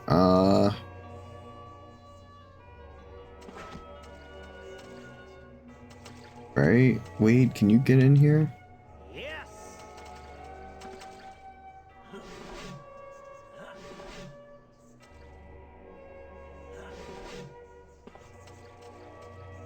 Affirmative.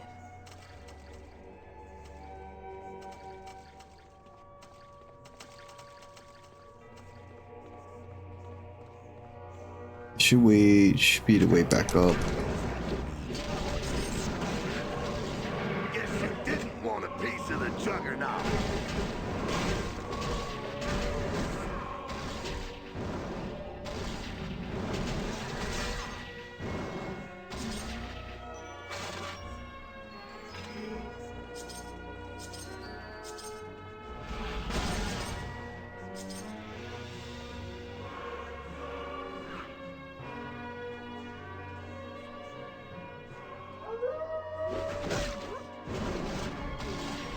Score one for the good guys. Not the EP drain. I don't want to be EP, man. I want to have my EP.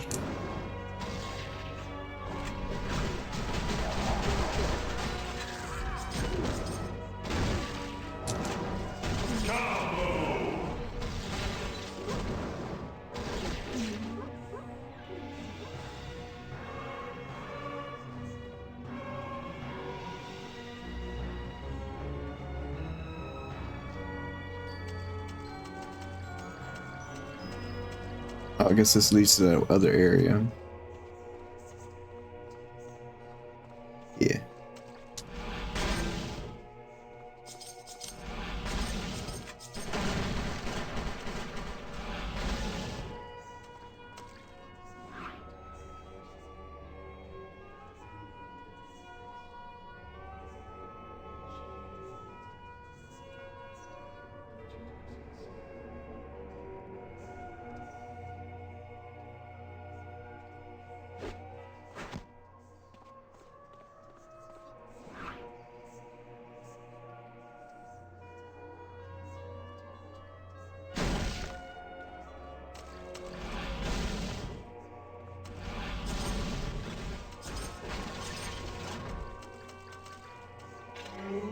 It's a bad guy. There's a lot of bad guys.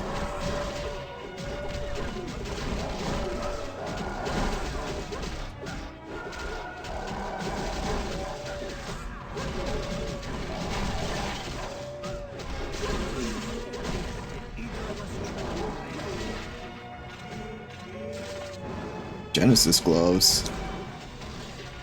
Like the Sega system?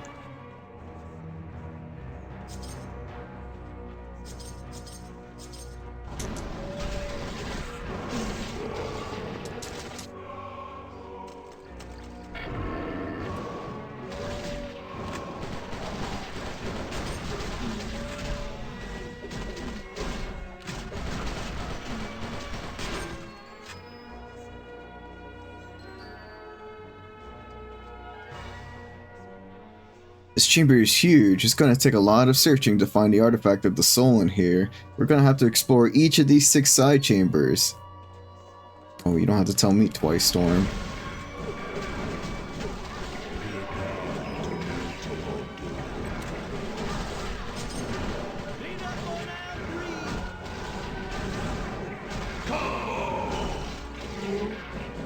I don't have enough energy for this.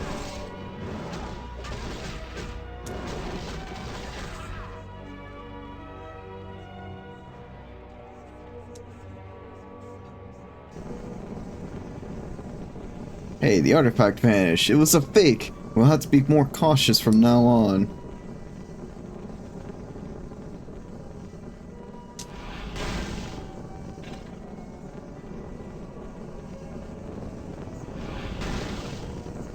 Fake artifact? What?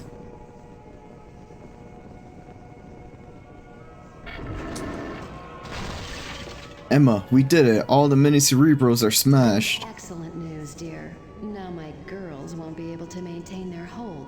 The victims should soon awaken from their psychic comas.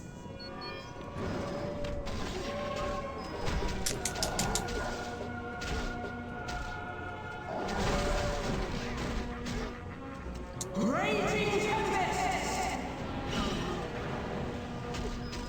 I do so enjoy my work.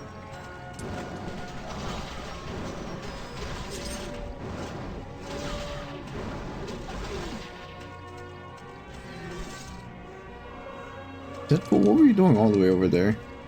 I don't want to know. It's fine. I don't need to know.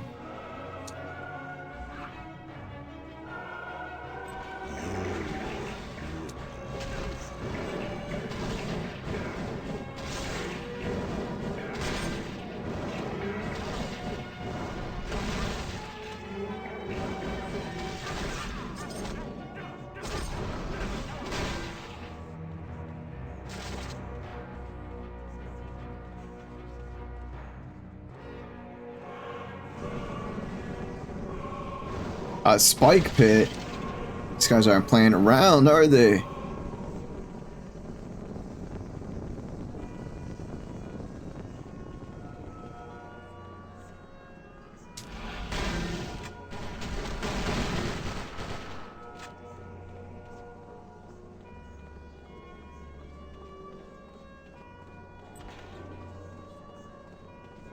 Oh man, I don't like this.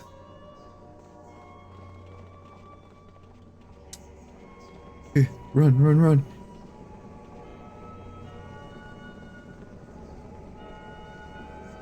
Oh, I thought this was surely gonna fall. Doesn't look like there's anything over there. Knowing my history of cliffs, let's not chance any of the cliff action over there. You're not a believer of apocalypse.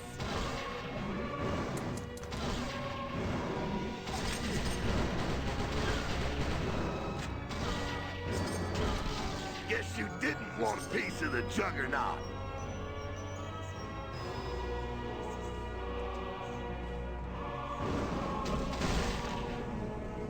Damn it, Wade.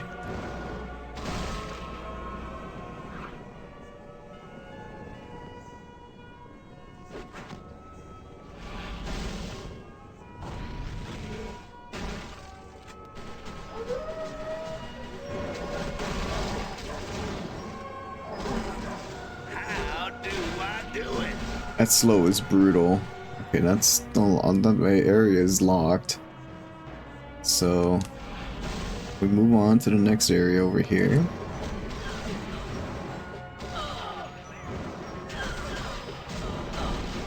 That all you got, Tiny?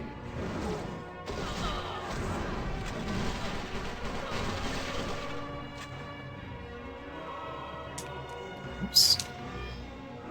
Yo, we did it! We found the soul artifact!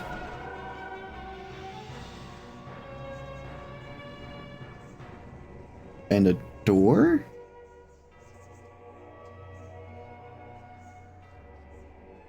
Wasn't expecting this.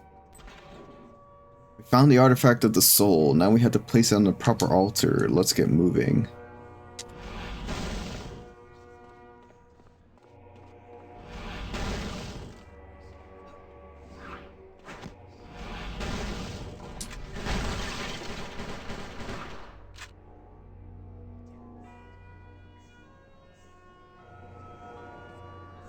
Is this the door that opened? It was. Antechamber. That's where we want to go, right? Destroy the heretics.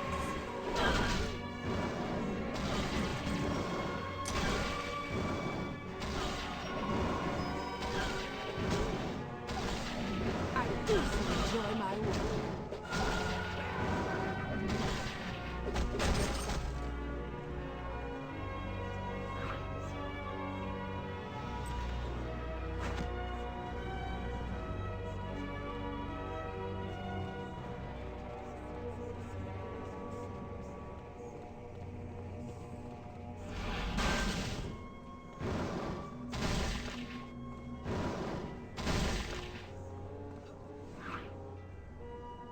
Wait, is there something on the other side? There is. Energy pack limit +4. That's pretty sick. We checked the other side of the other area, right? There was nothing over there.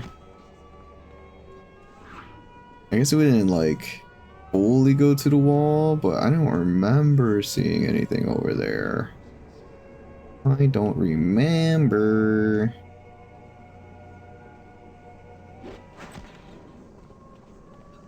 There is.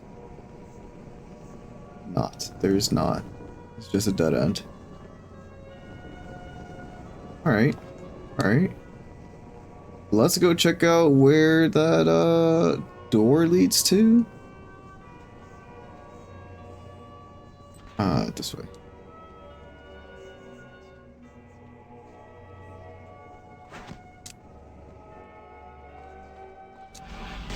Because we know we just gotta go back. Through the and place the heart, and then we have the mind one already. Seize the non-believers.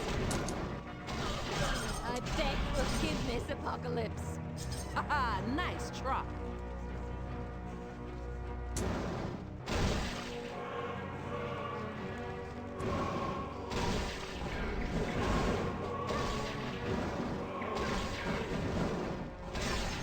How to regenerate that. Sketchbook. Alright, alright, alright.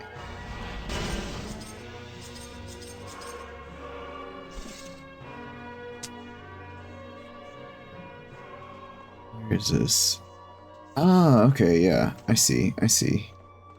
This is in case you needed to traverse back to get the other ones. Whoops, I didn't mean to use that many, but that's okay. We have plenty. We have plenty.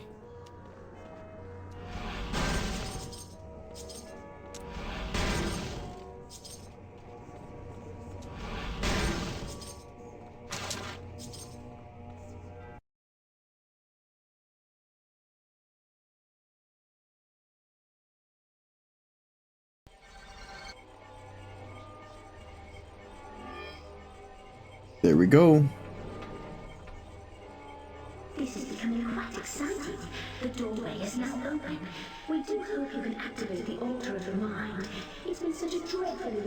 since we met someone from the outside.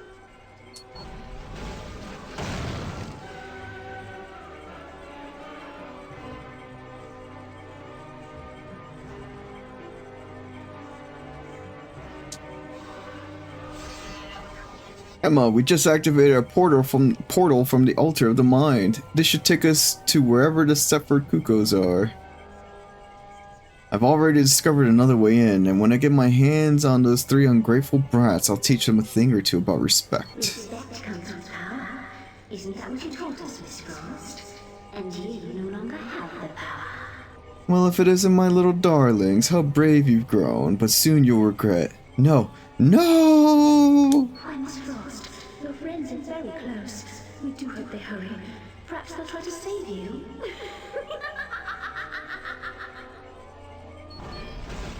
Uh-oh. Uh-oh. It looks like they've caught Emma. Whatever shall we do? Pretty sure that's all the objectives. Yeah. Pretty sure that's all the objectives. Alright, Storm's also to almost another level up. That's pretty good. Get that lightning mastery.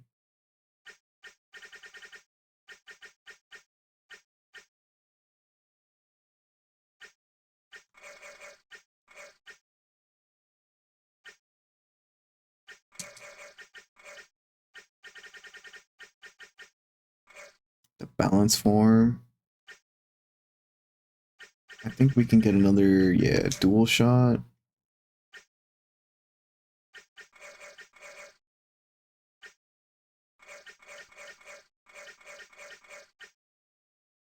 Two levels. Let's go Gambit. The Prince of Thieves. That's pretty good. Last 30 seconds now.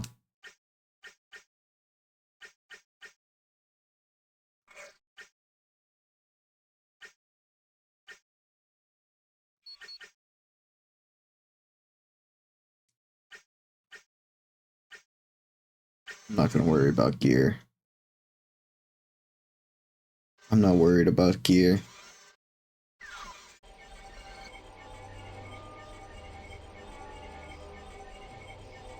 Monastic Citadel.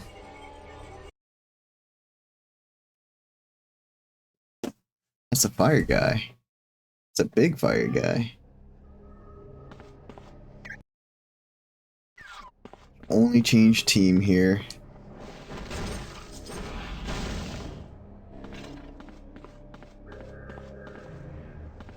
Be alright. Are we ready for this boss fight? You bet your ass we are. Are these the ones who've angered Apocalypse so much? Yes, I believe they are. Can you imagine how pleased Apocalypse will be when we bring him their heads? What have we done with Emma Frost? Miss Frost? She's gone now. Apocalypse needs her for a rather important experiment. How could you turn on your teacher like that? You really believe Miss Frost knows anything of loyalty? She'll stay with the X-Men until she grows bored, and then leave just when she's needed most. Yes, that's a lesson we learned quite well from Miss Frost, at the expense of our sister's life. So, to pay our dear teacher back, we've joined up with Apocalypse. Girls, you're making a big mistake. No, you have. Let us educate you in the error of your ways. Oh, goody. Someone needs to play. Right. Prince of Thieves!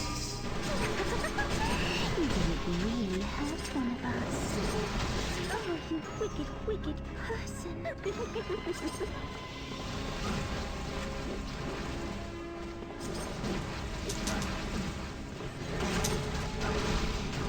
Ow.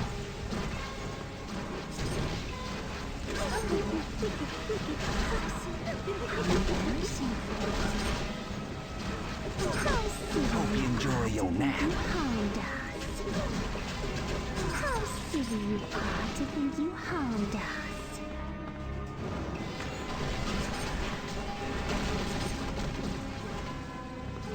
How silly you are to really hurt one of us. How silly you are to think you Dare disrupt the Madrai Temple and battle the Trinity. For that, you will face my wrath. Alright, Holocaust. Now you're in for it. Holocaust will show you the true meaning of pain. Yes, he's a horseman of apocalypse, and he's our protector. Destroy them, Holocaust. Worry not, little ones. I will crush these interlopers, and then Apocalypse will resume his conquest of the Earth without restraint. Looks like someone's in for a rude awakening.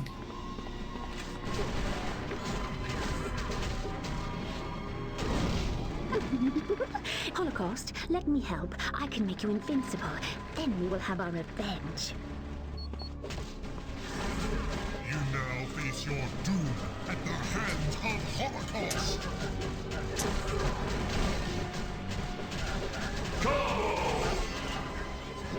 Get bigger than that. Oh, that's going to leave a mark. You have no hope against Holocaust. Give me your pitiful energy.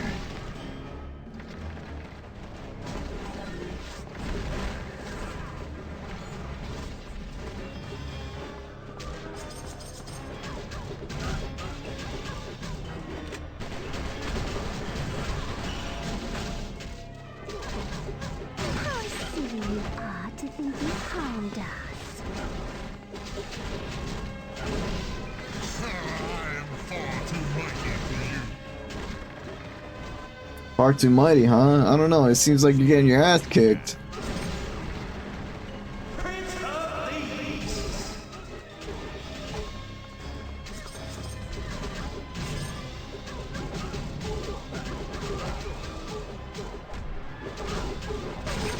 Look out for the raging cage.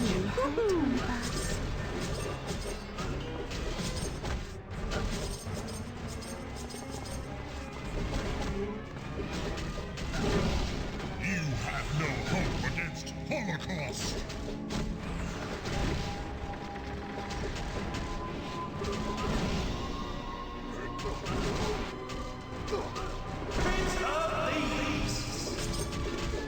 This is impossible. I am a horseman of apocalypse. We've won, Professor X, but Emma's been taken prisoner by Apocalypse. What kind of experiment could he be working on that he needs Emma, Polaris, and Quicksilver? I don't know, but I feel our time is running out. At least the Madrai Temple has been disbanded. When you're ready to leave, use the portal Blink has created. Come and see me when you return. Toad's gloves? Bro, another Toad piece? What is this? Yes. What is with all this Toad love?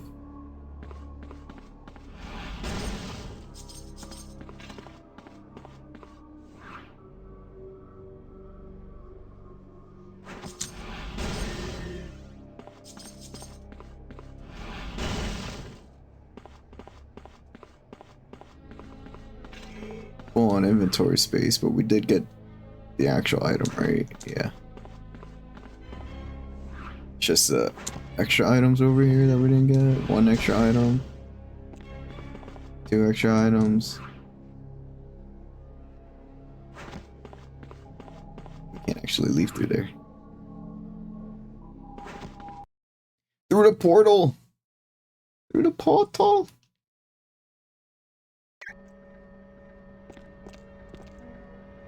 Good job at the Madrai Temple.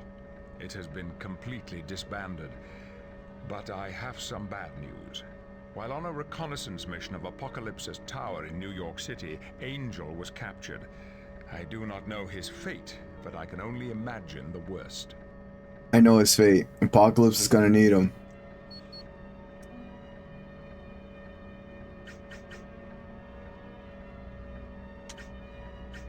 I look forward to seeing you again.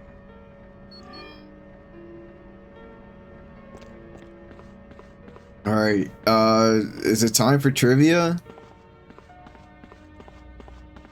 We're kind of bad at it. Hi again. What can I...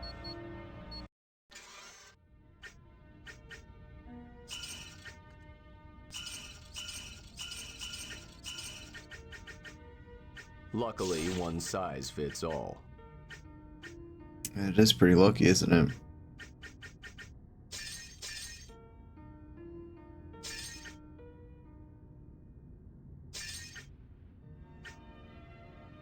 $22 mental damage. Be pretty good.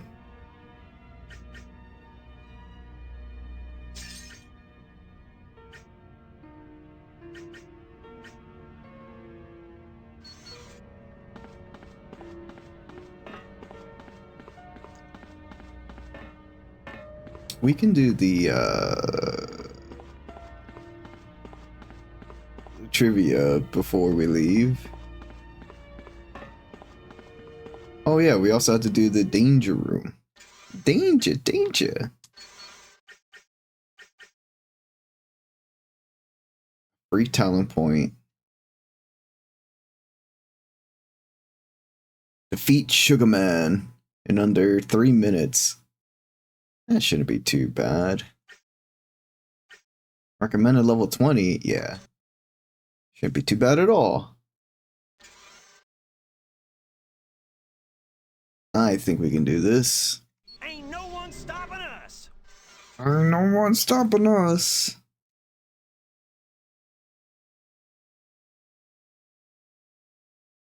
The training course is activated. Begin. Where are you, Sugar Man?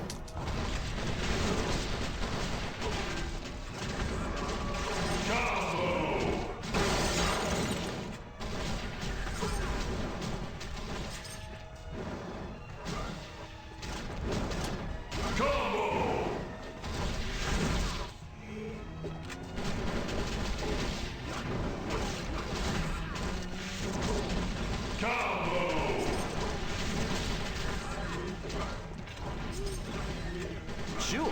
Prince of Thieves. Face it, chum. You ain't got the stuff to take me.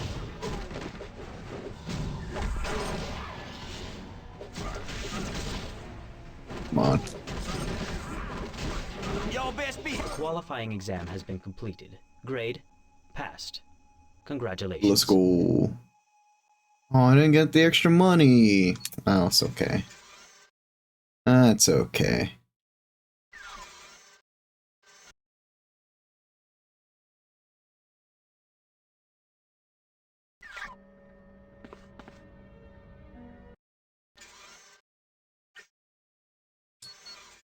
We can level up here.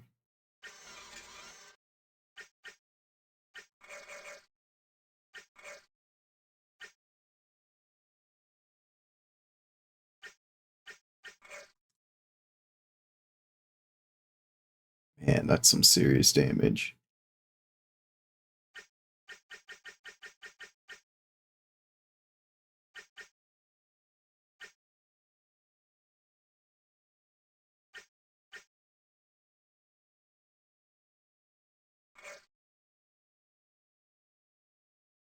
That's some serious damage, dude. 31% damage increase. Ah.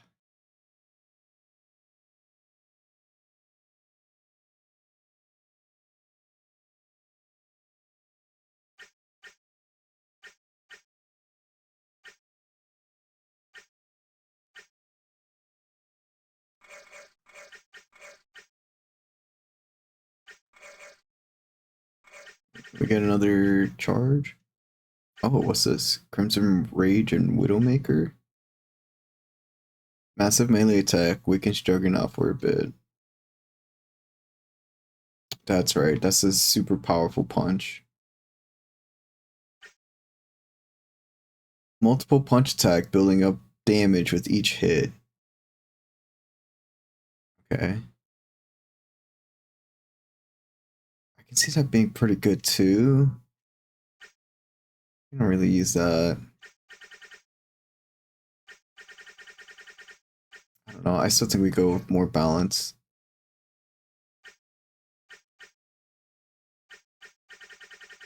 More, we don't have any more guns, so we could just put into weapon mastery.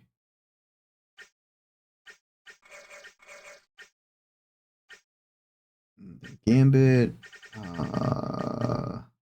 Can't put it into his card attack, but we can put it into his.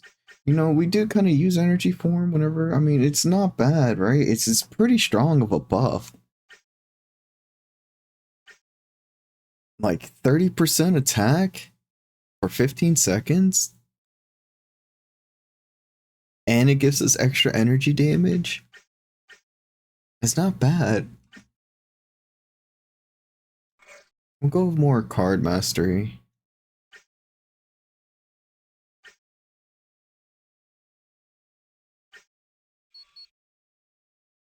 Oh yeah, we'll definitely take this. Oh yeah.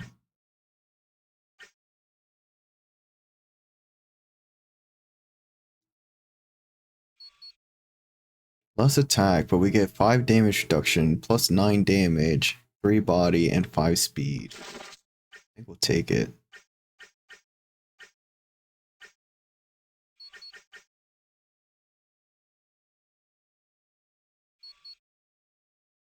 Bypassing enemy armor is pretty good. I don't want to...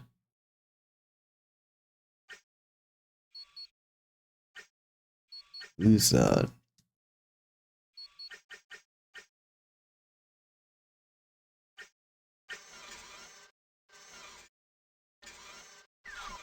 Alright, let's see how much we know of... That's not the X-Men computer. That's not where we take our exam. It's this room over here. Let's see and fail miserably as to how much we know our X-Men lore. Sunfire sister codename is... I'm gonna guess Sunspot.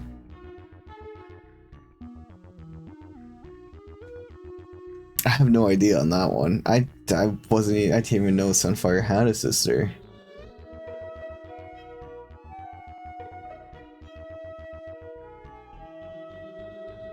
I did not even know.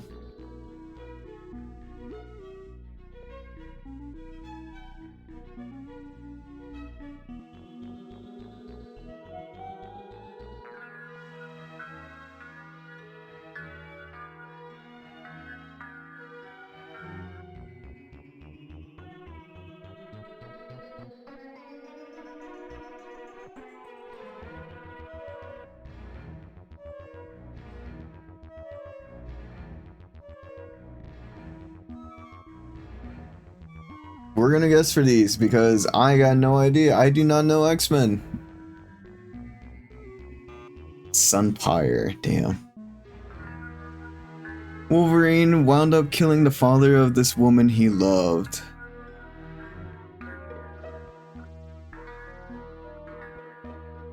Did he like Lady Deathstrike? Mariko Yoshido. I didn't think he liked her. What Hellfire Club leader first appeared in X-Men number 129 in 1980? I have no idea. Sebastian Shaw, okay. Storm was once the leader of which of the following groups? The Reavers, the Brotherhood of Evil Mutants, the Morlocks, and Alpha Flight. Alpha Flight? The Morlocks. I had no idea. What is Heather Hudson's Alpha Flight code name? Oh, that's right. Alpha Flight is the Canadian team. Vindicator. We got one. Let's go. Oh, okay, I was just trying to go on to the next question. I didn't mean to get it wrong, but there we go. Who is not a member of Alpha Flight?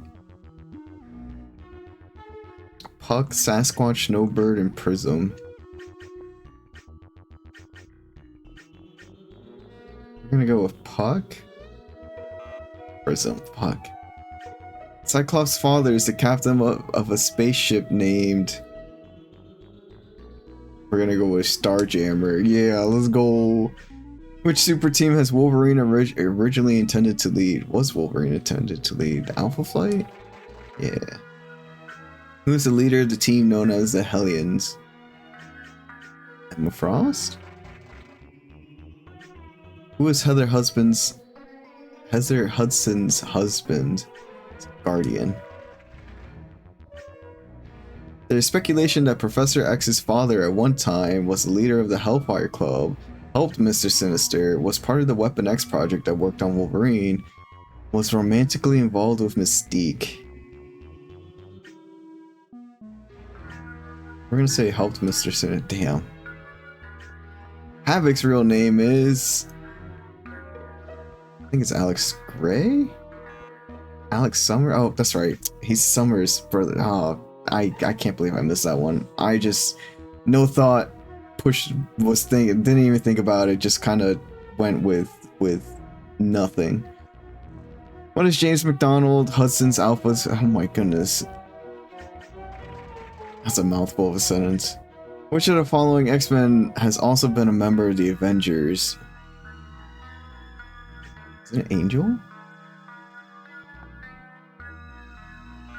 Wolverine. Ah, okay. You learned something new. Who saved Apocalypse as a child?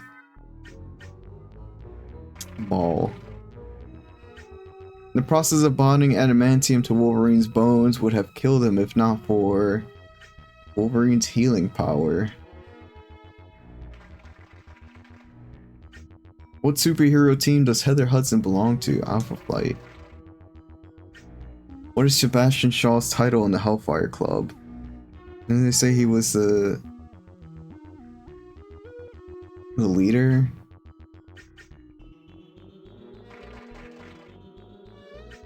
Toad is from England? Aurora Monroe, better known as Storm, first appeared in 1975 in which comic book? X-Force Annual number 3, X-Men Giant Size number 1, X-Men Annual number 2, X-Factor Yearbook number 1. Let's go with the Annual number 2. Damn, Giant Size number 1. Where did Juggernaut find the Ruby of Cyttorak? I have no idea.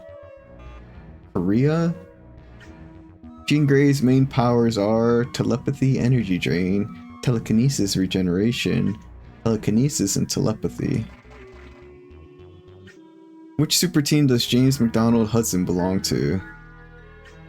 Alpha Flight. Sebastian Shaw belongs to which New York social club? Hellfire Club. Apocalypse first appeared in X-Factor number 5 in 1986. Yeah, let's go. Who headed the facility failed Weapon X experiments like Deadpool were sent to?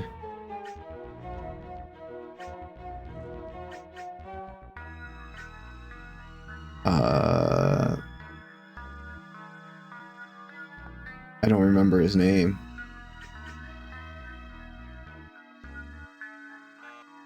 Kilbrew.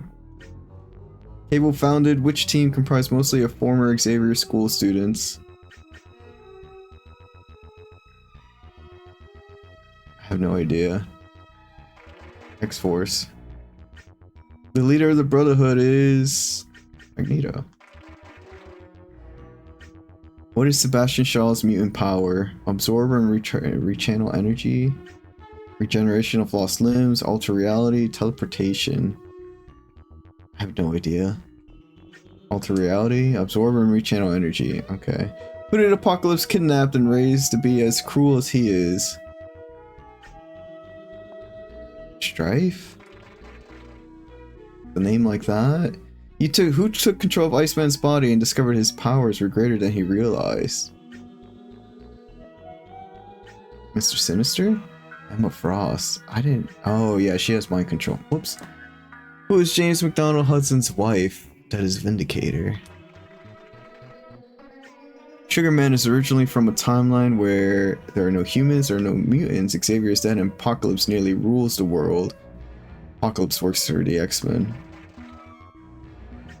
Magneto once raised a mysterious city from the ocean. In what part of the world? The Great Barrier Reef, the Marianas Trench, off the coast of Brazil, the Bermuda Triangle.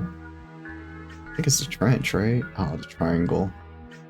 Who was not a subject of the Weapon X project? Sabretooth, Kane, Shard, Deadpool. Sabretooth. Shard? Okay, there we go. Betsy Braddock, also known as which X-Man? I don't know. I do not know.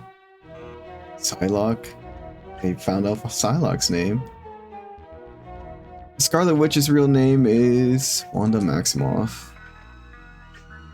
Rogue first appeared in which 1981 comic book?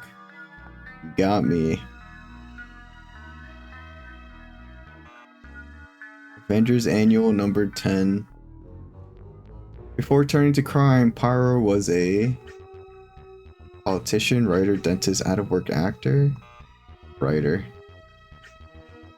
Who were students of Emma Frost? Stepford Cuckoos. The Weapon X facility is located in Canada? Infinite Soldiers are clones created by Mr. Sinister. Sugar Man is a traveler from which alternate reality? Okay, Dawn of Days, Age of Apocalypse, Empire of the Brotherhood, Kingdom of the Shadow King, the Age of Apocalypse. Sunfire is a member of a Japanese superhero team known in English as the Starjammers. Big Hero 6, damn. Like the Disney movie Big Hero 6? After escaping from Weapon X facility, Wolverine was discovered and befriended by James and Heather Hudson. What is untrue of Guardian? Is a mutant, wears a battle suit, leads Alpha Flight, is close friends with Wolverine.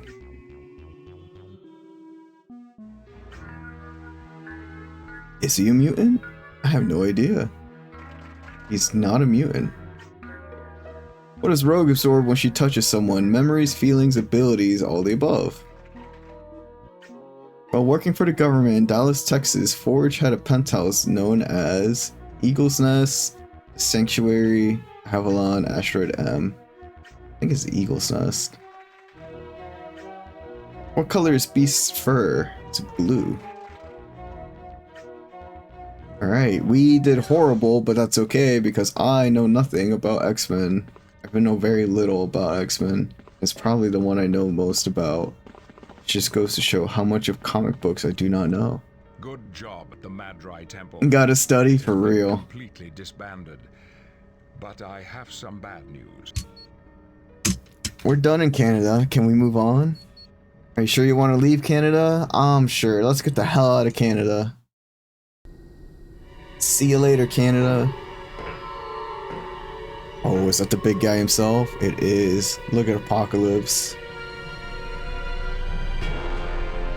Oh. How may I be of assistance? That's just a brain in a jar. What of the spy we captured? He has adapted to the genetic splicing even better than hoped. Show him to me.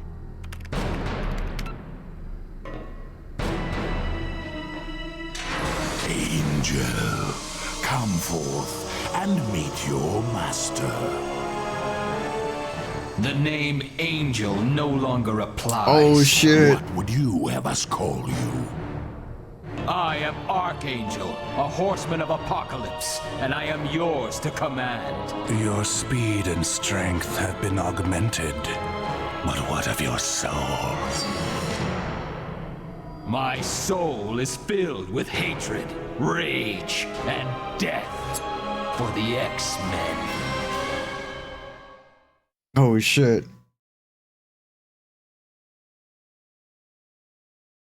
That's pretty fucking cool. You're usually telling me what game to play, but what about me? What game would you like me to watch? What game would you like to watch me play? I don't know. It's a good question. Welcome to my home. Or rather, what's left of my home. Apocalypse was quite thorough in its destruction. That's a good question. What kind of games do you like to play? I know you like to play like horror games and retro games and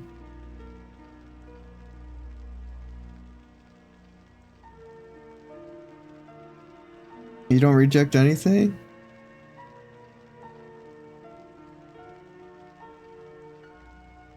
Now, you know, I'll have to think about that. There's a lot of games out there. Have you ever played any, do you like RPGs?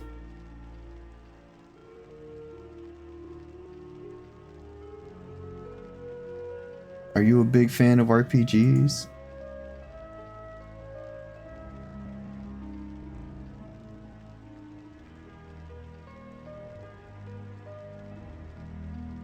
What about Sonic games? I don't think there's a Sonic RPG. Never finished them because you lost access to them, but like when you're playing them?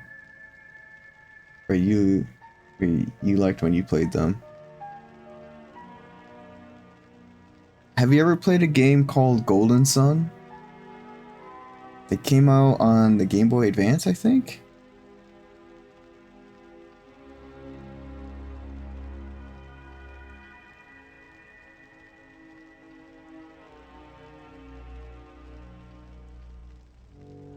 Never did.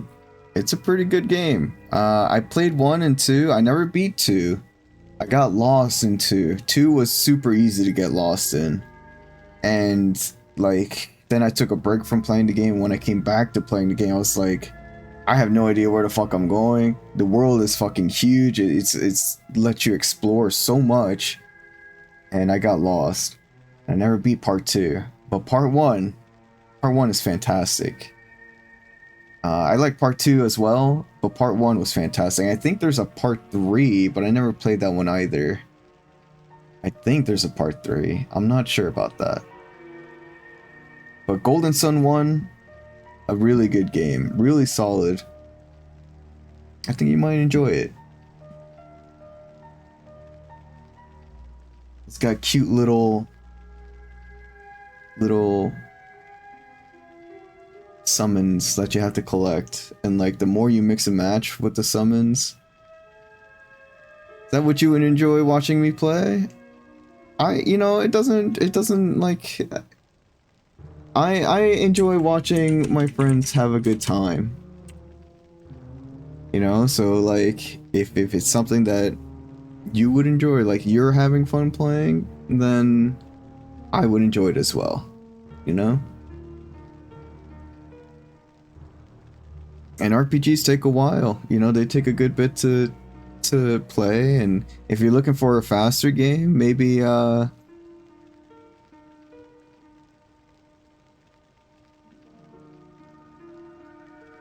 can never go wrong with the Sonic Adventure series. Those are always fun to watch.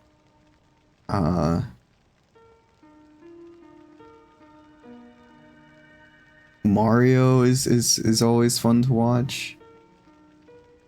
Have you played Super Mario Sunshine? That's a fun one to watch. Because it's a more difficult Mario game. Some of the parts are difficult. Not all of them.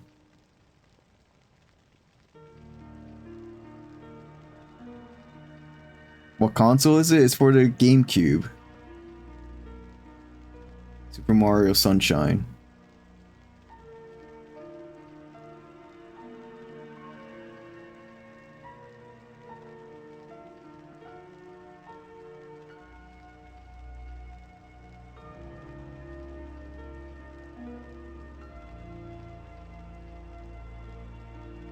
It was a little bit of a different Mario at the time. People felt kind of mixed about it because you had the FLUDD, the little backpack that he carries that you have to spray off the paint that's around town. And it was a little different for Mario. Some people liked it, some people hated it. At first I didn't like it, but the more I played the game, the more I did like it. The controls are pretty nice. Like they're pretty good for a Mario game or 3D adventure. And there are challenges, like there are some levels where you have to collect the shine spray without the use of the jetpack. And they're pretty challenging jumping challenges. Like they're some of them are pretty challenging when it comes to jumping and puzzle solving and stuff like that. Because you can fall off really easily. They don't have any floors, so the levels are just you platform or you die. And they can definitely, if you're not used to platforming, they can be a challenge. But yeah, the game is a lot of fun. It's super cute, and it's probably it's a really fun watch. Delfino Island is a beautiful place.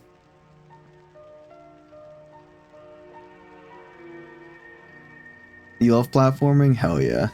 That one would be good. That one would be a good watch. Just to see somebody else play it, and they have some difficulties and whatnot, but most of the time it's just a fun watch overall.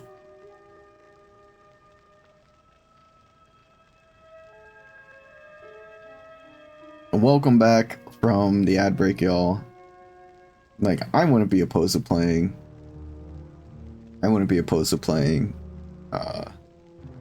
Super Mario Sunshine, because it's a fun game. It really is a fun game.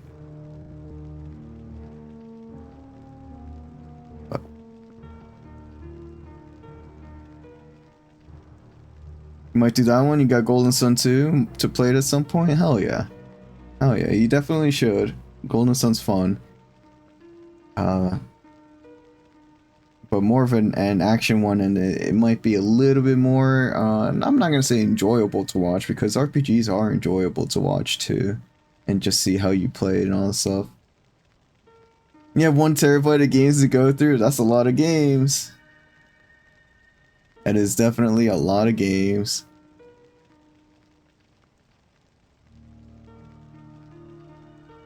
But that's part of the fun of it. That is part of the fun of it.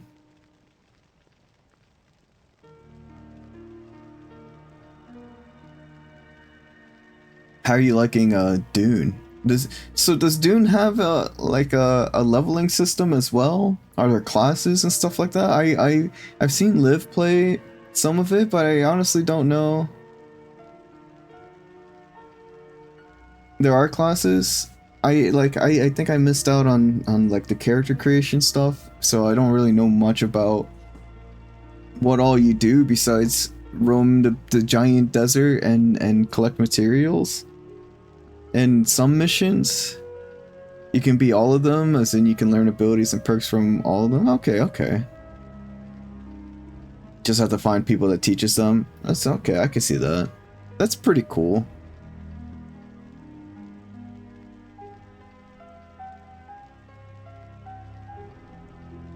I used to play a game that kind of seems like it.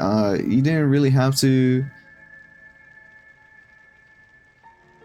craft like that, but I don't know if you're familiar with a game called Star Wars Galaxies.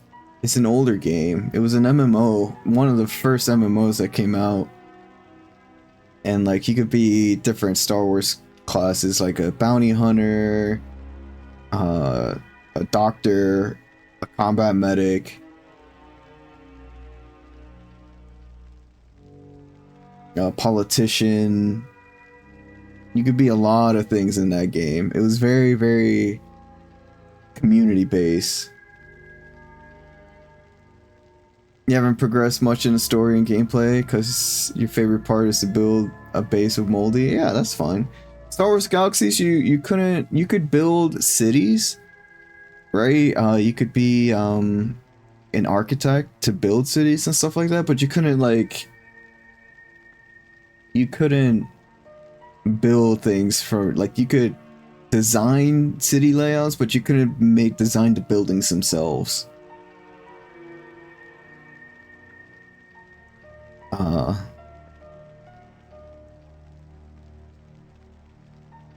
The Star Wars MMO that you played was the Old Republic one. You really liked it. I played a little bit of Old Republic as well. That one was fun. I did enjoy it. I was a healer in there. And like I kicked ass at the PvP, keeping my team alive. It's just my team failed to keep me alive most of the time. But I was which healer was I? I think I was a Jedi healer. I think that's the healer I was. And it was a lot of fun. I had a blast playing that game. It was really good. It was I enjoyed it as well.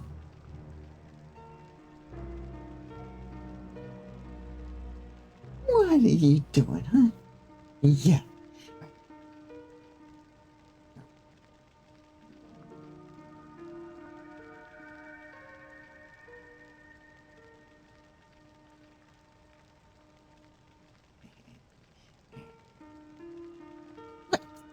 You're licking your paw. I'm right here petting you. You over here licking that paw. Poor baby. But yeah, Dune kind of reminds me of that, and like it was cool because in Star Wars Galaxies you could be like entertainers and musicians and stuff like that. You could be literally anything in that game. You didn't have to do combat. Combat was one part of it, and combat was really cool, but you didn't have to be anything combat related.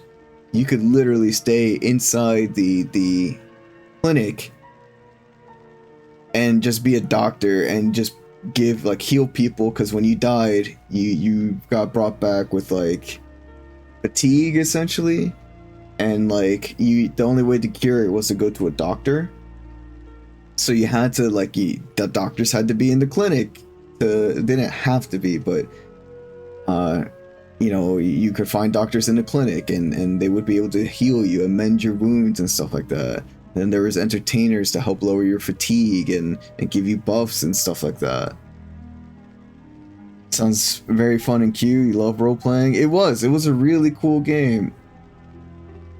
They changed it later on, but when it first came out, before space and all that stuff, they added a space expansion where you could be a pilot and do dogfights in space and get you could get a lot of credits that way. But yeah, before that, I was a Teräs Käsi combat medic. No, a Teräs Käsi doctor.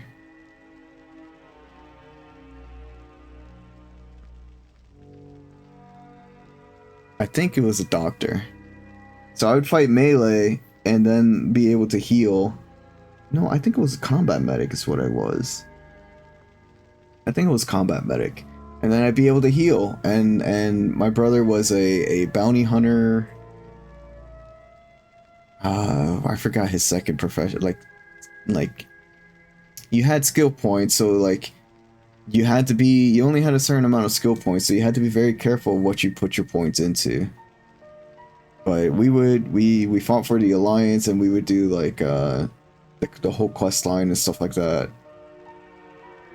And not anybody could be a Jedi, but you had to unlock Jedi.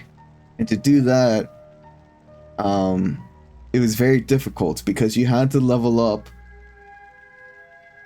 different skills to have a chance of maybe you unlocked Jedi, right?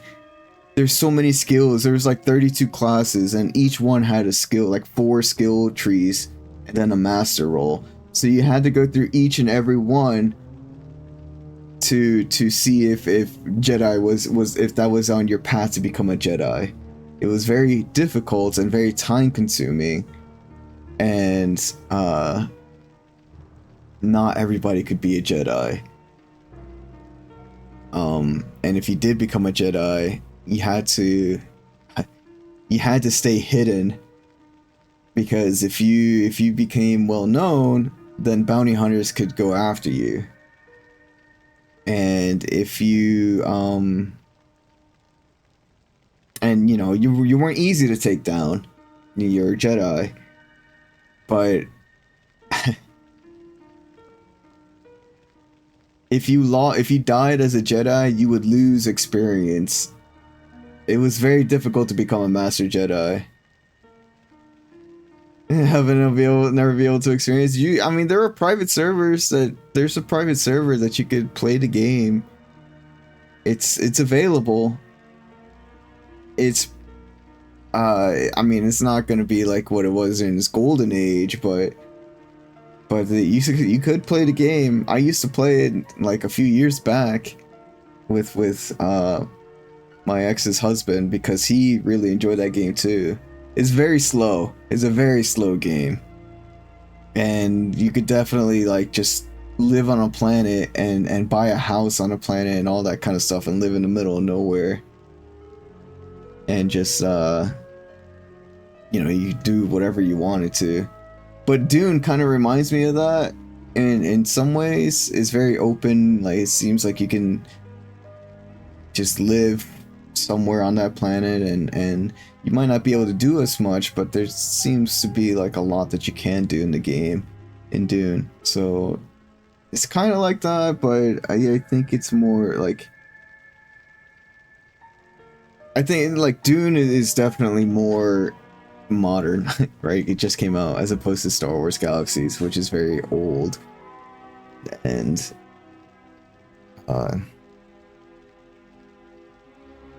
outdated. The modeling for it is definitely outdated when it comes to gaining experience, stuff like that. But I used to be an entertainer.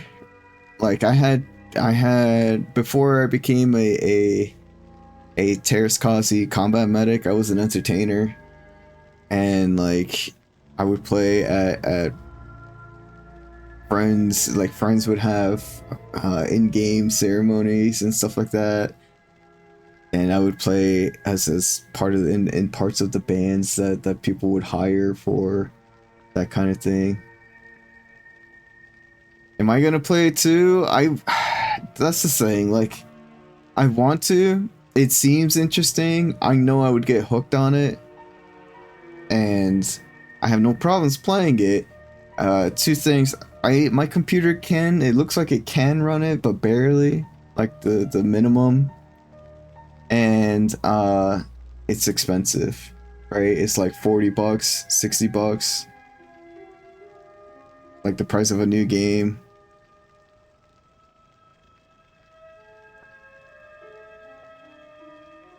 It's $50. So like that's $50 I don't have, you know. You gonna look for gameplay? You should.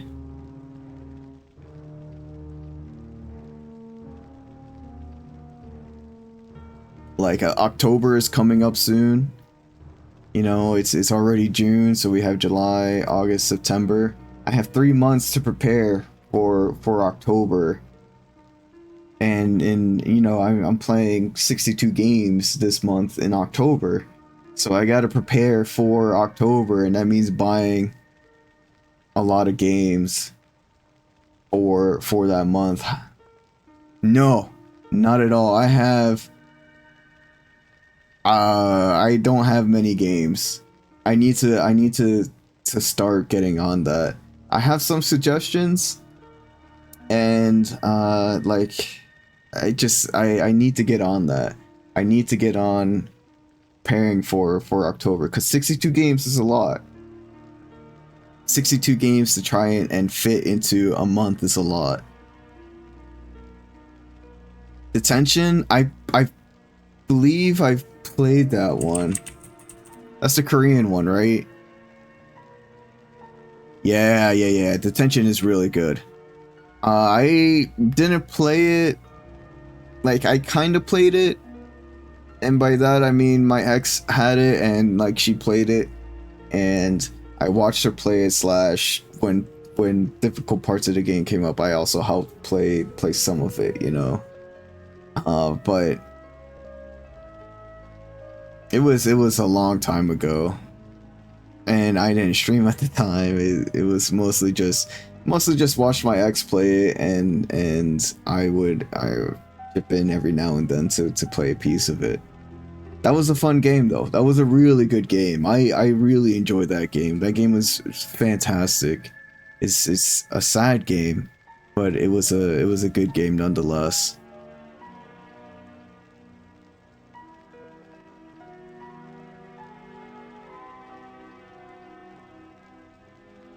But I gotta open up the horror list again. That's the type of horror games you like? Yeah, those are good horror games.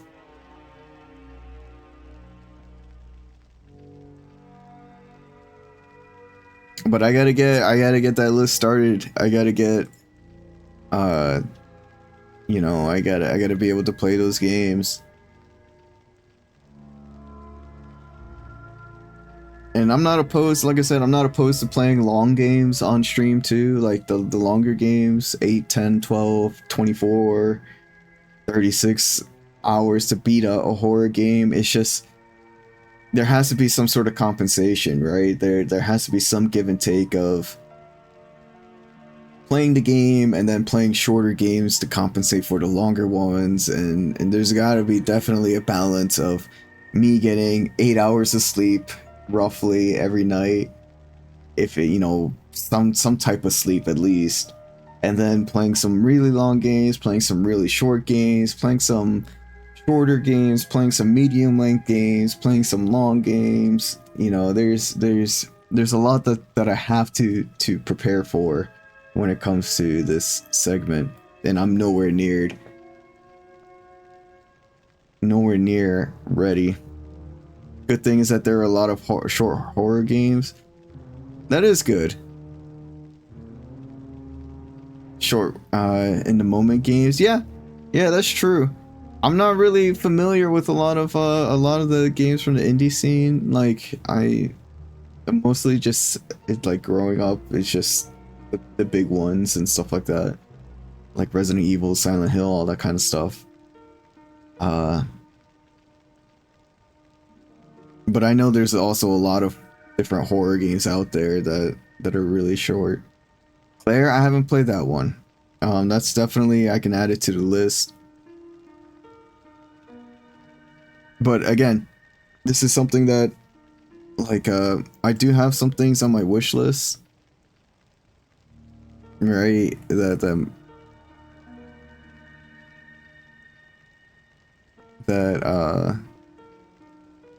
it is on my wish list. Claire is on my wish list for Steam. And there are other ones. It's just gonna be gathering it all and then being able to afford it, right? Because right now none of them are on sale, and full price games, even if they're like $10, $5, it adds up, right? And I need to be able to afford. I'm not gonna maybe not buy all 62 games, but the summer sale is close by. That's true. So we'll definitely wait for that. And then, you know, there's different platforms that do have the sales, like Galaxy or GOG Games and Epic Games and stuff like that we can use to buy our games there as well. But I'm excited. I'm excited for, you know, 62 games is quite a bit. 62 games is quite a bit. But I know we can do it. Snooping in your wish list. Hey, if you see a horror game, if you know a horror game that is not on there and I don't own it, feel free to suggest it and I'll add it to the wish list. I'll add it to, you know, we have that list in Discord that is open, maybe.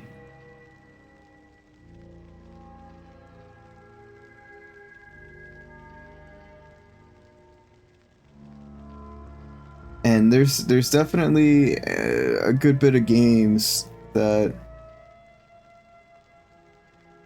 we can add to it, right? Some of these games that we haven't played from that list, which I would be okay with playing for sure. So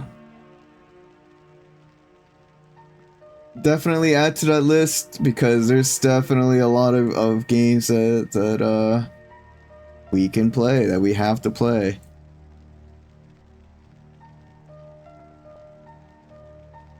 You have 3,000 games in your wish list? Oh my goodness, that's so many games. there some you want to recommend from consoles too? Yeah. By all means, please do. Some of the, I know up to PlayStation 2 games we can stream fairly well. Xbox games, the Xbox emulator is kind of hit or miss, so that can be a little difficult for us. But definitely PlayStation games, maybe PlayStation 3 games. I might be pushing in my PC. Like the CPU in there is not the greatest.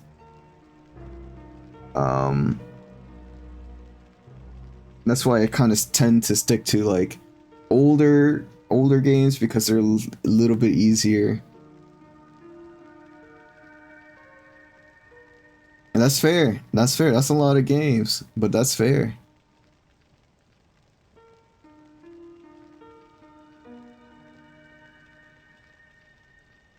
Very retro. Yeah, okay, good.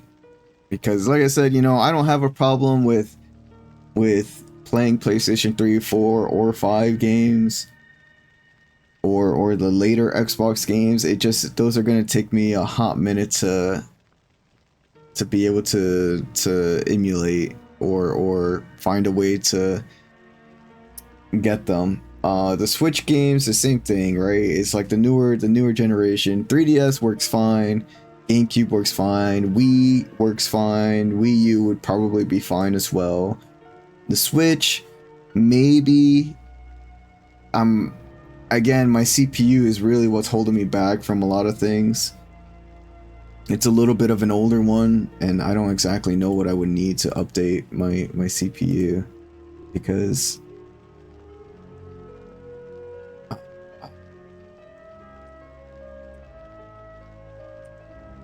I would just need to upgrade it, right?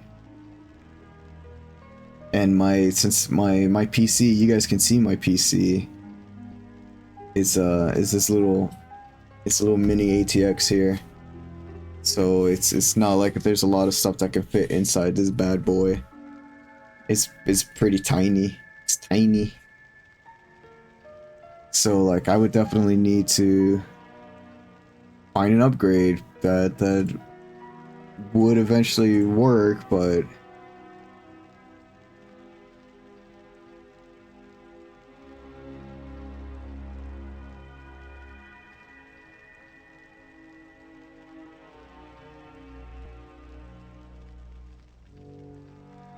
need to find out what kind of motherboard I have just to see what kind of upgrades I can get. I know there's probably not many.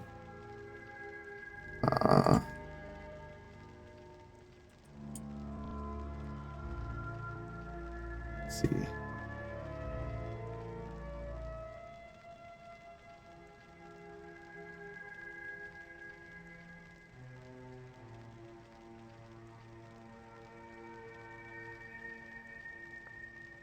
My motherboard is...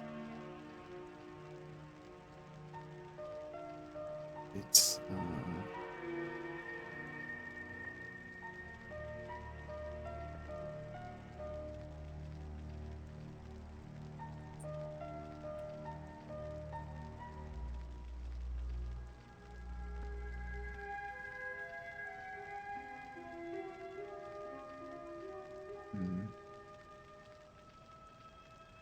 It's an MSI motherboard. Oh, there it is. MSI H110 Pro C.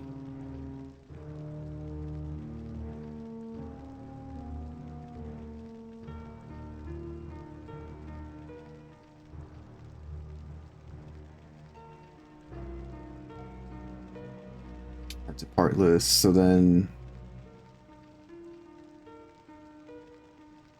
it looks like there's some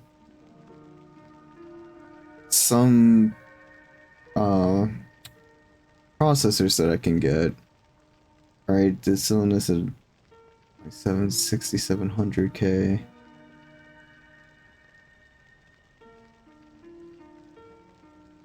For $130.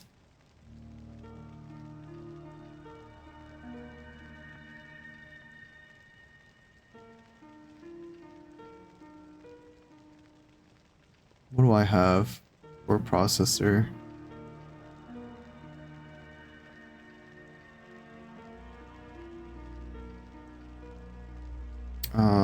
This is what I have for a processor. I have a i7 6700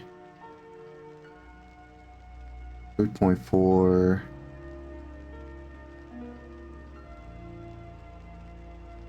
I think this is what I have.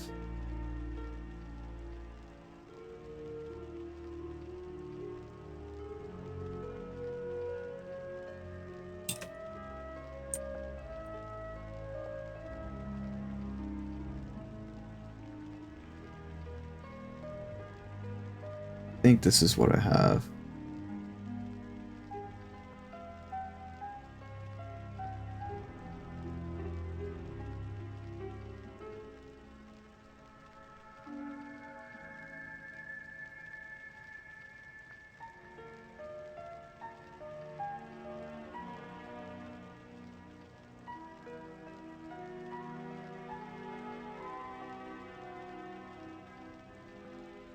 So we would need something that's faster than 3.4 at and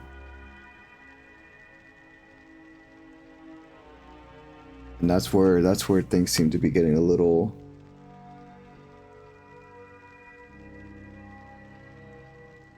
lost here, because I don't think there's much. It's a 4.5. Must have boosted. This is a 4.2. Like a new CPU would cost like $180 maybe.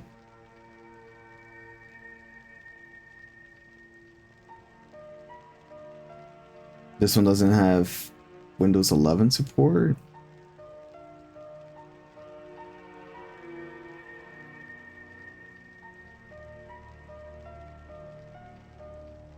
It would definitely take some time to sort through all this and to find a new processor, one that would fit this motherboard.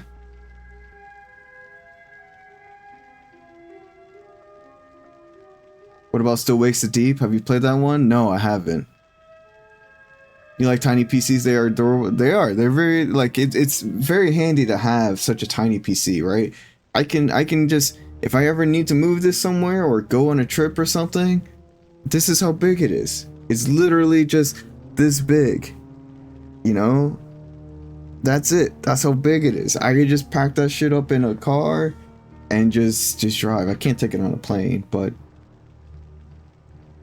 if I'm traveling by car, it's real easy to fit anywhere. But no, I haven't played Still Wakes the Deep. I can add that one to my wish list. I don't think I have it.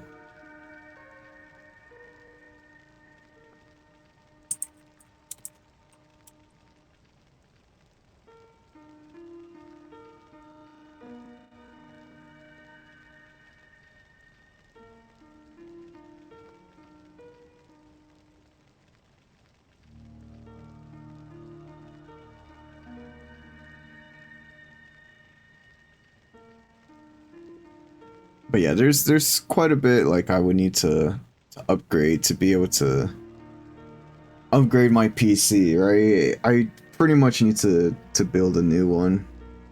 But that costs money. That costs a lot of money. So for the time being, like, I'm okay with this PC because this PC is golden for now. It's doing what it needs to. And sure, you know, there could be more stuff. Of all the games that you get to play, me too. I'm glad I actually just have a PC, because I have another PC. My older PC than this, it's even older, right? And I can't play a lot of the newer games that are coming out on it. With this one, I can play the newer games that are coming out, right? I can play Oblivion, I can play Dune, I can play, you know, whatever. Or no, maybe not whatever, but a lot of the games that are coming out nowadays, I can play them. You weren't even able to play Fortnite? Yeah, and that's the thing, like with this one, it might take me a minute to boot up Fortnite, but once Fortnite and the shaders are loaded, like, I can still play it. I can play it on low settings, which is fine because settings don't really mean much, at least to me.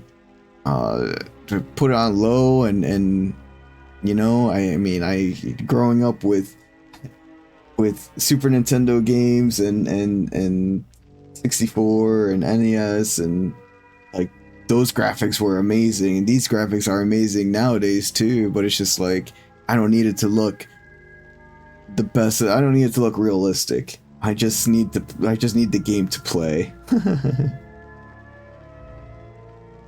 You have Olivia to thank to be able to play all the things you can play now. She gifted you a graphics card and opened so many doors for me. That's wonderful. Liv has such a giant heart. Like, Liv is the homie for sure. My buddy McJiggins, he gave me the graphics card I have in here at the moment. It was an update for sure. An upgrade for what I previously had. But other than that,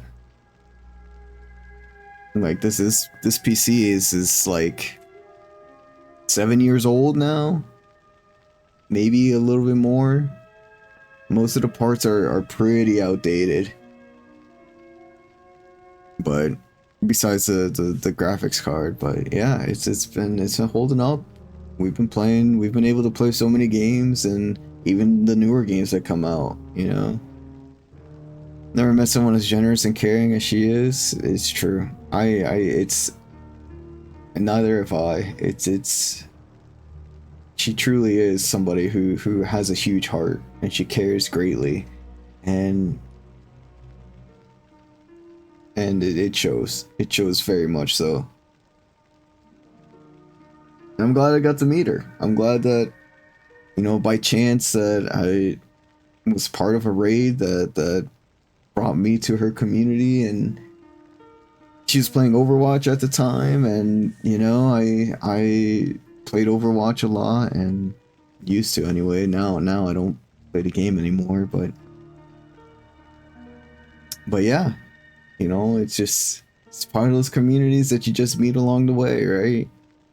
I was talking about it earlier when I first started streaming, but this is, you know, I've had so many adventures since I started streaming, and so many wonderful people that I've met through streaming, and like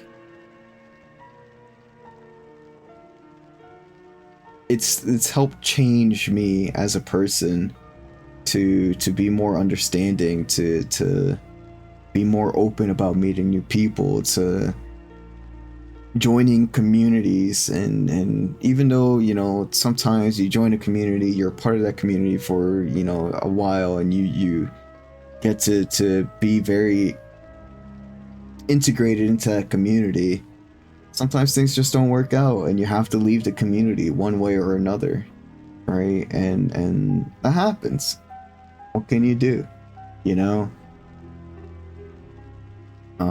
It's just, it sucks, but it happens, and that's just a part of life. It's just, I don't regret any of the decisions that I made to get to that point, or to even get to here, because I learned so much in the process of like how to better myself as a person, as a streamer, as a community person. And, you know, hopefully I was able to share some of my insight with the people I've come across too. And it's just one of those things that's like, when boundaries start to get pushed,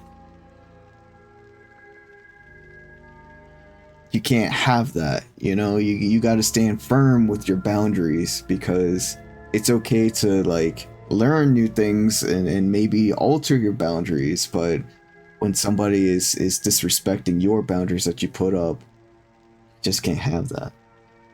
Cannot have that, no matter who they are, no matter how close or like how on the daily y'all are together. You know, you have to have those boundaries set, and when somebody starts breaking them, and like, you know, red flags are going off in your head, that's when things are just gotta be like, well, maybe I don't need to be here. Maybe this community, which once was important to me and opening to me and caring for me, is no longer that place for me. And that's okay. You know, it happens. That's part of life. That's part of change. And, you know, like I said, I'm not gonna, you know, I'm very fortunate to be able to have to meet so many wonderful people, and through those channels meet more wonderful people, you know. That's great. That's one of the greatest parts of knowing a more popular streamer, or a more viewership streamers, the bigger channels, is that you can network more, right? Into meeting new people, into meeting more people, into meeting people of all sorts. And like I said, you know, sometimes things just kind of change in those communities where you're just like, okay, well, I was actively part of this community. I saw the community make changes that I don't agree with, and it's time for me to leave. Right? And it's now, like, you know, there are some communities that I'm part of that are huge, right? Thousands of people are part of that community.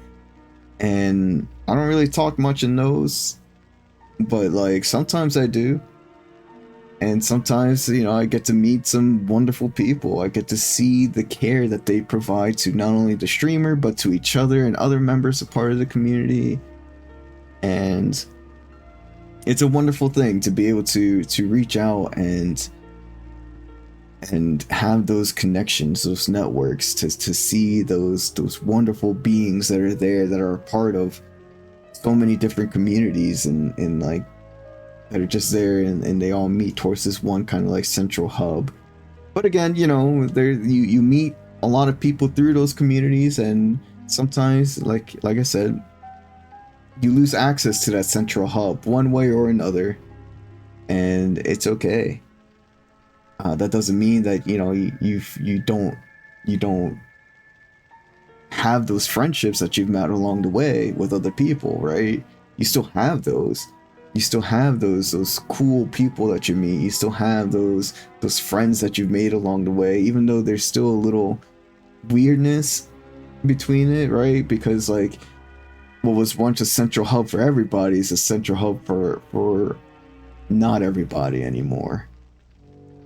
And, you know, it happens. There's not much you can do, but just keep working on who you are as a person, and keep building those friendships, those ties that you have, and to not like feel the pressure, because there's going to be pressure, but you can't let that pressure change the friendships that you've made along the way as well. You know, you just can't, like, I couldn't imagine just straight up leaving friends communities based off of I guess I can't imagine, because I have done it before, but it's really a matter of like how close and how the ties are between certain people, and just trying to provide that space for yourself to heal, as well as provide that space for you to just be like, you know what, sometimes you just gotta let things go, and that's okay too. You always gotta put yourself first. You always gotta put yourself first, because nobody else in this world will. And like, when you stabilize and you're to a point where you can help other people, or you can see other people for what they are, you can like be comfortable hanging out with other people, and like setting boundaries and making sure that those boundaries aren't pushed, or like those boundaries aren't bypassed or disrespected in any way. You know, it's important. It's important to get that feeling done, that feeling of what you need for yourself. And then that takes time. You know, it takes trial and error. That takes whatever, like it takes life experience to set them, but you gotta stand firm when those boundaries are being pressed, or else you're gonna be living in a situation that you don't want to be in. And sometimes we don't have that luxury of not wanting to be in a situation, because that's just how it is. It's just how life is sometimes.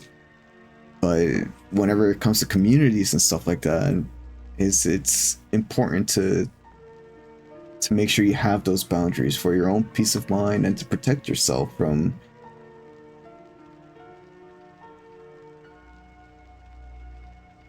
people who are out there, people who mask themselves one way and aren't like that, people who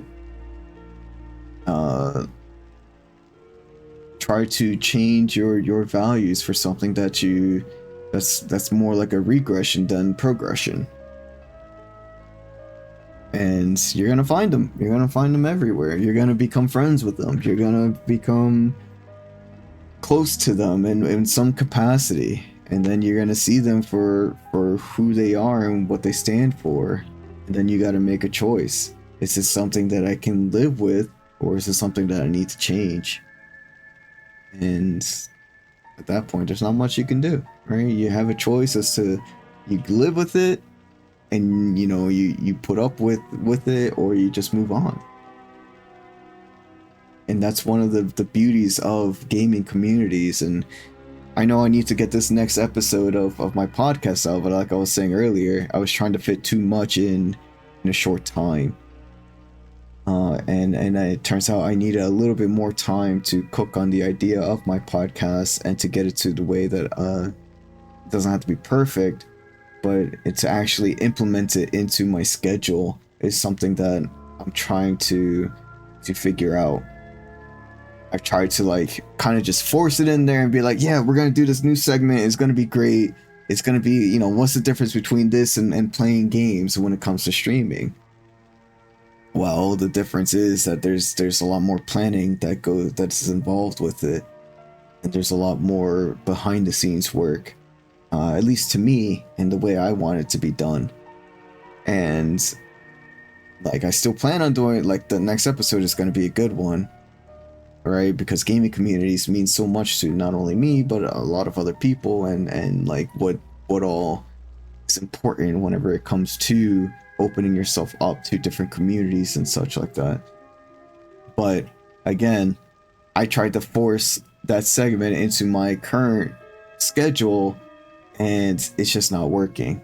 It just didn't work out. And that was something that, to me, I learned, and like, I had to grow from understanding that, hey, I do have these segments I want to do, and I want them to meet a certain standard and criteria that I have. And for that means I need to implement more time in my schedule that's already pretty full of just trying to survive, right? That's the biggest thing. It's just trying to survive and trying to provide for myself.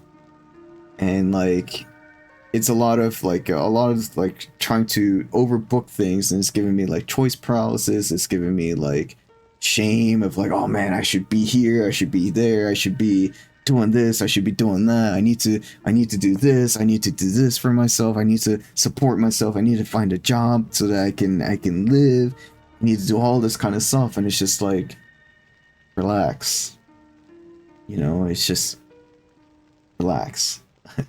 Take it one step at a time. Me personally, there's a lot of days that I have to spend most of my energy trying to survive. That's not even with a job, that's without a job, because my health is fails me a lot of the days, right? And you really, when your health fails you have to take a step back and kind of reassess the situation that you're in, because you no longer can do things what normal people, what abled people are able to do. And you have a different routine that you have to follow, a much slower one. And it's one of the tragedies of this world is that slowing down is difficult, because when you slow down, it feels like your dreams and your aspirations and your goals are just going to be far, far away, and you're never going to get them or accomplish them.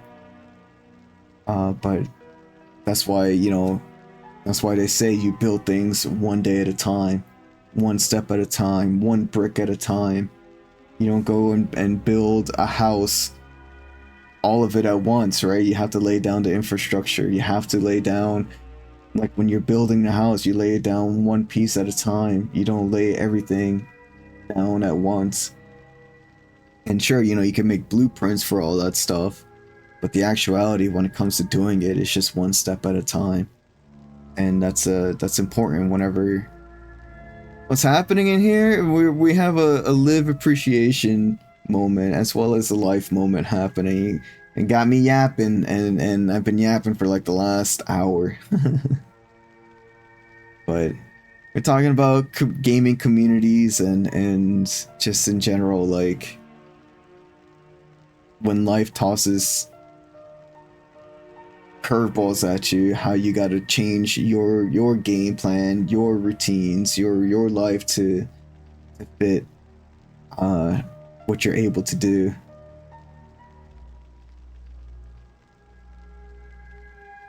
Aw, Fungi is a wonderful person. I know I've gone to Fungi for help on a few occasions, and Fungi's advice is always top notch.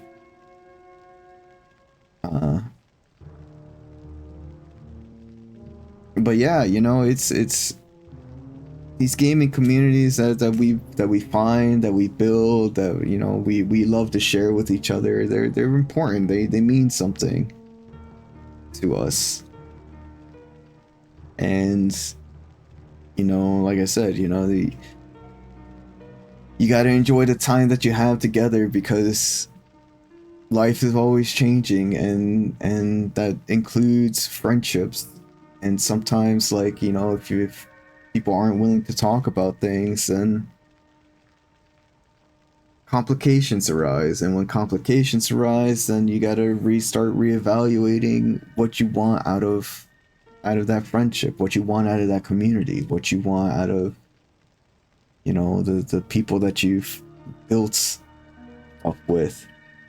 And sometimes you gotta walk away, and sometimes, you know, you gotta do whatever you need to preserve your boundaries and keep pushing forward with who you are, instead of trying to change to appease to what the group is.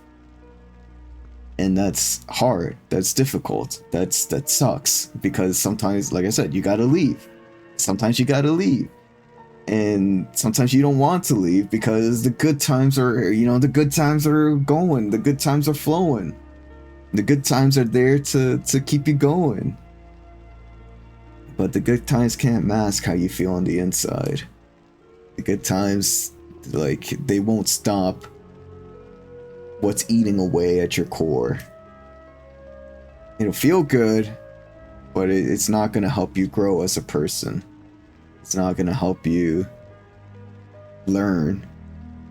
It's not going to help you keep your boundaries set, you know. And that's not to say that you have to, like, you know, as soon as something comes up, you got to be like, oh, that's it, you're done, like, done, I need to get out of here. That's not what I'm saying either, you know. There's certain times where we have to rely on dealing with certain aspects of people to just, you know, get the access to the better side of things and to live. And that's okay too, you know. I'm not saying to go out there and just end all the relationships that you have because of inconveniences. But you do have to just, like, see what's good for you, and if it's something that you can live with at the time until things change, or if you know, don't wait for things to change, because who knows if things will change. But make sure whatever you're doing for you, whatever community you join, is for you, and that if you do, like, if you are getting a benefit out of it, and that benefit outweighs the negative, because you know we all have a threshold of what we can put up with and what we can't put up with, and like it's okay to put up with something that you don't agree with if the benefit outweighs that. You know what I'm saying? Like, it shouldn't be like that, but sometimes it has to be. Like, sometimes it is like that. It doesn't have to be. Sometimes it just is like that. And sometimes it's exactly what you need in that moment to survive. It's one of the reasons why I really love lit fiction, is because sometimes you do things that you're not very proud of in order to survive. And there's a difference between surviving and just like actually like propagating that kind of hurts, that kind of negativity that you don't really want in your life. And you know, the first things first, you know, you gotta do what you can to survive. And that means, like I said, finding those communities that mean something to you, and building something with them, and hoping that, you know, things don't end sooner or later, or sooner rather than later, even though they might end sooner, and just being okay with things ending. You know, people go their separate ways, people have different lines of thoughts, people surprise you and come back into your life years later. Right? It's you never know what the world is gonna toss at you. And what what will humble you, and what will make you see life in a different way, and what will make, you know, you change into something that you might not even notice that you're changing into. You know, you might not notice like some of those toxic traits, some of those regress, or some of those progress that you made fighting those traits, and the regression that happens.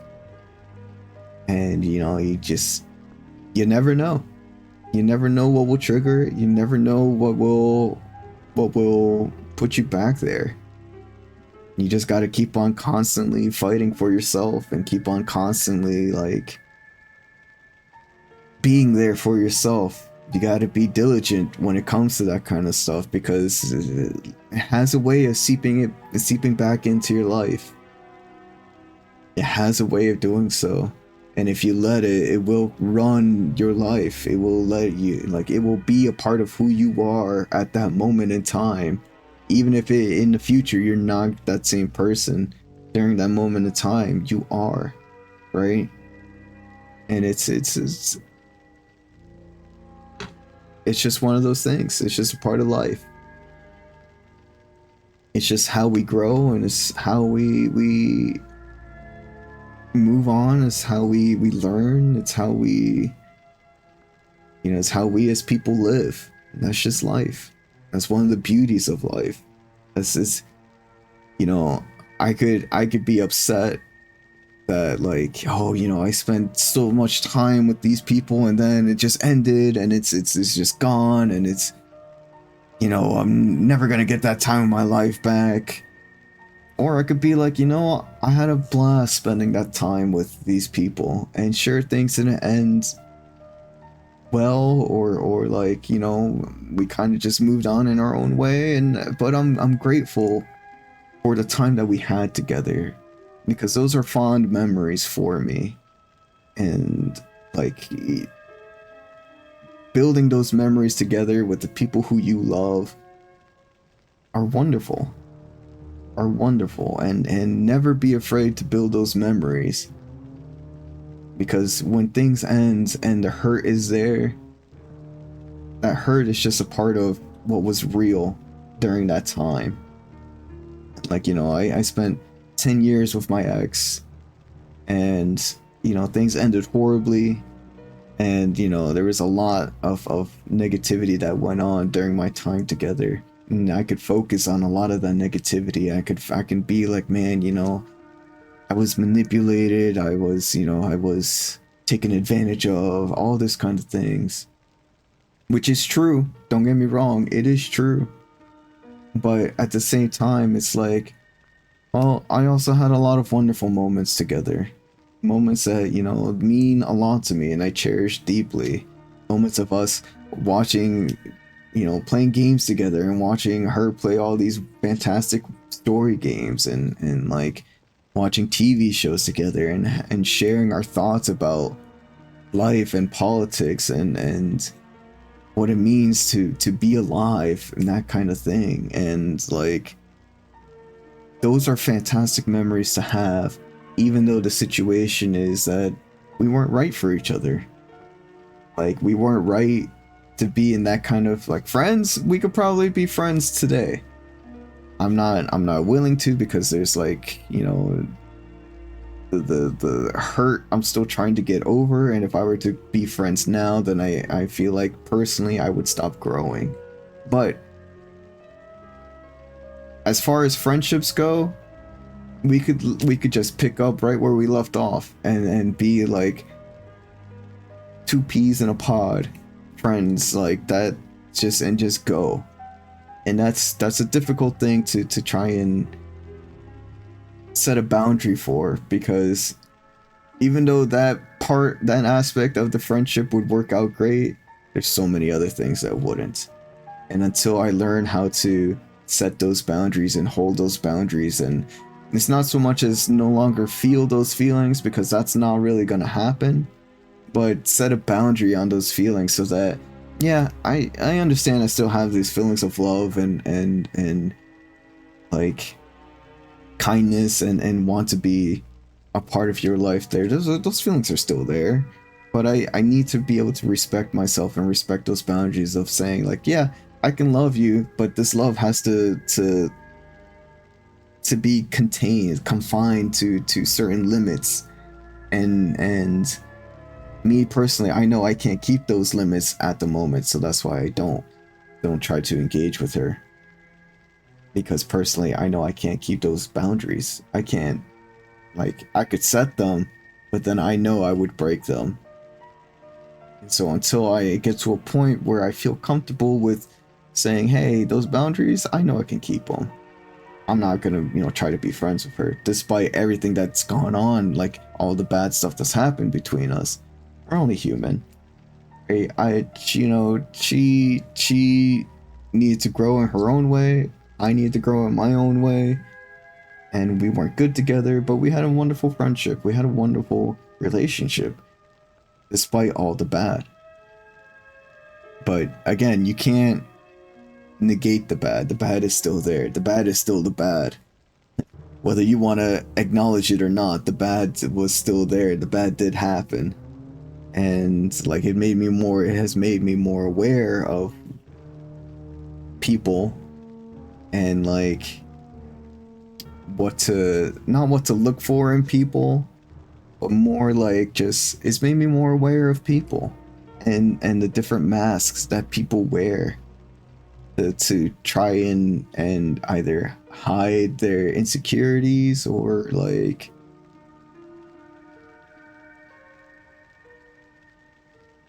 maybe not hide, but like the different ways people interact with each other to try and seek what they're looking for. And like it's people follow patterns. They always follow patterns. And it's hard to break patterns. But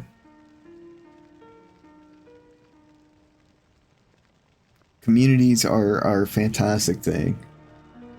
And like I said, you know,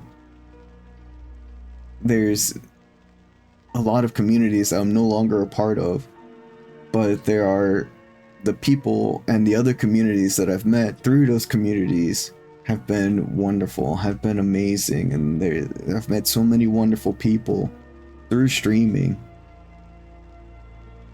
through like, you know, I wouldn't be able to do this without the power of the internet. Without the power of the internet, I would be like in my bed in pain, agonizing pain all the time, which is not different from now, but like now I can stream and I can share my story and I can listen to other stories from different parts of the world, from people all over the world. I can form bonds and friendships from people who live all over the world. And it's one of the beautiful things about streaming and about living and you know, living in this time and being able to do so. I was reading that, you know, Gastroparesis has been around for so long, like long time. Dated back to like ancient Greece and stuff like that. And like I can't imagine like what people did back in the day of just not having this kind of technology, right? Like just being in pain, writhing, and reading books, maybe having people come to visit, you know, because you can't really go anywhere because you're in pain all the time. And some days sometimes you do have better pain days, sure, but then you realize that your friends start to move on, and you know, it's just all the people who are close to you, they keep progressing while you progress, but at a slower speed. And sometimes the people who are close to you, they no longer, it's not so much as like they don't care about you. It's a lot like they're living their life too. And the life that you guys used to live together, you guys were at the same speed. But now that speed has changed, and that they're still living the life at this speed, whereas you have to live the life at this speed, there's the friendships sort of just kind of, it doesn't stay. Because there's different aspects in their life, like, oh, you know, I just got this new job, or, you know, I got a promotion, or I'm starting a new family, or I got these new hobbies that's more active, whereas I understand you can't be as active and stuff like that. And again, it's nobody's fault, right? That's just how life is. You wouldn't want your friends to stop being who they were or who they are, because that's what made them your friends, right? That's what made them them. And it's more of just trying to find a different group. Because sure, they're still your friends, but they don't understand what you're going through quite so. And they don't need to be like there as part of every part of your life. But you know, it's definitely something that you gotta take into consideration whenever you do get injured, whenever you do have something going against you, some sort of opposition. On a grand scale, be it health, be it political, be it whatever, you know, whatever is your opposition. And it's just, you know, it's just one of those things that you gotta learn to adapt to. It's something that we all gotta learn to adapt to. I remember when I was first diagnosed with gastroparesis, it's been 5 years now, and like when I first was diagnosed, it's just like, damn, I won't be able to do anything.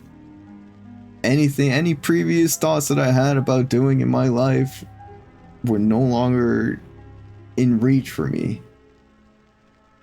And then as I've learned more about this illness, and as I learned more about how to manage this illness, you know, I learned, you know, I still have my bad days, but like I learned that, you know, I'm gonna have some bad days. I'm gonna have days that are gonna make me feel mentally drained. That I'm gonna have days that I feel worthless. I'm gonna have days that are gonna be trying, that are gonna be tough. That are gonna make me not want to live anymore. You know, I'm gonna have days that are gonna make me, man, I wish I could eat a steak right now, you know? I can't eat red meat. You know how hard it's been not to eat steaks and burgers and all that stuff? It's some of my favorite foods, you know?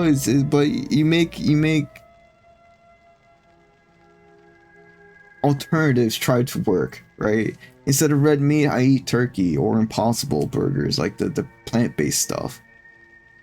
Or I just don't eat burgers at all. Like, I'm not supposed to have pizza, so what do I do instead? I just have like bread and cheese, and like the bread in a way that's like it's still pizza dough, right? Because that's just bread and cheese, but I don't have sauce. I don't add many toppings to it, and it's like the serving size are way less, you know, because that's what I need to be able to have pizza.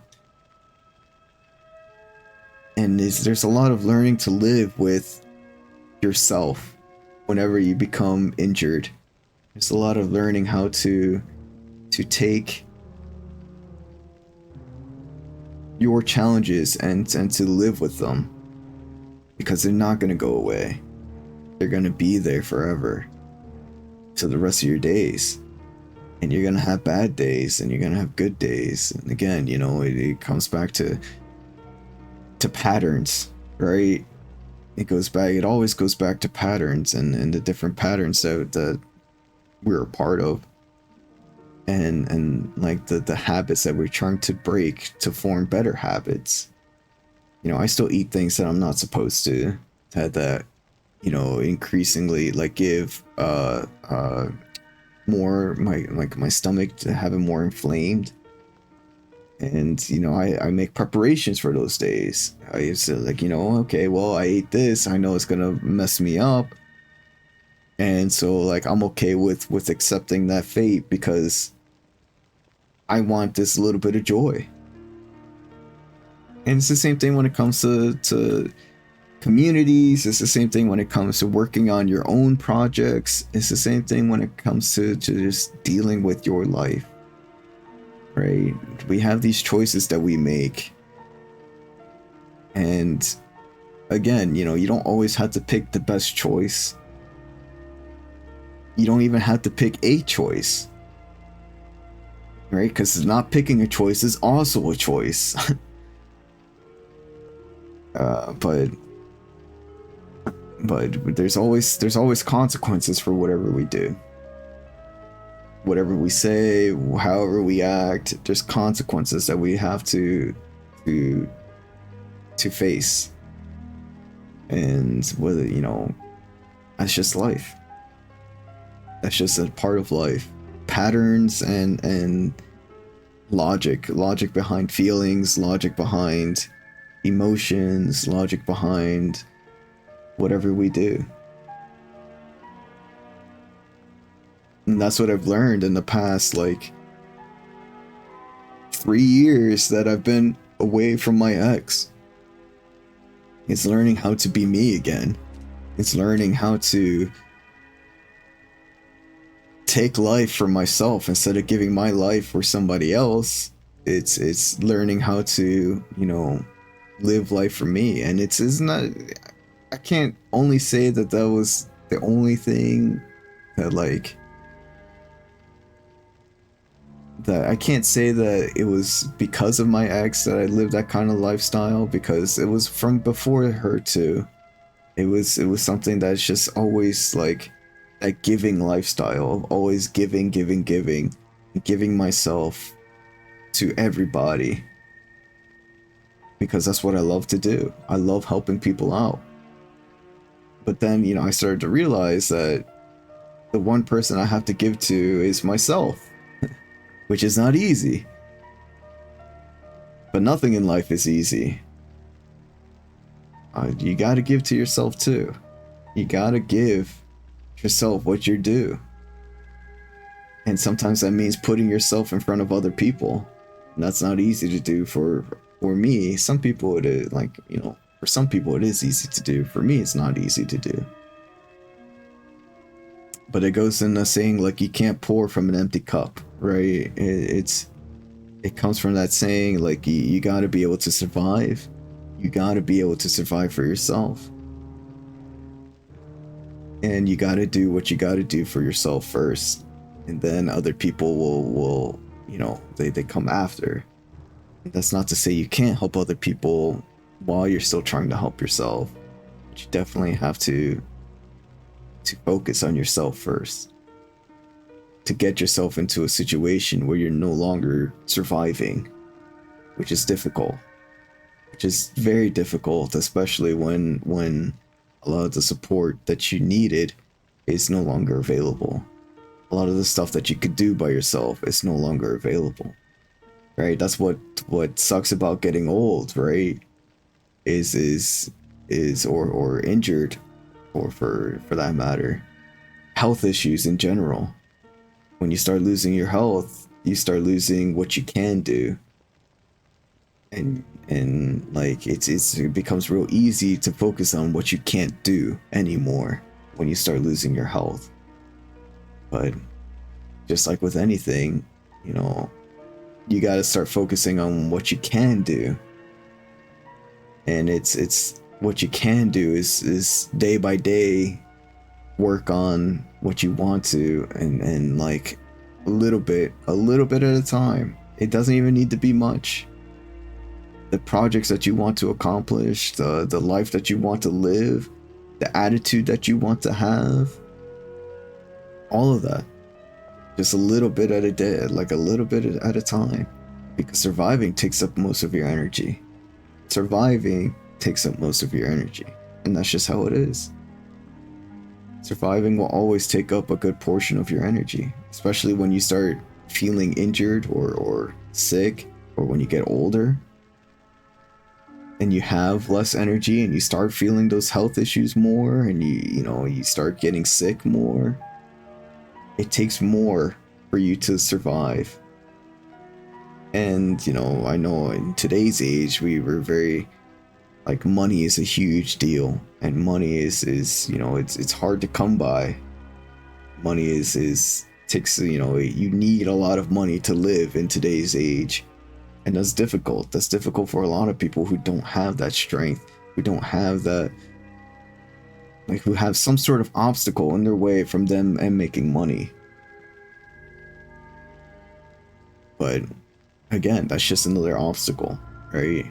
It's just another obstacle, and it's a tough one, but it's just another thing that you gotta, like, learn how to survive, and that's making money in some way. It's providing for yourself. It's that no longer needing to rely on other people, to being self-sufficient, right? It's difficult to get to that point, and there's not really like a way to be self-sufficient, because we live in communities, right? So no matter what, we're always going to be relying on other people. Even if you get a job, right, you're relying on your boss to be able to pay you a paycheck or your work. So, like, being self-sufficient is not a real thing in today's age. There are ways that you could provide for yourself, but, like, don't ever get fooled into thinking that you're a one-man army, and that, oh, I got here all by myself, and I did this all by myself. And it's like, well, not really, because even those people, like, who are self-made, quote unquote, they've had a lot of support from their communities, from the people who love them, from, whatever provided for them so that they could see another day. And sure, not everybody has those, like not everybody has as much to give or as much to take from other people as others, but there's still always somebody out there that will help you. And you gotta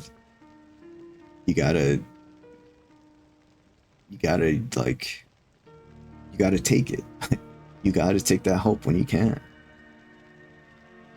Don't be afraid to take help. Help is there for a reason. It's called help for a reason. It's assistance. We can't live in this world by ourselves.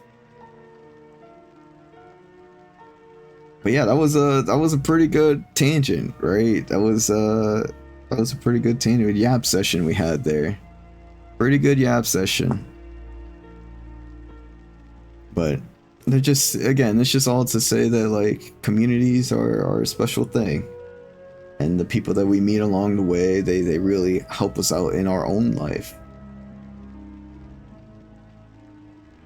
And there's just one thing that, you know, I'm really can't wait to implement into my game that I'm making, the latest game that I have concepts for and the story for. Because grief is a huge thing that takes apart a lot of your life. Then you gotta learn how to manage the grief, and then you start learning how other people's griefs affect them, and then, you know, you see the mask that they wear to hide their grief, to not only hide it, but like that's the way that they see life, is through their grief. And it's not like, you know, you can help them. I mean, you can help them, but you can't help them get over their own grief. That's something that they have to do. You can provide support for them, and like maybe share a story of how that grief, you know, how you've experienced that grief in some way, or maybe like, you know, you seek professional help to deal with that grief in some way. But at the end of the day, like the one person who has to change their mindset into a different way of thinking about things is the person, right? And sure, there's so many external factors out there that can help persuade that person to thinking a different way, but the person themselves are the ones that have to take control of what they want to change, and what they want to be, and how they want to live, and do all that kind of stuff. Granted, there are restrictions, you know, money and the environment that you live in. Those are pretty big restrictions. So like it's about changing the way that you think, but also recognizing those boundaries that are not boundaries, but just the limitations that are around you at the time. Not necessarily permanent limitations or boundaries, but currently that's the state of affairs, right? Like, you know, whenever all this stuff politically started happening, you know, I stopped going outside for my runs because I don't feel safe, right? I don't feel safe going outside for a jog in this area where I live. And it's not that this is a bad area that I live in. It's just, it's one of those things that I'll never know. I'll never know what happened. Like, you know, there's so many like ICE raids happening, and although I'm a legal citizen, I've been here all my life, I'm an American citizen. What does that mean? You know, what exactly does that mean to people who aren't really like following rules for all of it, and like are arresting American citizens and detaining citizens because, hey, you're a brown guy, you look Hispanic, or maybe you don't even need to look Hispanic, you look a certain way, you know, let's take them in. Then you have vigilantes that are like, what are you doing here in my land? And I'm, you know, it's just kind of like, what do you mean? I've lived here all my life. And it's like, well, this land belonged to my ancestors, and like, your kind's not welcomed here. And like, let's be real, Mexico has been America's boogeyman for many years, like many generations, even since, like, I remember my parents talking about it since they were young. So like, what am I supposed to do, you know? And sure, you know, you don't live your life out of fear and stuff like that, but that doesn't mean you can't take calculated steps into protecting who you are and stuff like that. But anyway, let's get back to the game. We made it to the next act. Again, that was a pretty good yap session, and sorry for just kind of going off the rails there, because like, we can yap about communities, we can yap about feelings, we can yap about so much stuff, and we love to talk about it. We love to talk about our experience in life and how we are growing as a person still today, and how life has affected us in multiple ways, right? And how we can still show kindness to others, and how we can still be empathetic towards others, and be there for others while experiencing this life ourselves. And you know, it's just,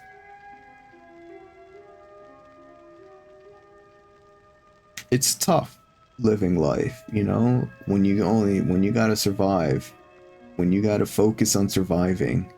It's tough. And there are a lot of days that are gonna like challenge you greatly, and there are a lot of days where you're gonna be like, this isn't worth it. There are gonna be a lot of days where you're just like, damn, why am I here? Why am I alive? And that's the thing, it's just, your purpose in life is to just live and just try your best to do whatever you want, like accomplish whatever you want to accomplish. And it's not going to be easy. It's going to be very difficult, and there's going to be a lot of days where you're going to be like, you know what, fuck this shit, I'm not going to work on this shit anymore. And that's okay too. That's perfectly fine. It's perfectly fine to take breaks. It's perfectly fine to alter your route and what you want to work on and what you don't want to work on anymore. It's perfectly fine to live life however you see fit.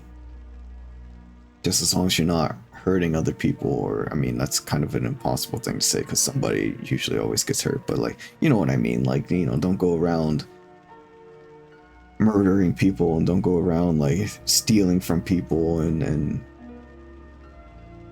you know, it's just, you're common man, not like companies and stuff like that. But yeah, I mean, it's tough. It's tough to live in life. It's tough living life, and the only place you can go is forward. And try and learn something new. I mean, we're always learning something new, but like, you know, like, brush up on your skills, don't brush up on your skills, learn what it means to be part of the community, learn intelligence in some way, emotional intelligence, academic intelligence, street intelligence, you know, whatever you need to learn. Try and learn it.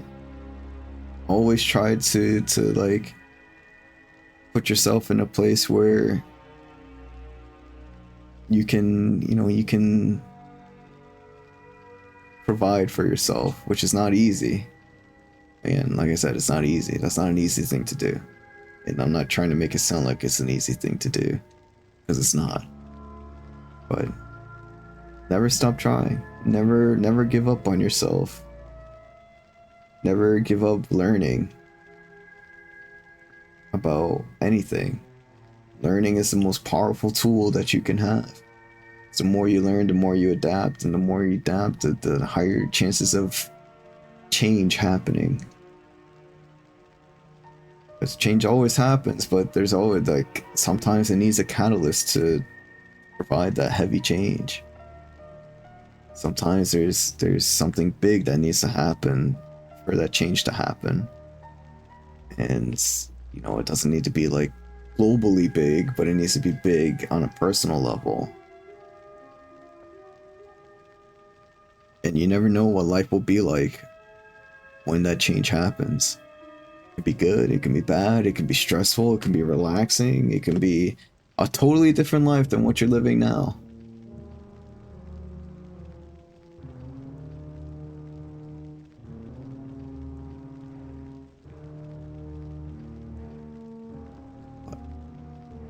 Yeah, never give up on who you want to be. Never give up on that. And who you want to be can change at any moment.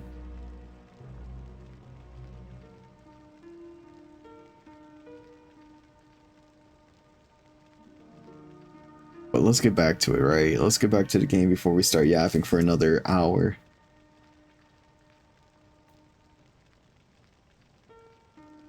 It's already 3 a.m., 3:30 a.m. These late night yaps are just stalling, right? We're just stalling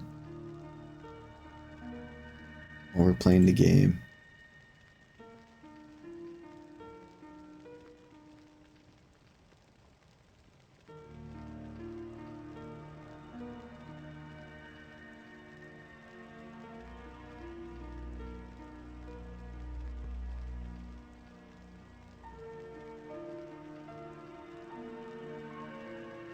I know I said no more stalling. But like I don't know, it's been a hell of a ride, you know, these last 2 years. It's been a hell of a ride. It's been a hell of a fun ride. And I'm excited for the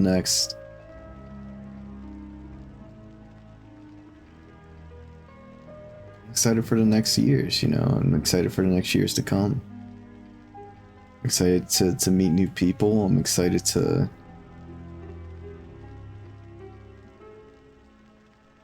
see what life has to provide. I'm excited to see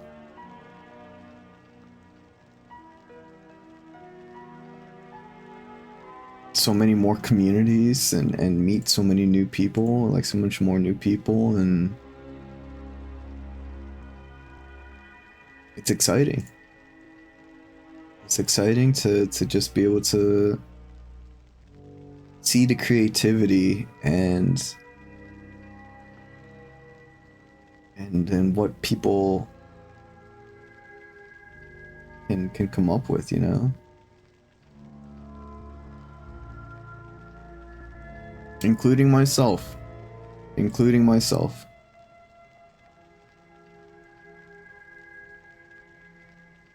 Including myself.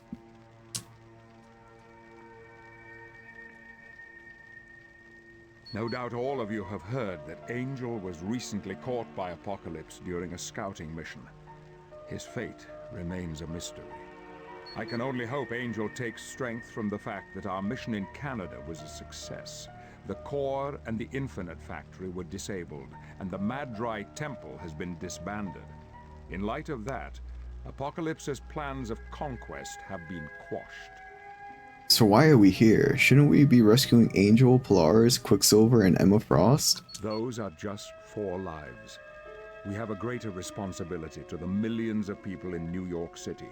We must free them from the tyranny of Apocalypse. It isn't going to be easy. Apocalypse's military is dug in everywhere. Agreed.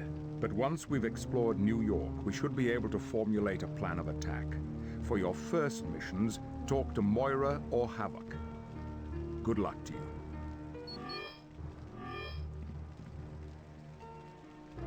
Moira McTaggart. Greetings, X-Man. It's been a while, hasn't it? Hi Moira, what news have you got for To us? get Apocalypse out of New York City, we'll have to battle him in his tower. But we first have to get into his tower, which from all indications is impossible. Come on now, Moira. With you, nothing is impossible. Well, there may be a solution. Look up Sebastian Shaw in New York City. If anyone would know how to get into that tower, it'd be him. Any suggestions how to get into the city? There's no way we can take the X-Jet. We'd be shot down in seconds. Quite right. Your best bet for entering New York City undetected would be the sewers. There's an entrance near the mansion. Oh boy, the sewers. Kamado, thank you so much for the lurk. Hope you're having a great evening. Hope your day's been pretty good. If you'd like more information, use the mission briefing computer by Charles. What have you been up to, Doctor? Since the attack on New York, I've been helping treat the wounded. Just recently, I've begun working with the underground. The underground? Aye, we've set up an underground railroad of sorts that helps those fleeing the city. Who's in charge of the An underground? old acquaintance of ours. Marrow. Morrow? She's a Morlock. Why would she help humans? Let's just say she learned a lesson in kindness when the X-Men saved her people from the Gersel soldiers. I believe she's attempting to pay back that kindness. What do you know about Sebastian Shaw? I know he's the leader of the Hellfire Club, and he has little love for the X-Men. I also know he gave information to Angel about the Infinite Factory. Could Shaw have been the reason Angel was caught by Apocalypse? No. Shaw hates Apocalypse as much as we do, and that's why he might be willing to tell us how to get into that tower. Thanks for the information, Moira. You're quite welcome, my friend.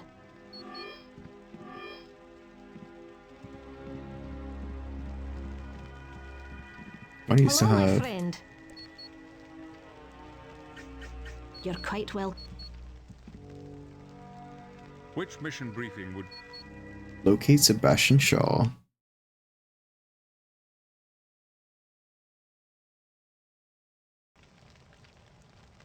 Before we can hope to defeat Apocalypse, we must first determine how to gain entry to his stronghold.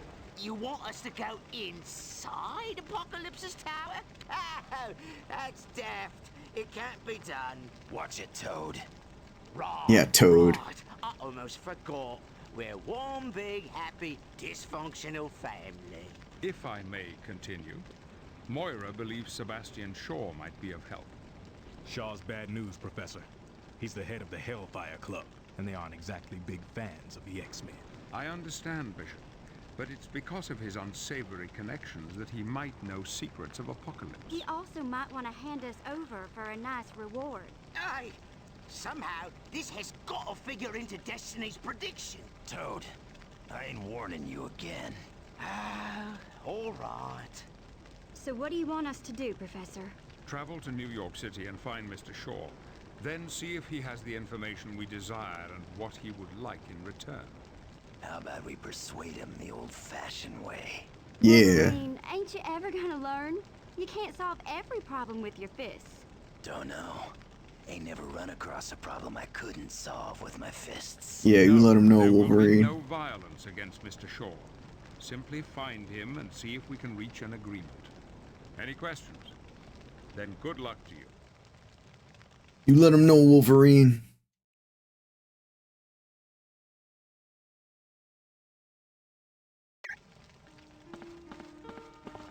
Whoa, teleported us to the X-Jet. Quick, there's not much time. They need us to disable the defense platforms Apocalypse has placed along the coast. Why is that? A group of Sentinels are being sent to pick up New York refugees, but those platforms will destroy anything that flies by.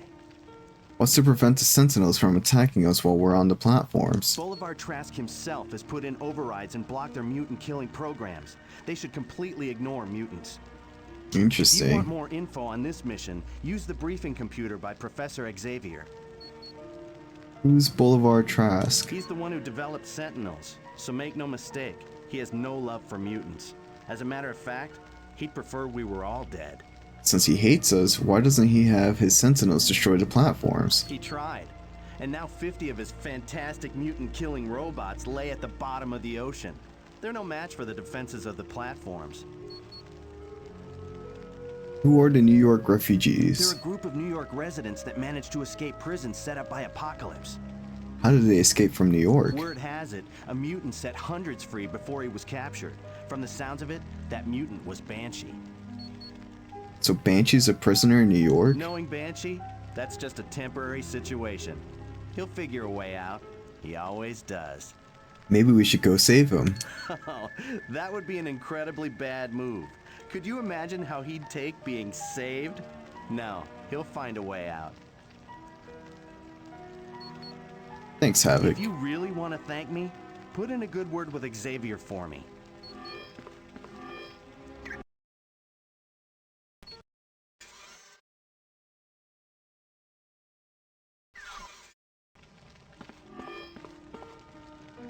There's our hero stash, but... Major room computer. So Kitty how's the grand Pride. experiment going? Are the Brotherhood and X-Men really working together? Only because Professor X and Magneto are constantly keeping the peace. Hey, do you know where Colossus is? I haven't seen the big lug for weeks, and I miss him. Your boyfriend, Colossus? Yes, that Colossus. What's going on here? Something's up. Nothing. Nothing at all. Spill it, or you're never going to have another moment's peace. Alright, Scarlet Witch has been paying a lot of attention to Colossus. Nothing's happened yet, but it could. Oh, no it won't. You send Colossus over here this instant. I'll get this all straightened out real quick. Who are you? My real name's Kitty Pryde, but my code name's Shadowcat. What's your mutant power? I can phase through any solid object, which means I can walk through floors and walls. What are you doing here at the X Mansion? Helping Dr. McTaggart get prisoners out of New York City. Every so often, I make a run in and grab a few people. How's that going? Way too slow. Apocalypse has guards stationed everywhere. It's all I can do to keep from getting captured. How are things in New York? Terrible.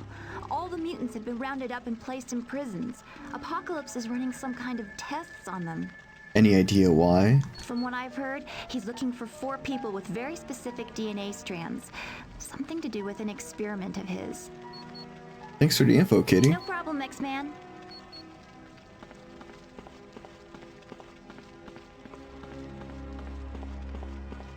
Okay, so the sewers are one of the entry points that we can have. Well, we made it back to the mansion. What's left of it, anyway. Can anything be done about the X Mansion? Certainly. Professor Xavier has been talking with Beast and me about how best to rebuild it. What about Cerebro? That's perhaps the most exciting part of all. Beast has come up with a radical new design he calls Cerebra. What's Cerebra? Think of it as Cerebro's big sister. If Beast's calculations are correct, she'll be many times more powerful than her little brother. Isn't a machine that powerful dangerous? If it were in the hands of anyone else, I'd have to agree. But Professor Xavier has never abused his power, and I can't see why he'd start now. What about all the times that Professor X has been, like, brainwashed, manipulated? My pleasure. They're not worried about that?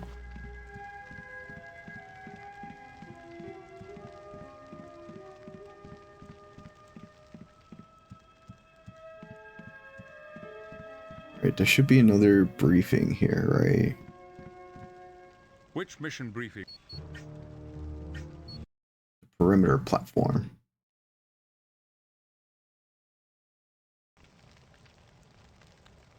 Greetings. It seems we have a mission of mercy to carry out.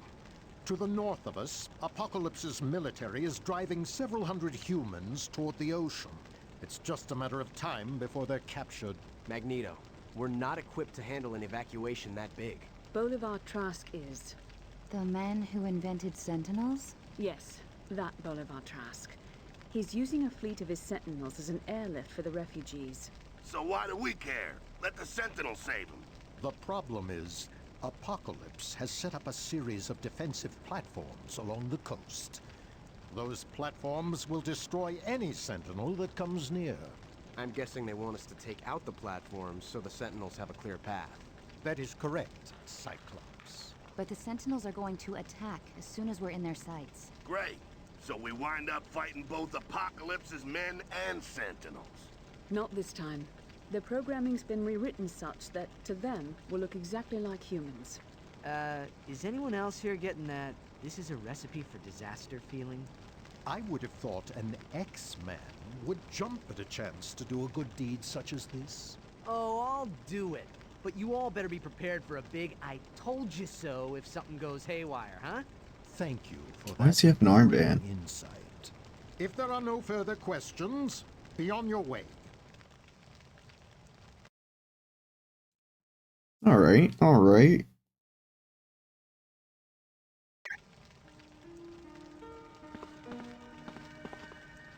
I think that's everything we can talk to.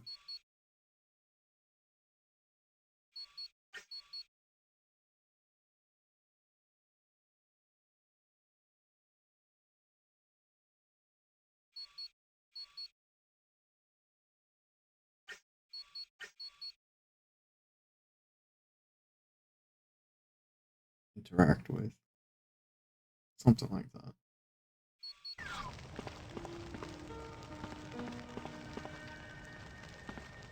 Alright, do we want to save people first, or do we want to find a way in? Take us to the perimeter platforms. Are you sure you want to go to the platforms? Let's save those people.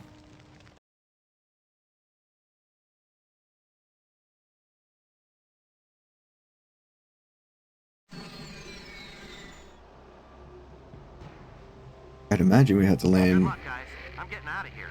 There's way too many anti-aircraft guns on these platforms. Thank you, Havoc. You braved a great deal to get the team to the landing zone. And because the platforms are much more heavily fortified than first believed, I've requested the aid of S.H.I.E.L.D. Oh. They can better secure the structures once the defenses are down. Plus, they have a more thorough reconnaissance of the area.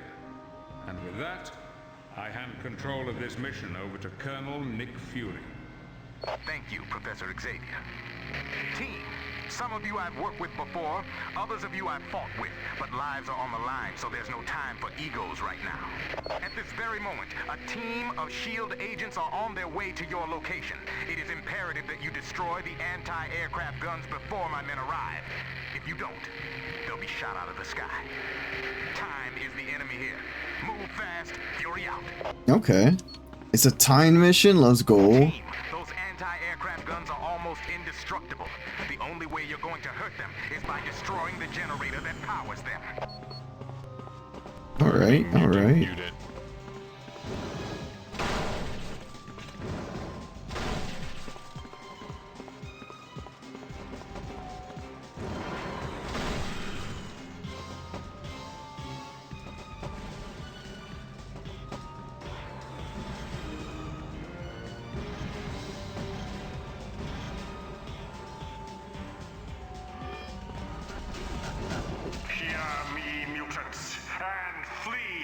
Sound of my voice.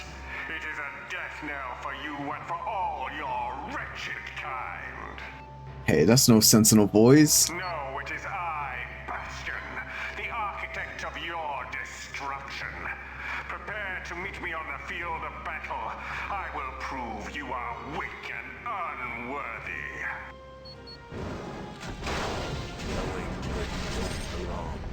The Juggernaut wins again! Ooh, yeah!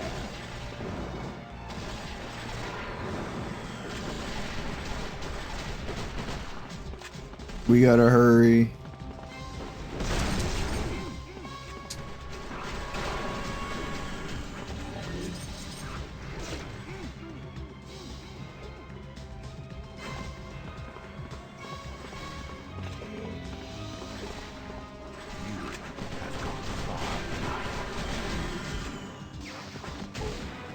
We don't need these. No, we got shot out of the sky.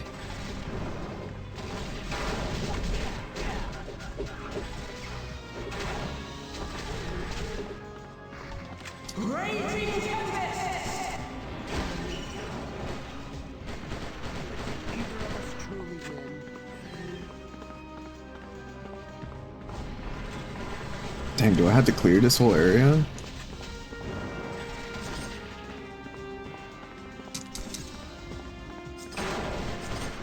I didn't think so. This unit has targeted a mutant life form. Oops. Oh, we gotta go this way. Oh shit, we might have spent too long.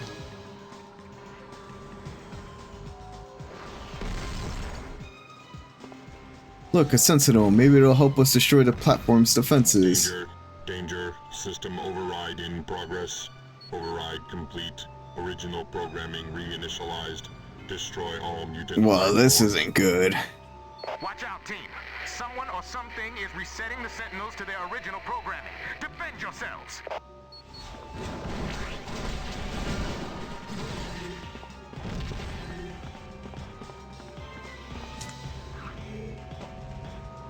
We followed you everywhere.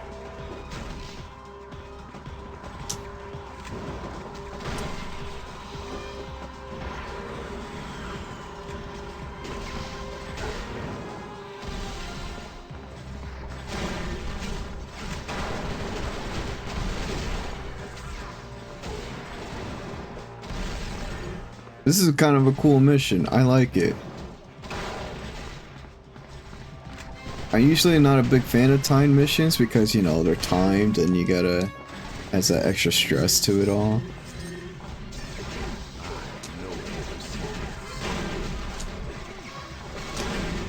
Phoenix Mantle.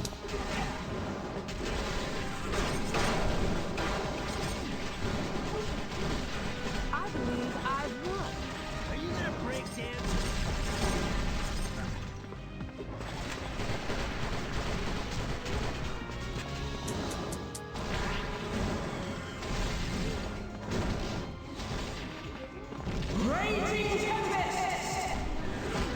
Might as well use some of these, right?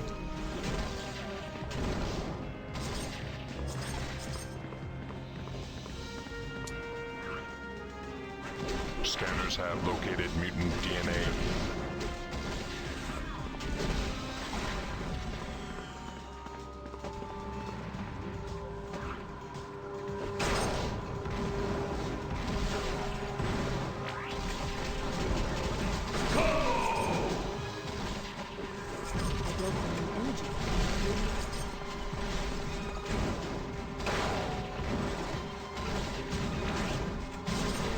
Enjoy your nap. Cease all mutant activity.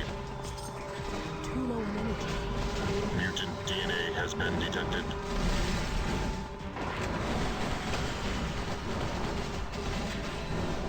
Scanners have located mutant DNA.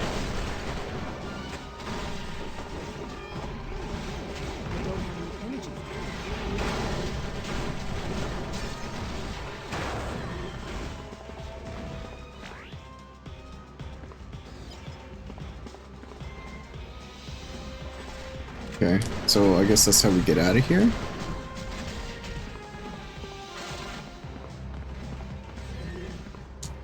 Take these jokers down.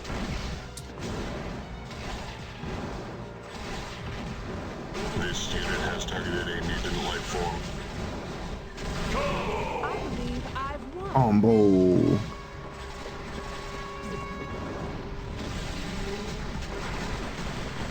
Raging Tempest!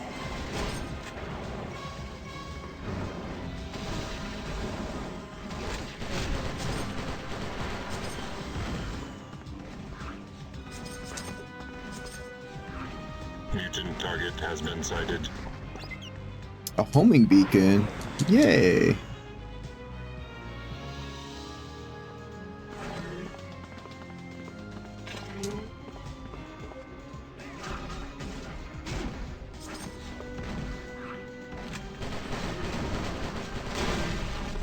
This is when I do my happy dance.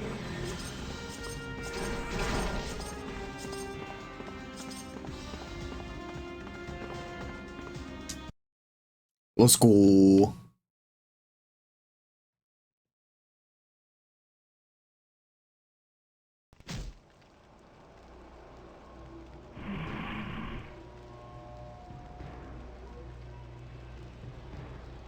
Team, meet Sergeant Charles Kilroy.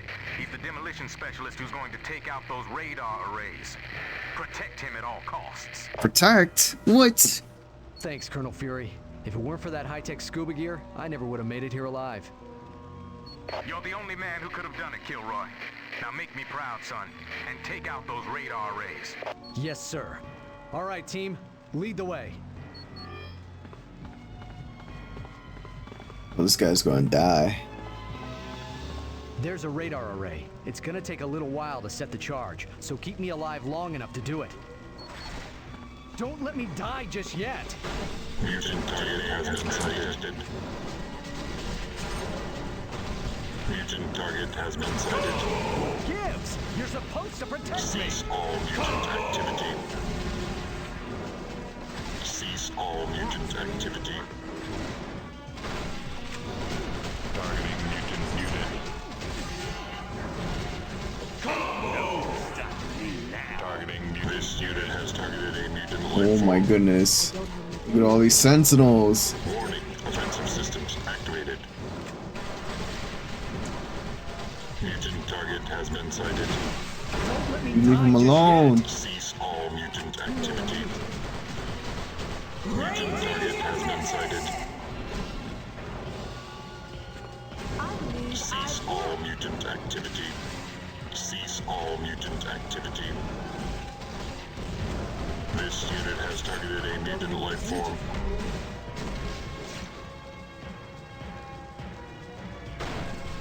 All right, let's go. Well, isn't that a pretty sight? Let's get back. Now let's get to the next radar array. Well done, Sergeant, and good job, team. SHIELD agents will now secure the platform. You're free to move on to the next radar array. Let's go, SHIELD. Scanners have located mutant DNA. Holy shit! Is that a hole? Oh my goodness, I thought it was a hole. DNA has been detected. Scanners have located mutant DNA. Surrender, mutant. This unit has targeted a mutant life form. Mutant DNA has been detected. Surrender. Oh my god, there's so many! Mutant DNA has been detected. Die just yet. Cease all mutant activity. Mutant target has been sighted. Mutant target has been sighted. Mutant target has been sighted. Warning, offensive systems activated. Cease all mutant activity. You're supposed to protect me. Okay, okay, we need to get out of here. Surrender, mutant. This guy's just taking chunks of damage. I wanna see what else is over here though.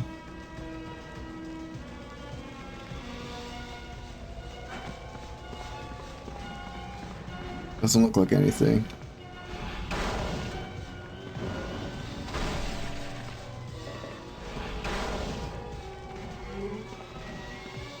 Can this guy not heal himself? Like, that would be handy if he could just heal himself a little bit, you know? Just a smidge bit of healing. There's a radar array. It's gonna take a little while to set the charge, so keep me alive long enough to do it. Stop it. Aren't you supposed to be watching my back? Aren't you supposed to be watching my back? This guy's gonna die. This guy is gonna die.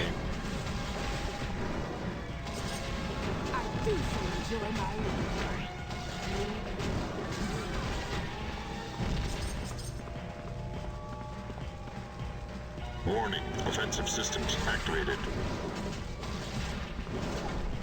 Targeting mutant unit.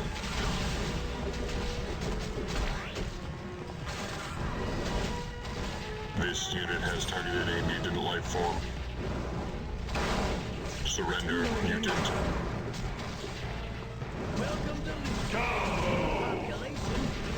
This unit has targeted a mutant life form. Targeting mutant unit. System overload in progress. Mutant DNA has been detected. Targeting mutant unit. Surrender, mutant.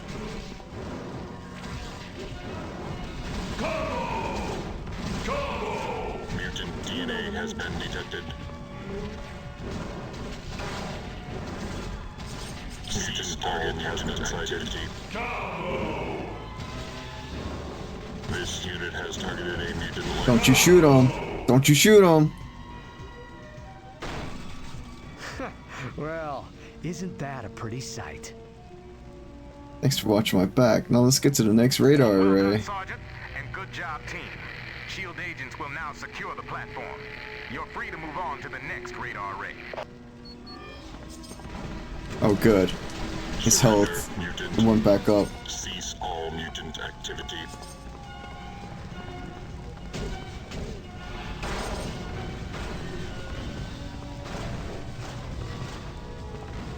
Warning, offensive systems activated. Hey, you're supposed to protect me. Mutant DNA has been Who is attacking you? Where are you? Aren't you supposed to be watching? Come on, bro. Surrender. Let's go. Straight up over here.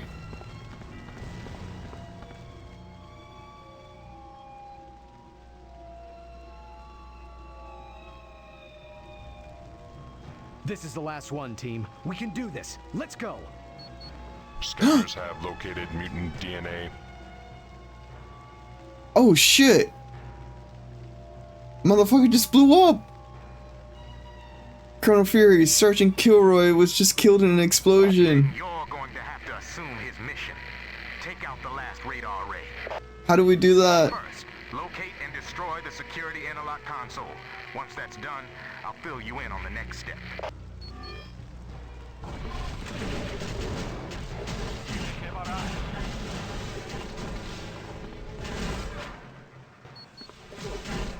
The Juggernaut wins again. Ooh, yeah. I wasn't expecting him to blow up like that. That was, yeah. That was fucked up. Cease all mutant activity.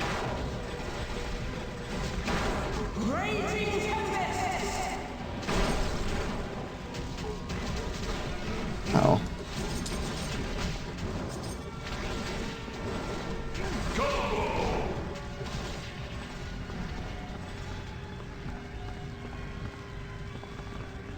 This isn't the right one.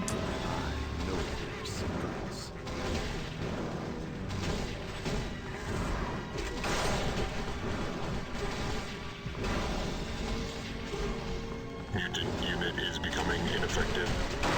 Well done, team. With the security interlock down, you can now deactivate the radar shielding console. Go to the radar array now and use the console there.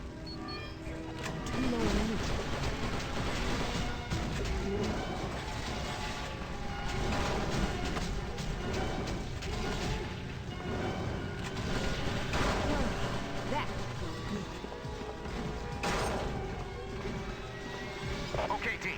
You've deactivated the shielding on the auxiliary power generator. You have a limited amount of time to destroy the generator, then the shield will reset itself. If that happens, come back to the radar array and use the console again. Okay. Yo, we got an ad break that's about to happen. We do 3 minutes of ads so that we have 50 to 55 minutes of yapping. And maybe a little bit of gaming. During that time we take a break, so don't worry about missing a thing. Use this time, we encourage you to use this time to get up, move around, grab a drink, grab a snack, and do whatever you need to.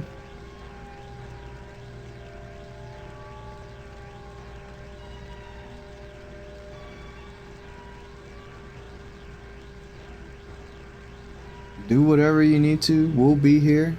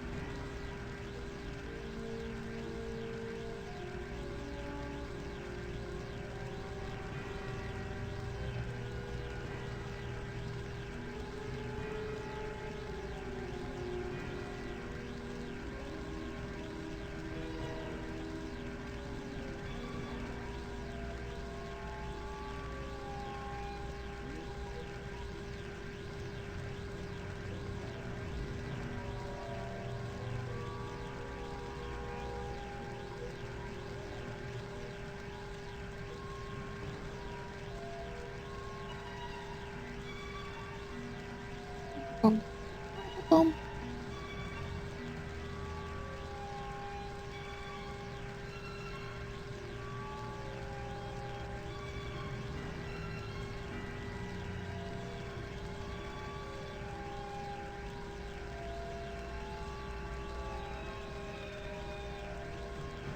didn't realize it's already 4 a.m.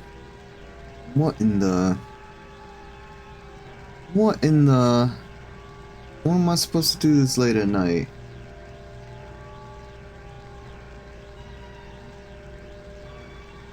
Did I start? I started kind of late tonight. Right? 7 hours ago? So about 9 is when I started today? Is that right? Sounds about right. Yeah, 9. It's a little late for us. Next time we'll start a little bit earlier. Or I guess tomorrow night, tonight. We'll probably just finish this mission and then call it. I know we probably won't get a full hour, but it's already, I didn't realize it's already 4 a.m. for me. Kind of want to get some sleep soon.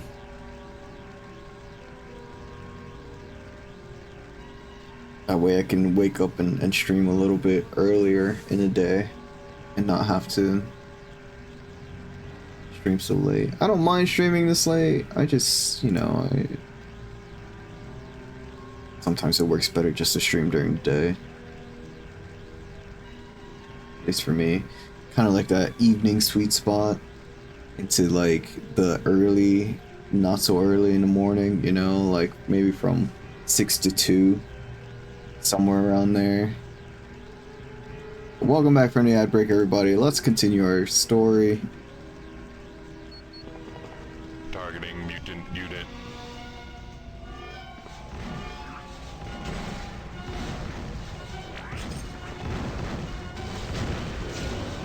This unit has targeted a mutant life form. We did a Chrono Fury. That's the last of the radar arrays. You did an outstanding job, team. The Sentinels are now free to rescue the refugees. Also, you might be happy to hear we just fished Sergeant Kilroy out of the ocean. He's a little singed from having been thrown into the water during the explosion, but other than that, he's fine. Hell yeah, let's go. It's been a pleasure working with you. This is Colonel Nick Fury, signing off. Raging Tempest! Super Combo! Mutant DNA has been detected. Enjoy your nap.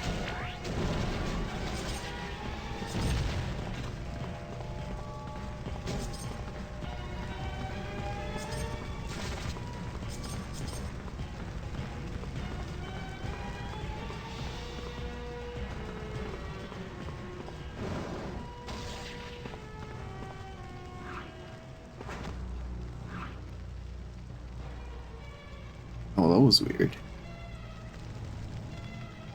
A boundary there. Ceiling boundary.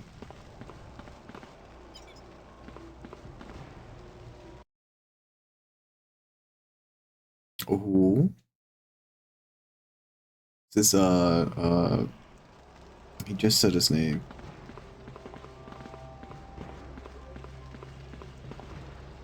Oh, I'm blanking on his name. I'm sure he'll say it again. For too long, Bastion. you There you mutants go. have taken advantage of humanity's kindness. And for too long, I've sat by and done nothing while you schemed and plotted like cowardly assassins. But my time of silence is over. I must take action and destroy each and every one of your misbegotten kind. Ugh. Do not speak, mutant. The mere sound of your voice causes me pain. That's it. The pain you feel must be caused by some type of mind control. Sorry, that's it. The pain you feel must be caused by some type of mind control. Mr. Sinister has somehow affected you. I'm not under any type of control. I know what I'm doing. Mutants are an aberration, a mistake of nature. I've made it my life's work to correct this mistake and erase it forever. Your pestilence has threatened to choke off the flower of mankind long enough. With my help, humanity will once again flourish and grow on the broken husks of your bodies. Bastion, we're here to help save humans. I'll hear no more of your lies, mutant. Let us battle so that I can put an end to you. Oh, that's a lot of Sentinels.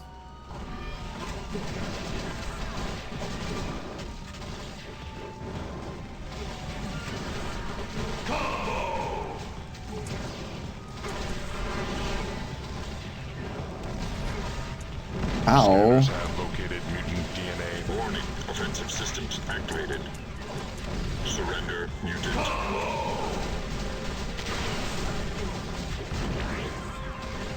Mutant target has been sighted.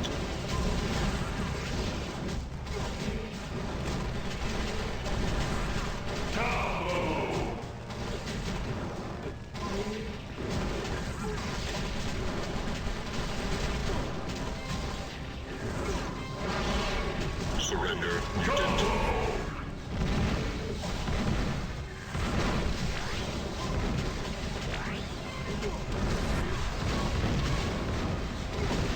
Targeting mutant unit. Let's go. Get this fool out. Oh shit, they're still there.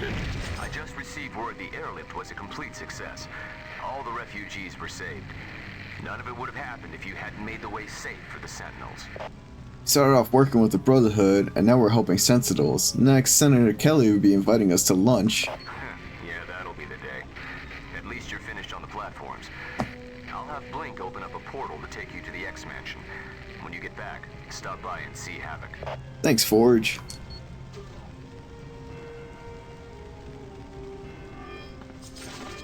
Gambit's gloves. We have Gambit on the team.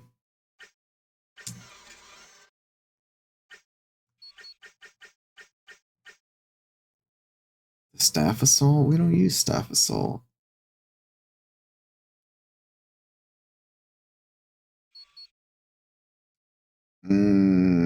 That's okay.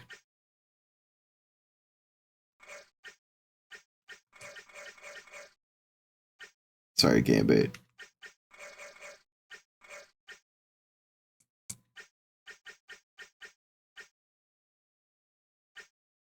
Another point into Raging Tempest, that would be really good. Take it.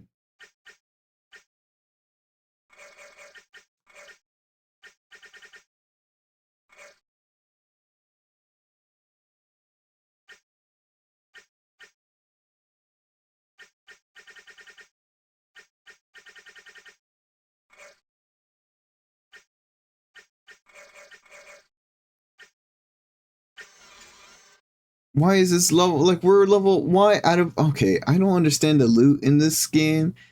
We're level 34, 33, 35. Why the heck did I just get level 20 gloves?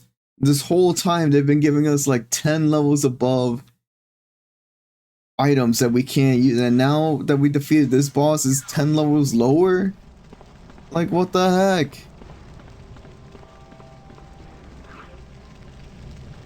Is it that difficult to program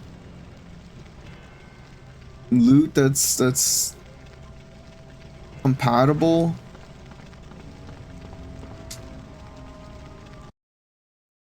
I don't know, man. I don't know. Hey, you did it! You took out the platforms, and because of that, all the New York refugees were airlifted to safety by Sentinels. You realize the Sentinels tried to kill us, don't you? Who could have known that Bastion was under the control of Apocalypse? Without his help, the Sentinels never would have been reprogrammed to attack you. I guess you're right. At least the refugees are safe. If you really want to thank me...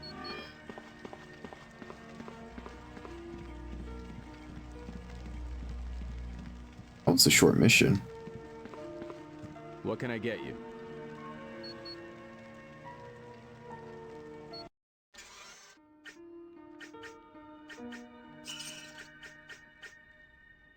Sorry, no credit.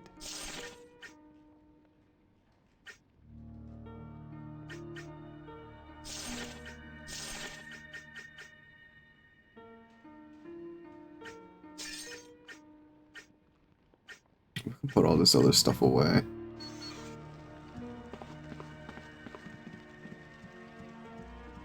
Then we enter the sewers.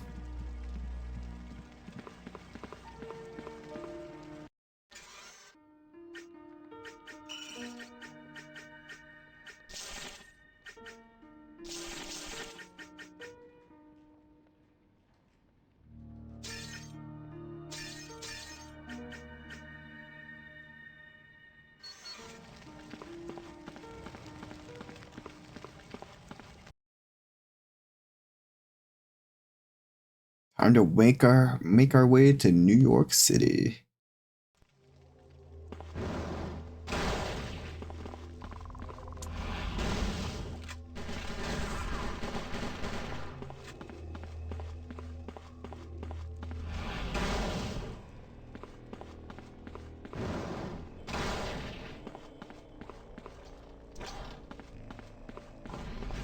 Oh shit.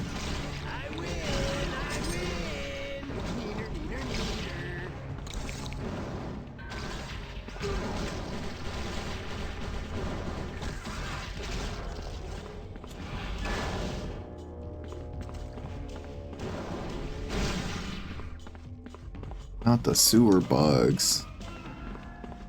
Ain't touching that sewer water. Is that an item? Thought about it. Thought about it.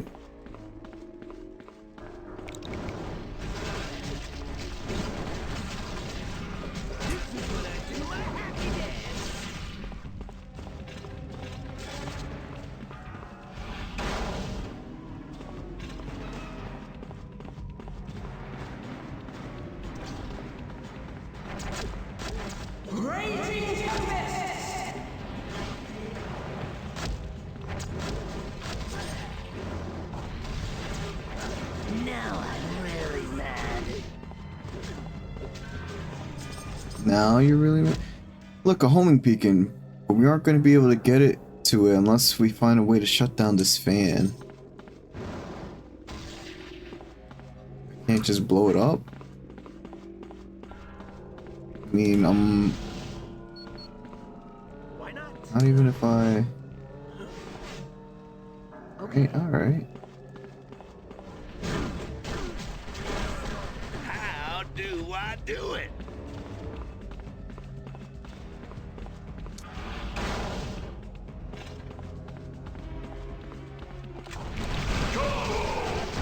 Ow. Oh fuck. Those guys hurt.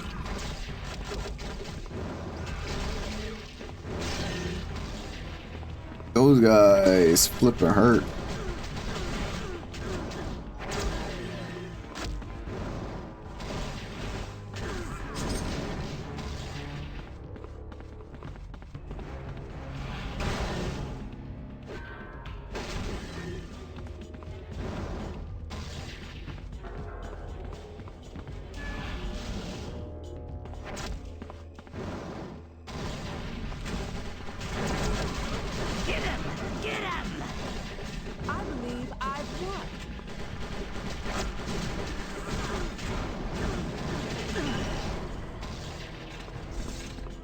These guys are starting to hurt more and more. I'm getting scared. I'm getting scared.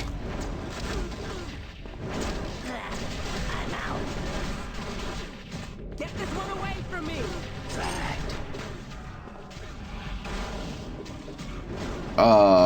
Who revived that guy? Who's got the reviving powers?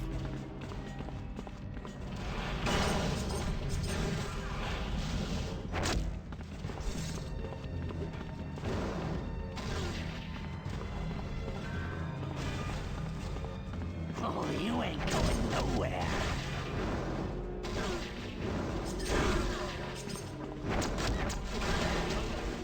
I believe that's too heavy for me. Danger room disc. Now I'm really mad. Oh, it's you, isn't it? You're the guy who's reviving everybody. Maybe you?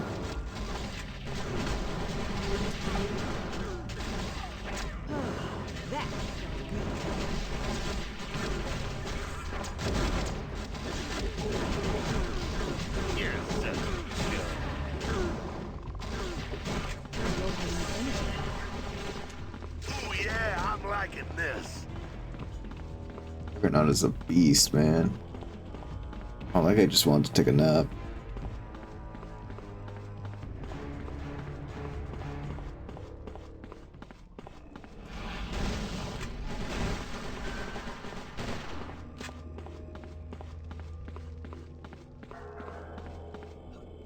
It is much too late for you. You're such a joke. That's what.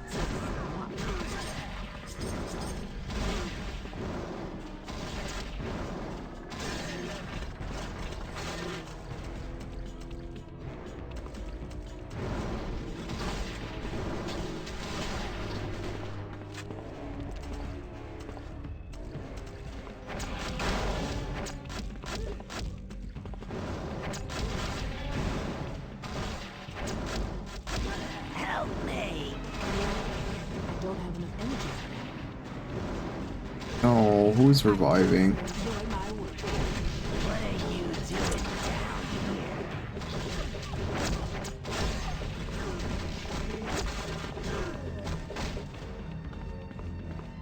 No reviving. Not allowed.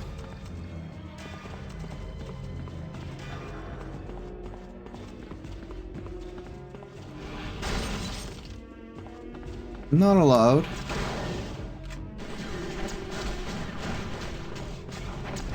Leave our sewers.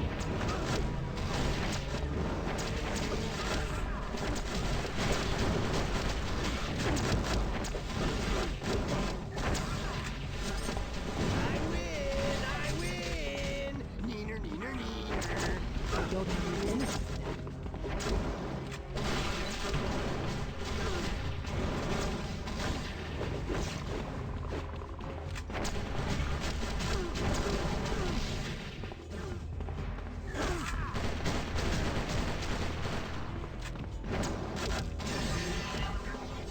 Let's go.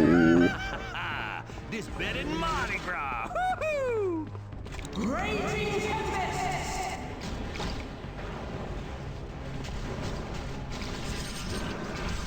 The Juggernaut wins again. Oh yeah! More power! More power.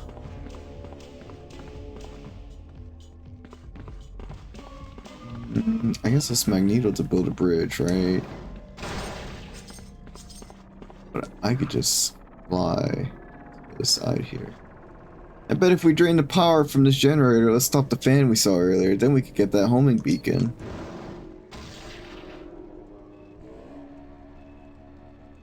Easy peasy.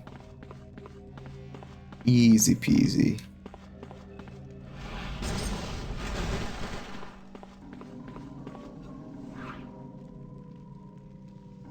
Now we just fly all the way back.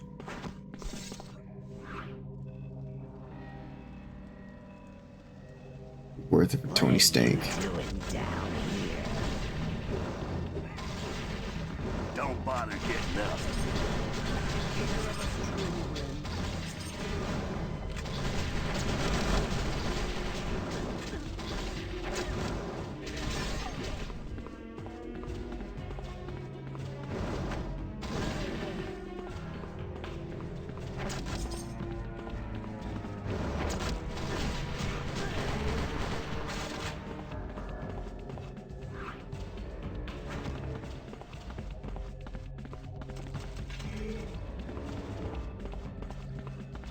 What are you doing down here?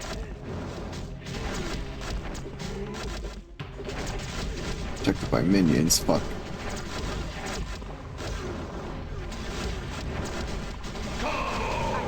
Enjoy my work.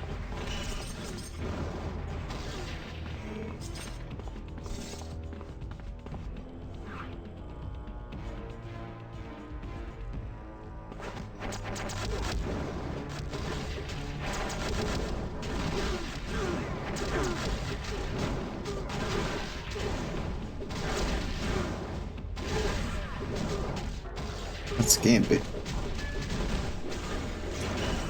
Sorry, I have a lot of aggression issues. Guess you didn't want a piece of the Juggernaut.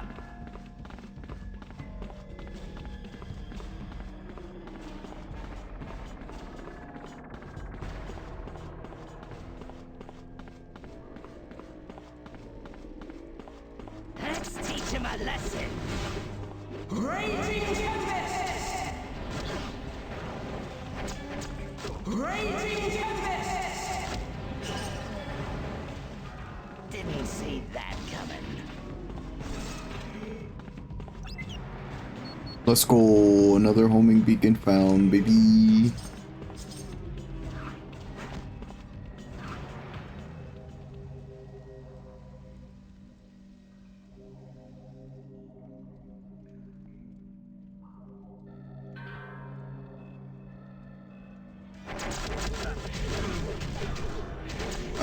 Let's not get too close to them, shall we?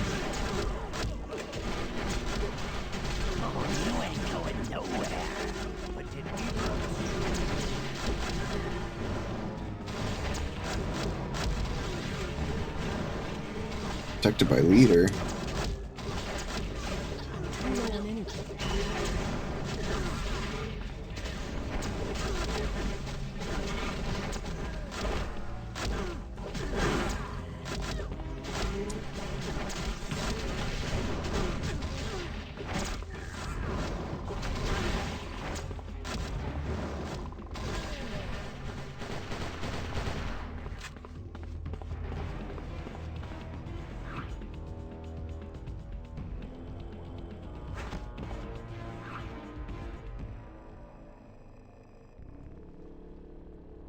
Get him!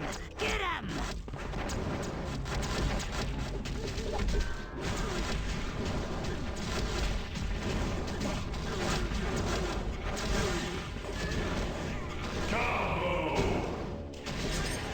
Welcome to Loserville.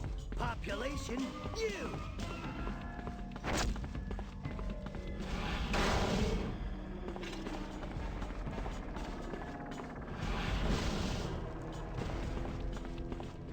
You have no defense against me.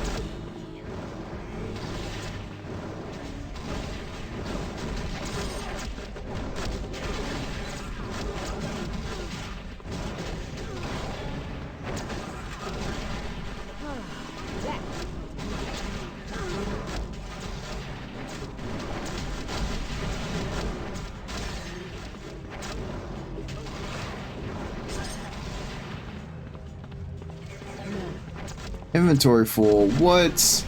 Already?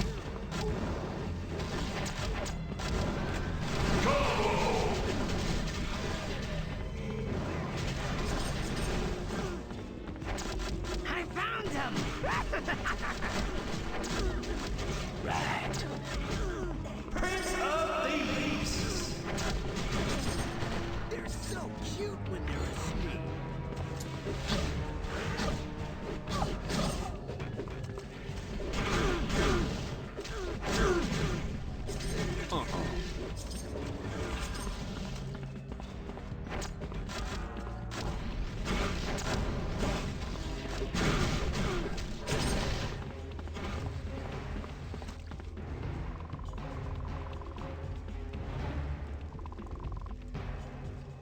You don't belong here!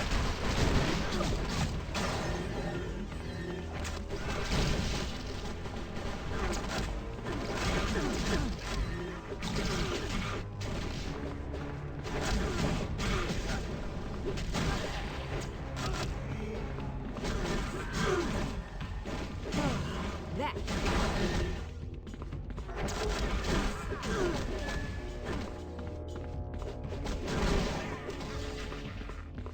Yeah, yeah.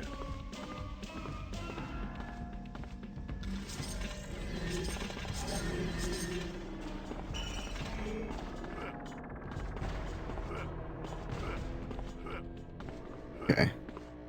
Cyclops harness. I guess we go back, right? We got some gear here. We have the gear here. We might as well go back and get it, right? This is free money. For a pack rat like us, this is easy money.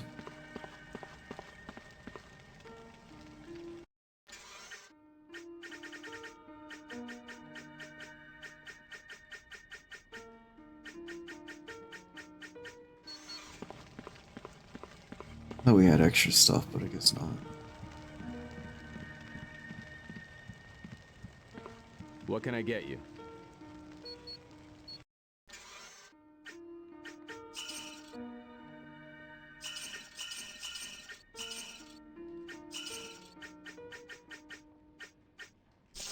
Sorry, no credit.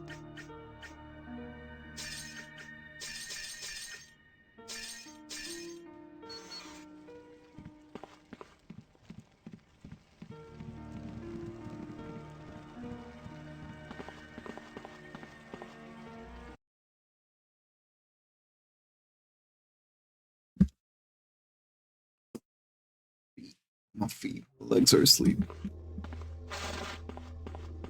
Standing on them wrong. No. What? I can't get them anymore? The chest didn't spawn, but it was still there. Visually, it didn't spawn. The hitbox is still there.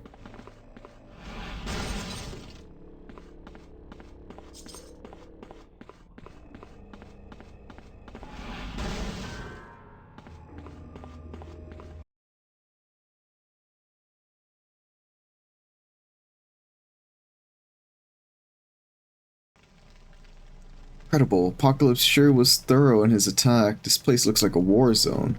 So all we have to do is track down Sebastian Shaw and get him to tell us how to get into Apocalypse's tower. Shaw's cold-blooded, ruthless, and a bitter enemy of the X-Men. Should be interesting to see what it's gonna take to make him talk.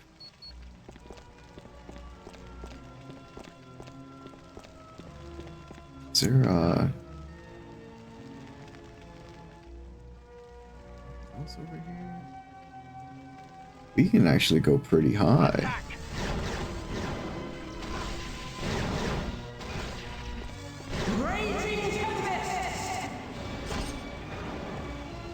It's almost 300 damage.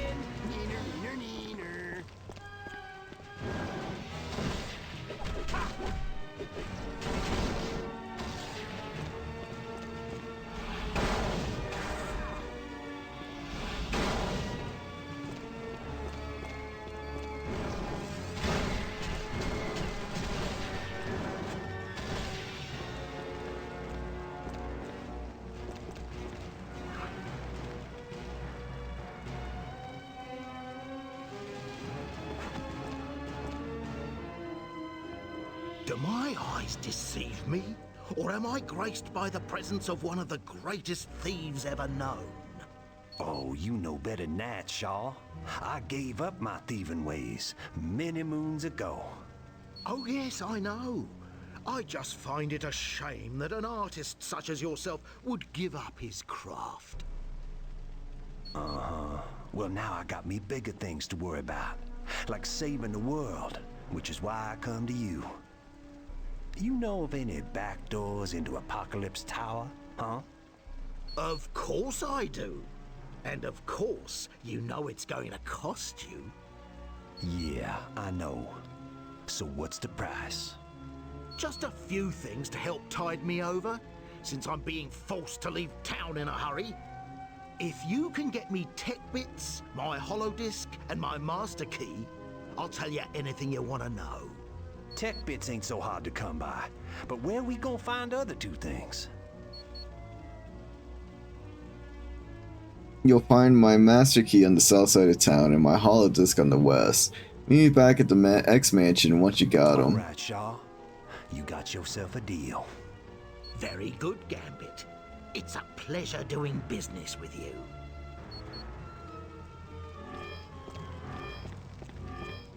We battle now.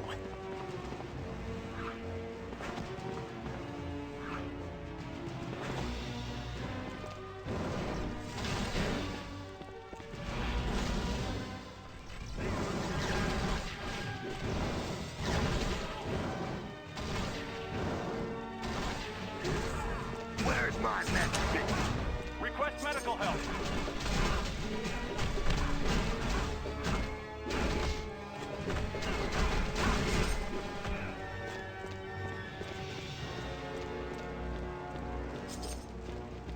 Get him!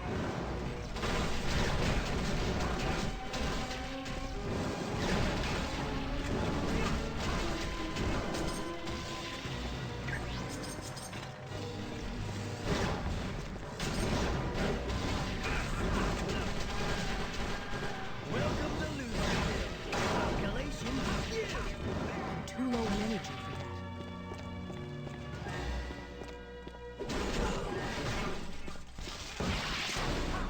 Danger room disc.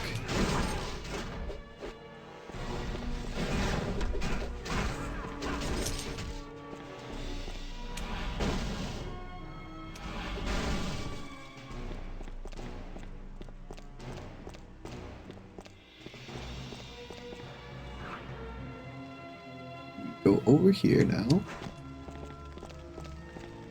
Let's rock!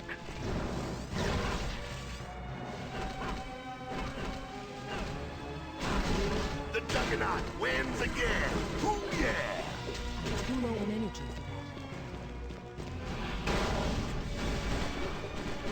for Fuck up that tree. Yeah, just don't tell the Lorax.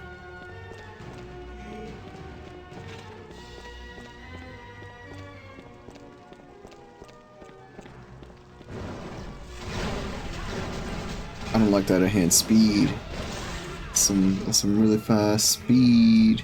Enemy unit in range.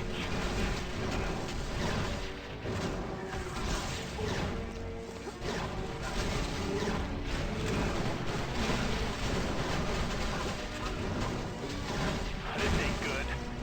too low in energy for that.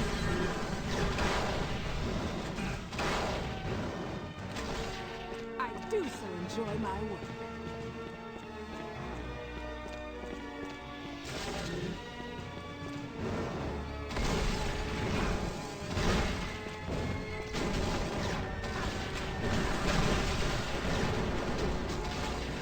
I don't have enough energy.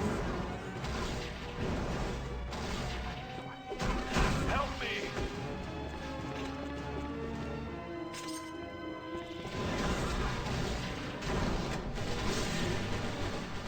Well, we got the tech bits.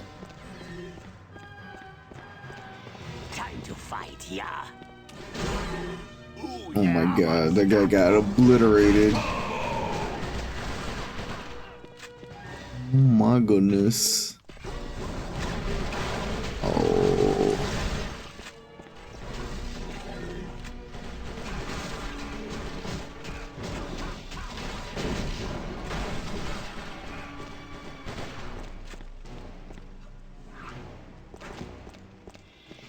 Let's rock!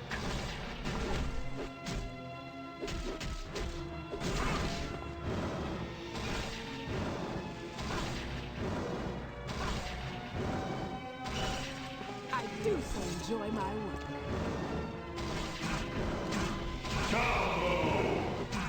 We've got to stop them. Raging Tempest! I did that slightly a little early.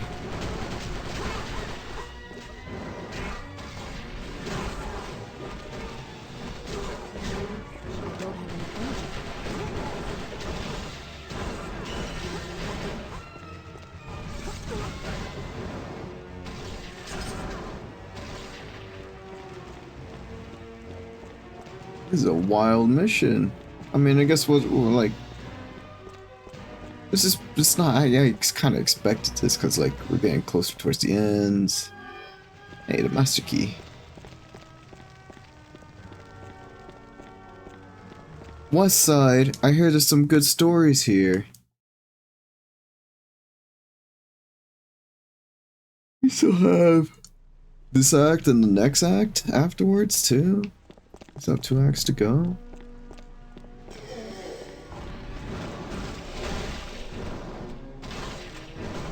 Or Brood. Oh, your bugs again?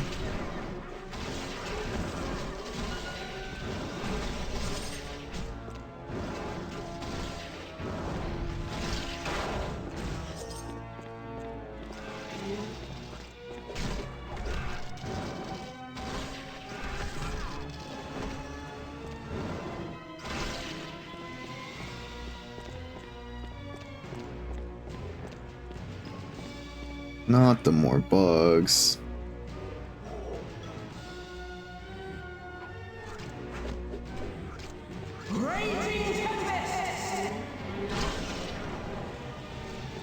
I do so enjoy my work.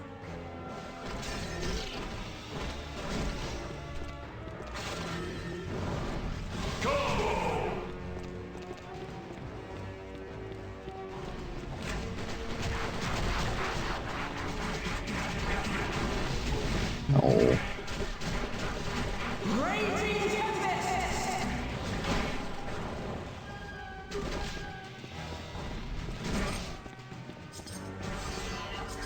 Let's go, Juggernaut. No stopping me now.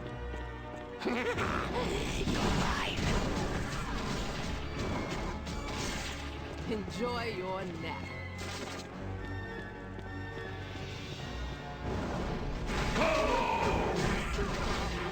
See? There's not so tough.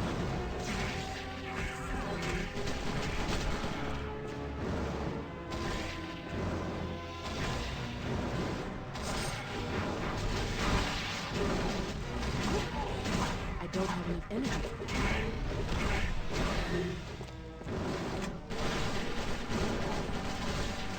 Score 1 for the good guys. Target confirmed.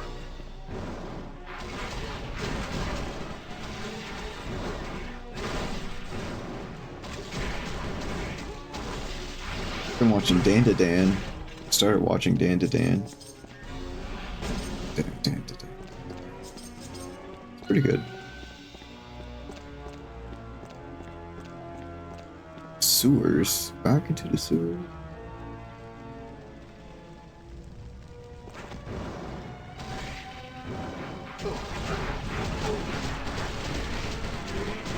Stay where you are.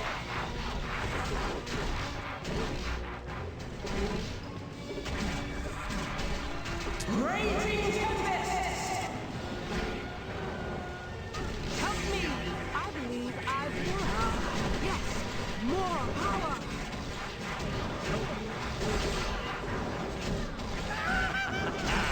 This bed in Mardi Gras. Ha! The enemy has fallen. Too low in energy. Enemy has fallen. What? We got him now.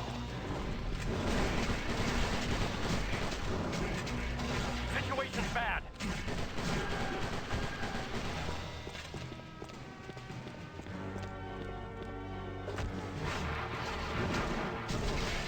Attack this target.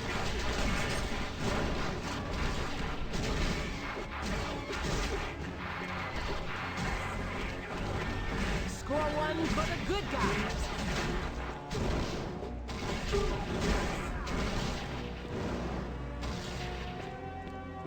Halt! Stay where you are.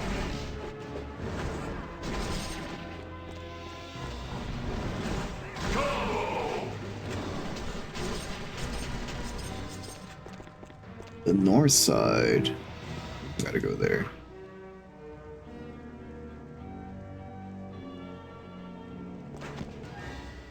Not gonna be able to get through that scanner unless we can somehow make it think we're infinites. Okay.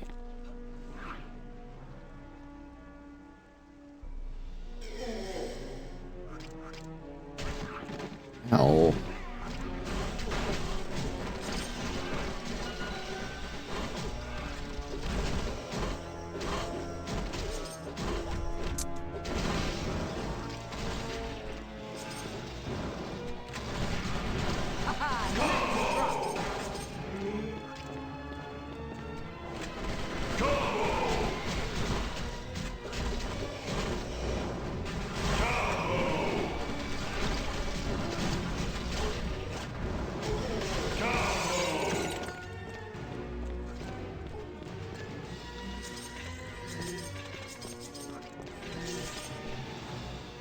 I need those gauntlets. Why don't you give me something for Wade or Juggernaut?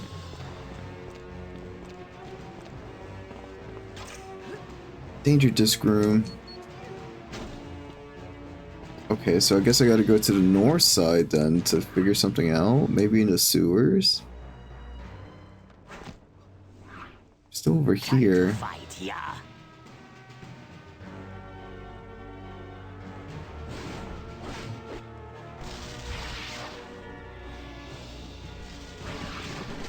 Alright. I believe I've won. Maybe I can teleport to the other side of it.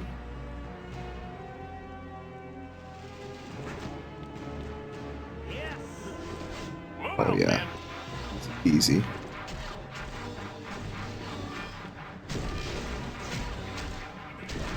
My leader.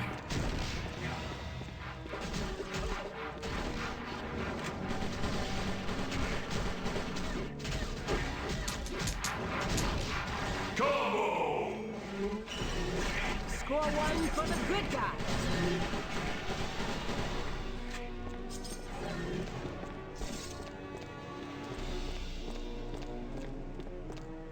Alright, alright.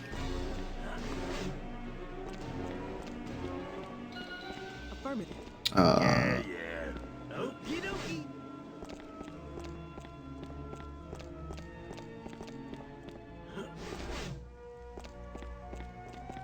Got it.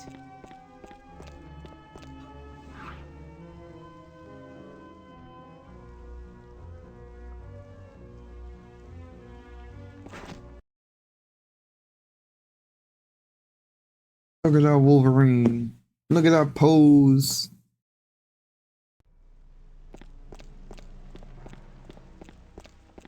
Ain't you courageous? Not what I wanted to hit, but...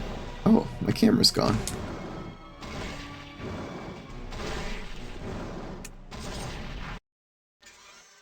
Let's see what happened with the camera.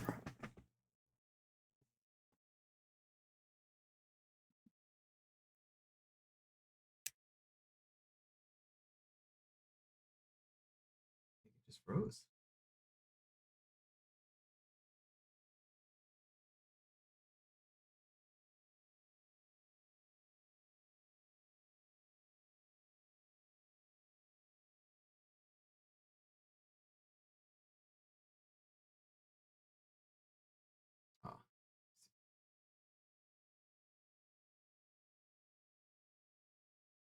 I haven't had that happen in a while.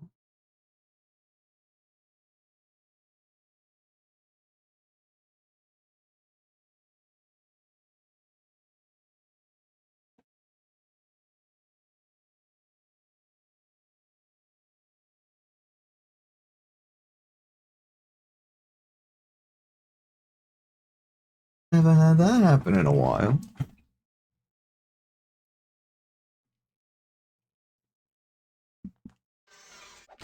Score one for the good guys.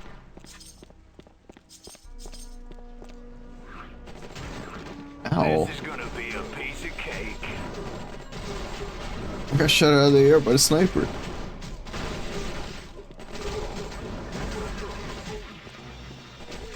Get this one away from me. Yes. I'm too low on energy for that. Raging Tempest!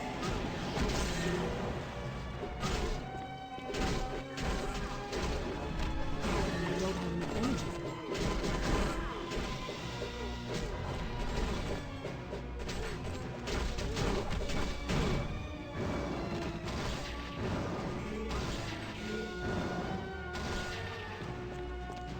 The sniper's hurt. This ain't good. We battle now. No. Ooh, what's this? Energy, I will take it. Let's go. Another 40 max energy, that's pretty huge.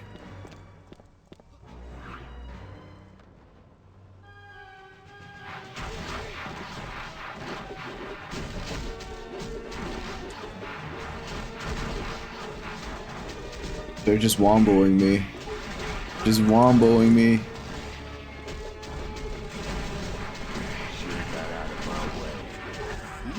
You ain't doing so hot, pal.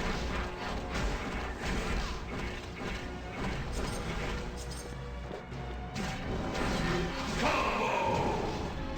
Send more men. Negative.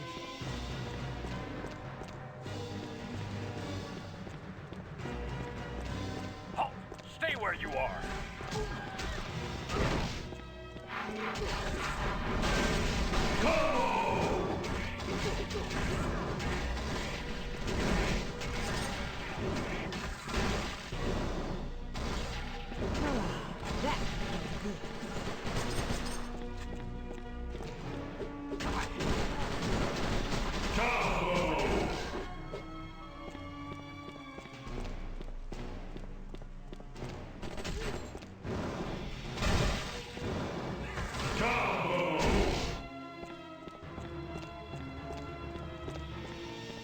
This is gonna be sweet.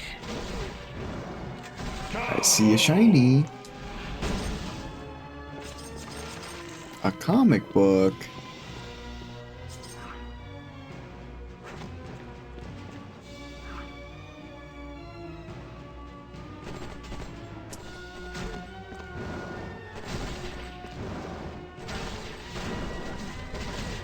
I do so enjoy my work.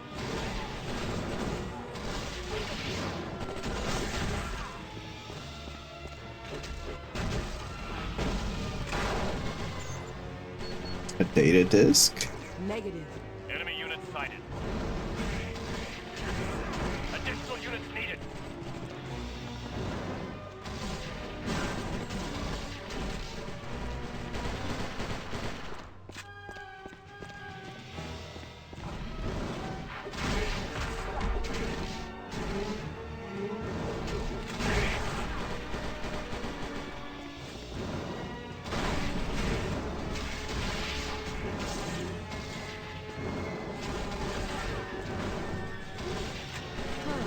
That don't exist. Looky here, a target.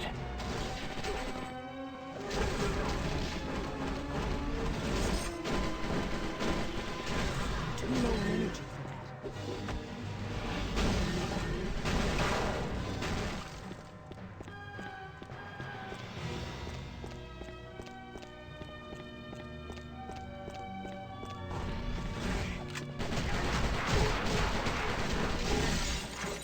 Raging Tempest! Super combo! I do so enjoy my work. Target is weakening. No.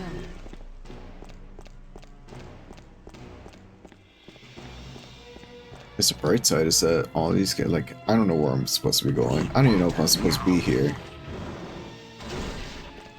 But on the off chance that I am supposed to come here later, these guys will be cleared. Look out for the raging Cajun!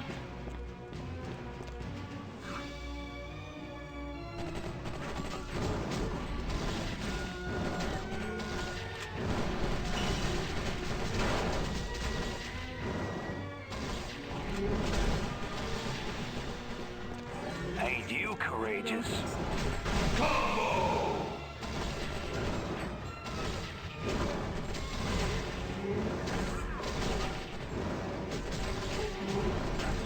Combo!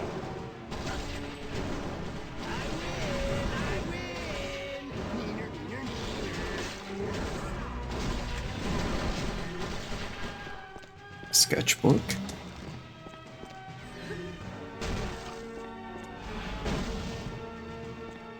A lot of collectibles over here. Not really anything we're supposed to, like, ways of where to go. I know I need to go back to talk to the dude. But I figured maybe, like,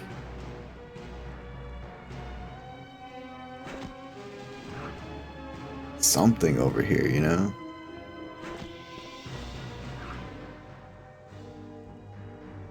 Check the map. We are out of time for today too, y'all. That's it. We did 8 hours today. 8 hours of gaming and yapping.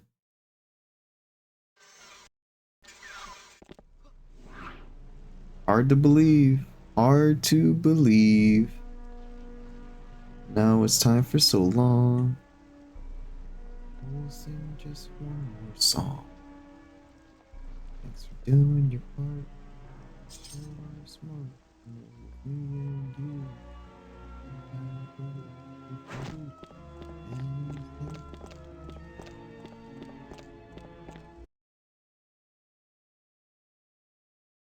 Do anything.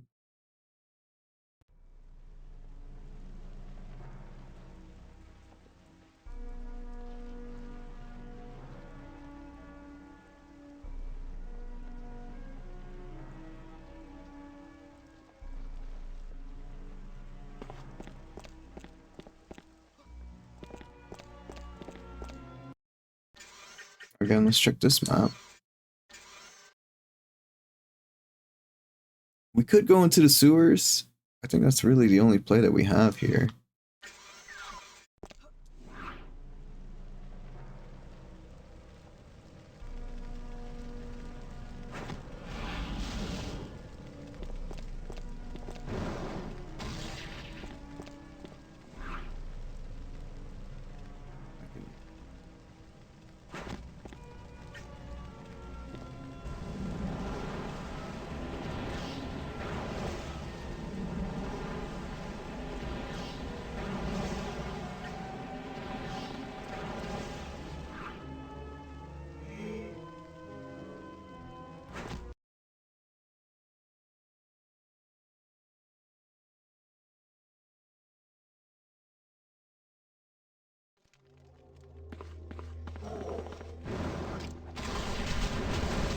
This is probably the next area that we gotta go in.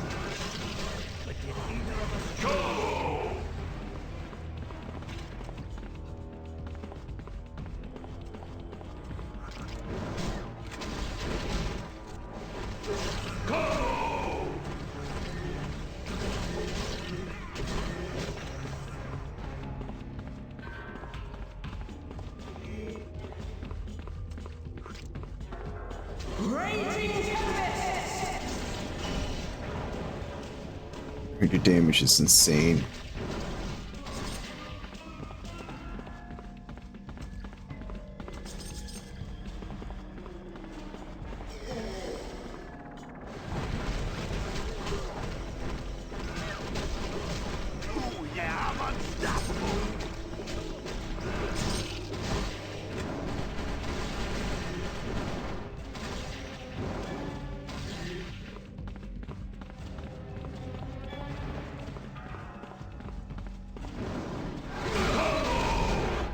No.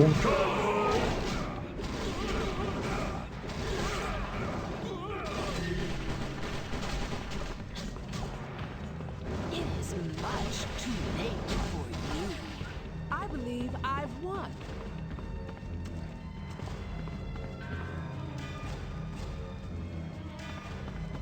Sure, whatever.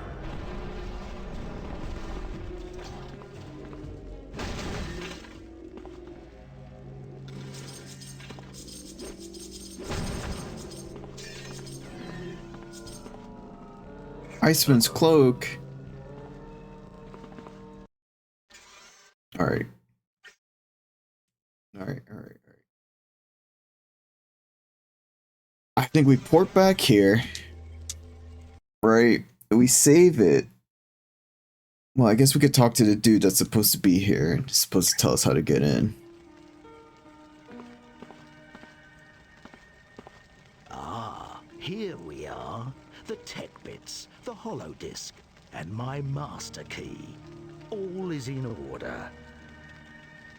We'll snooze the ads for a little bit longer.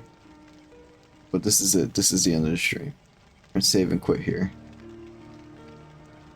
Alright, y'all. We kept our part of the deal. Now you keep yours. My, you can be forceful when you want to. Here, take the master key. It's all you'll need to enter the tower.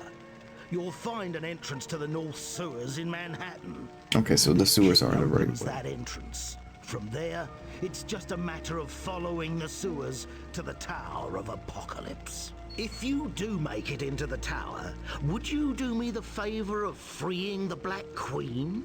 I think she's being kept prisoner there. Knowing her, she was trying to make a deal with Apocalypse. That Celine is a woman after my own heart. Always playing both sides against the middle. What's the Hellfire Club? It's an association of some of the most powerful men and women alive. Our goal is to help mold the future. What do you have against the X-Men? Your question should be, what do the X-Men have against us? Several times they've taken it upon themselves to thwart our attempts at improving the economy. Where did you get this master key? How I managed to obtain it is better left unsaid. But originally it belonged to Apocalypse's right-hand man, Mr. Sinister. Why would Apocalypse have a secret door into his tower? Apocalypse has no knowledge of the door. It was built by Mr. Sinister. So Sinister is working behind Apocalypse's back? Oh, my friend. Sinister is constantly hatching new schemes. And Apocalypse realizes it. He just tries to keep one step ahead. Thanks, Shaw. Always a pleasure to deal with a member of the Brotherhood. Affirmative.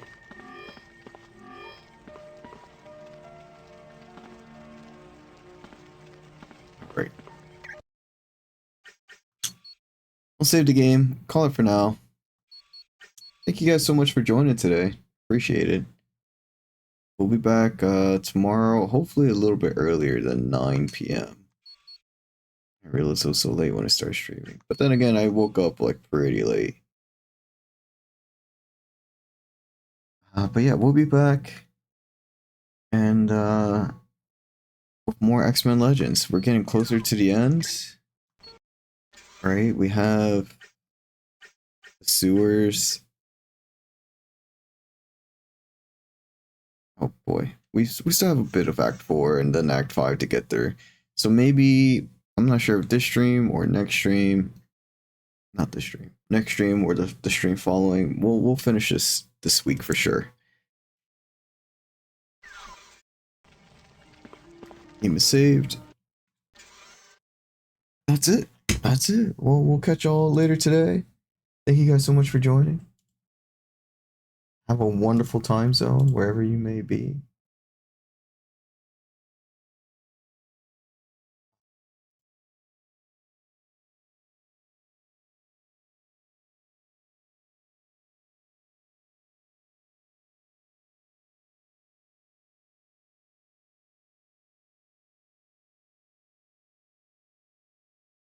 We rating tonight?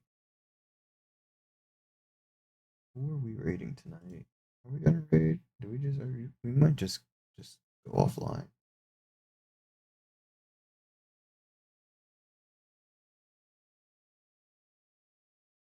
We might raid Flow.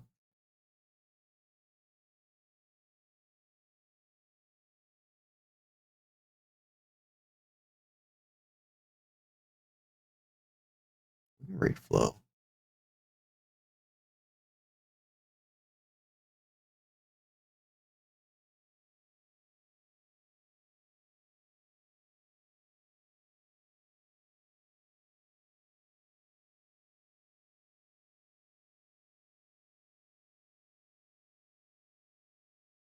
It's like they're playing Dying Light with Kamado.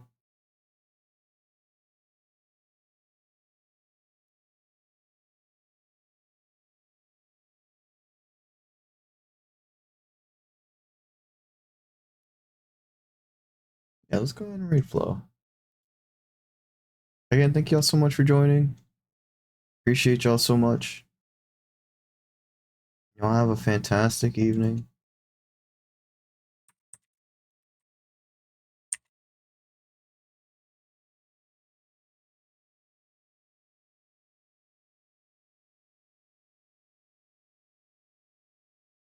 Have have a good one. We'll catch you later today for more X-Men Legends. We'll finish this game this week and then get back into our PlayStation saga. Whenever, whatever, you know, we'll finish Gothic Martian Unification and then start the next games that we need to play. Roll the dice on it and play. Yeah, have a good one. Thank you guys. Bye. Bye. Bye. Bye. Bye. Bye. Bye. Bye. Bye. Bye.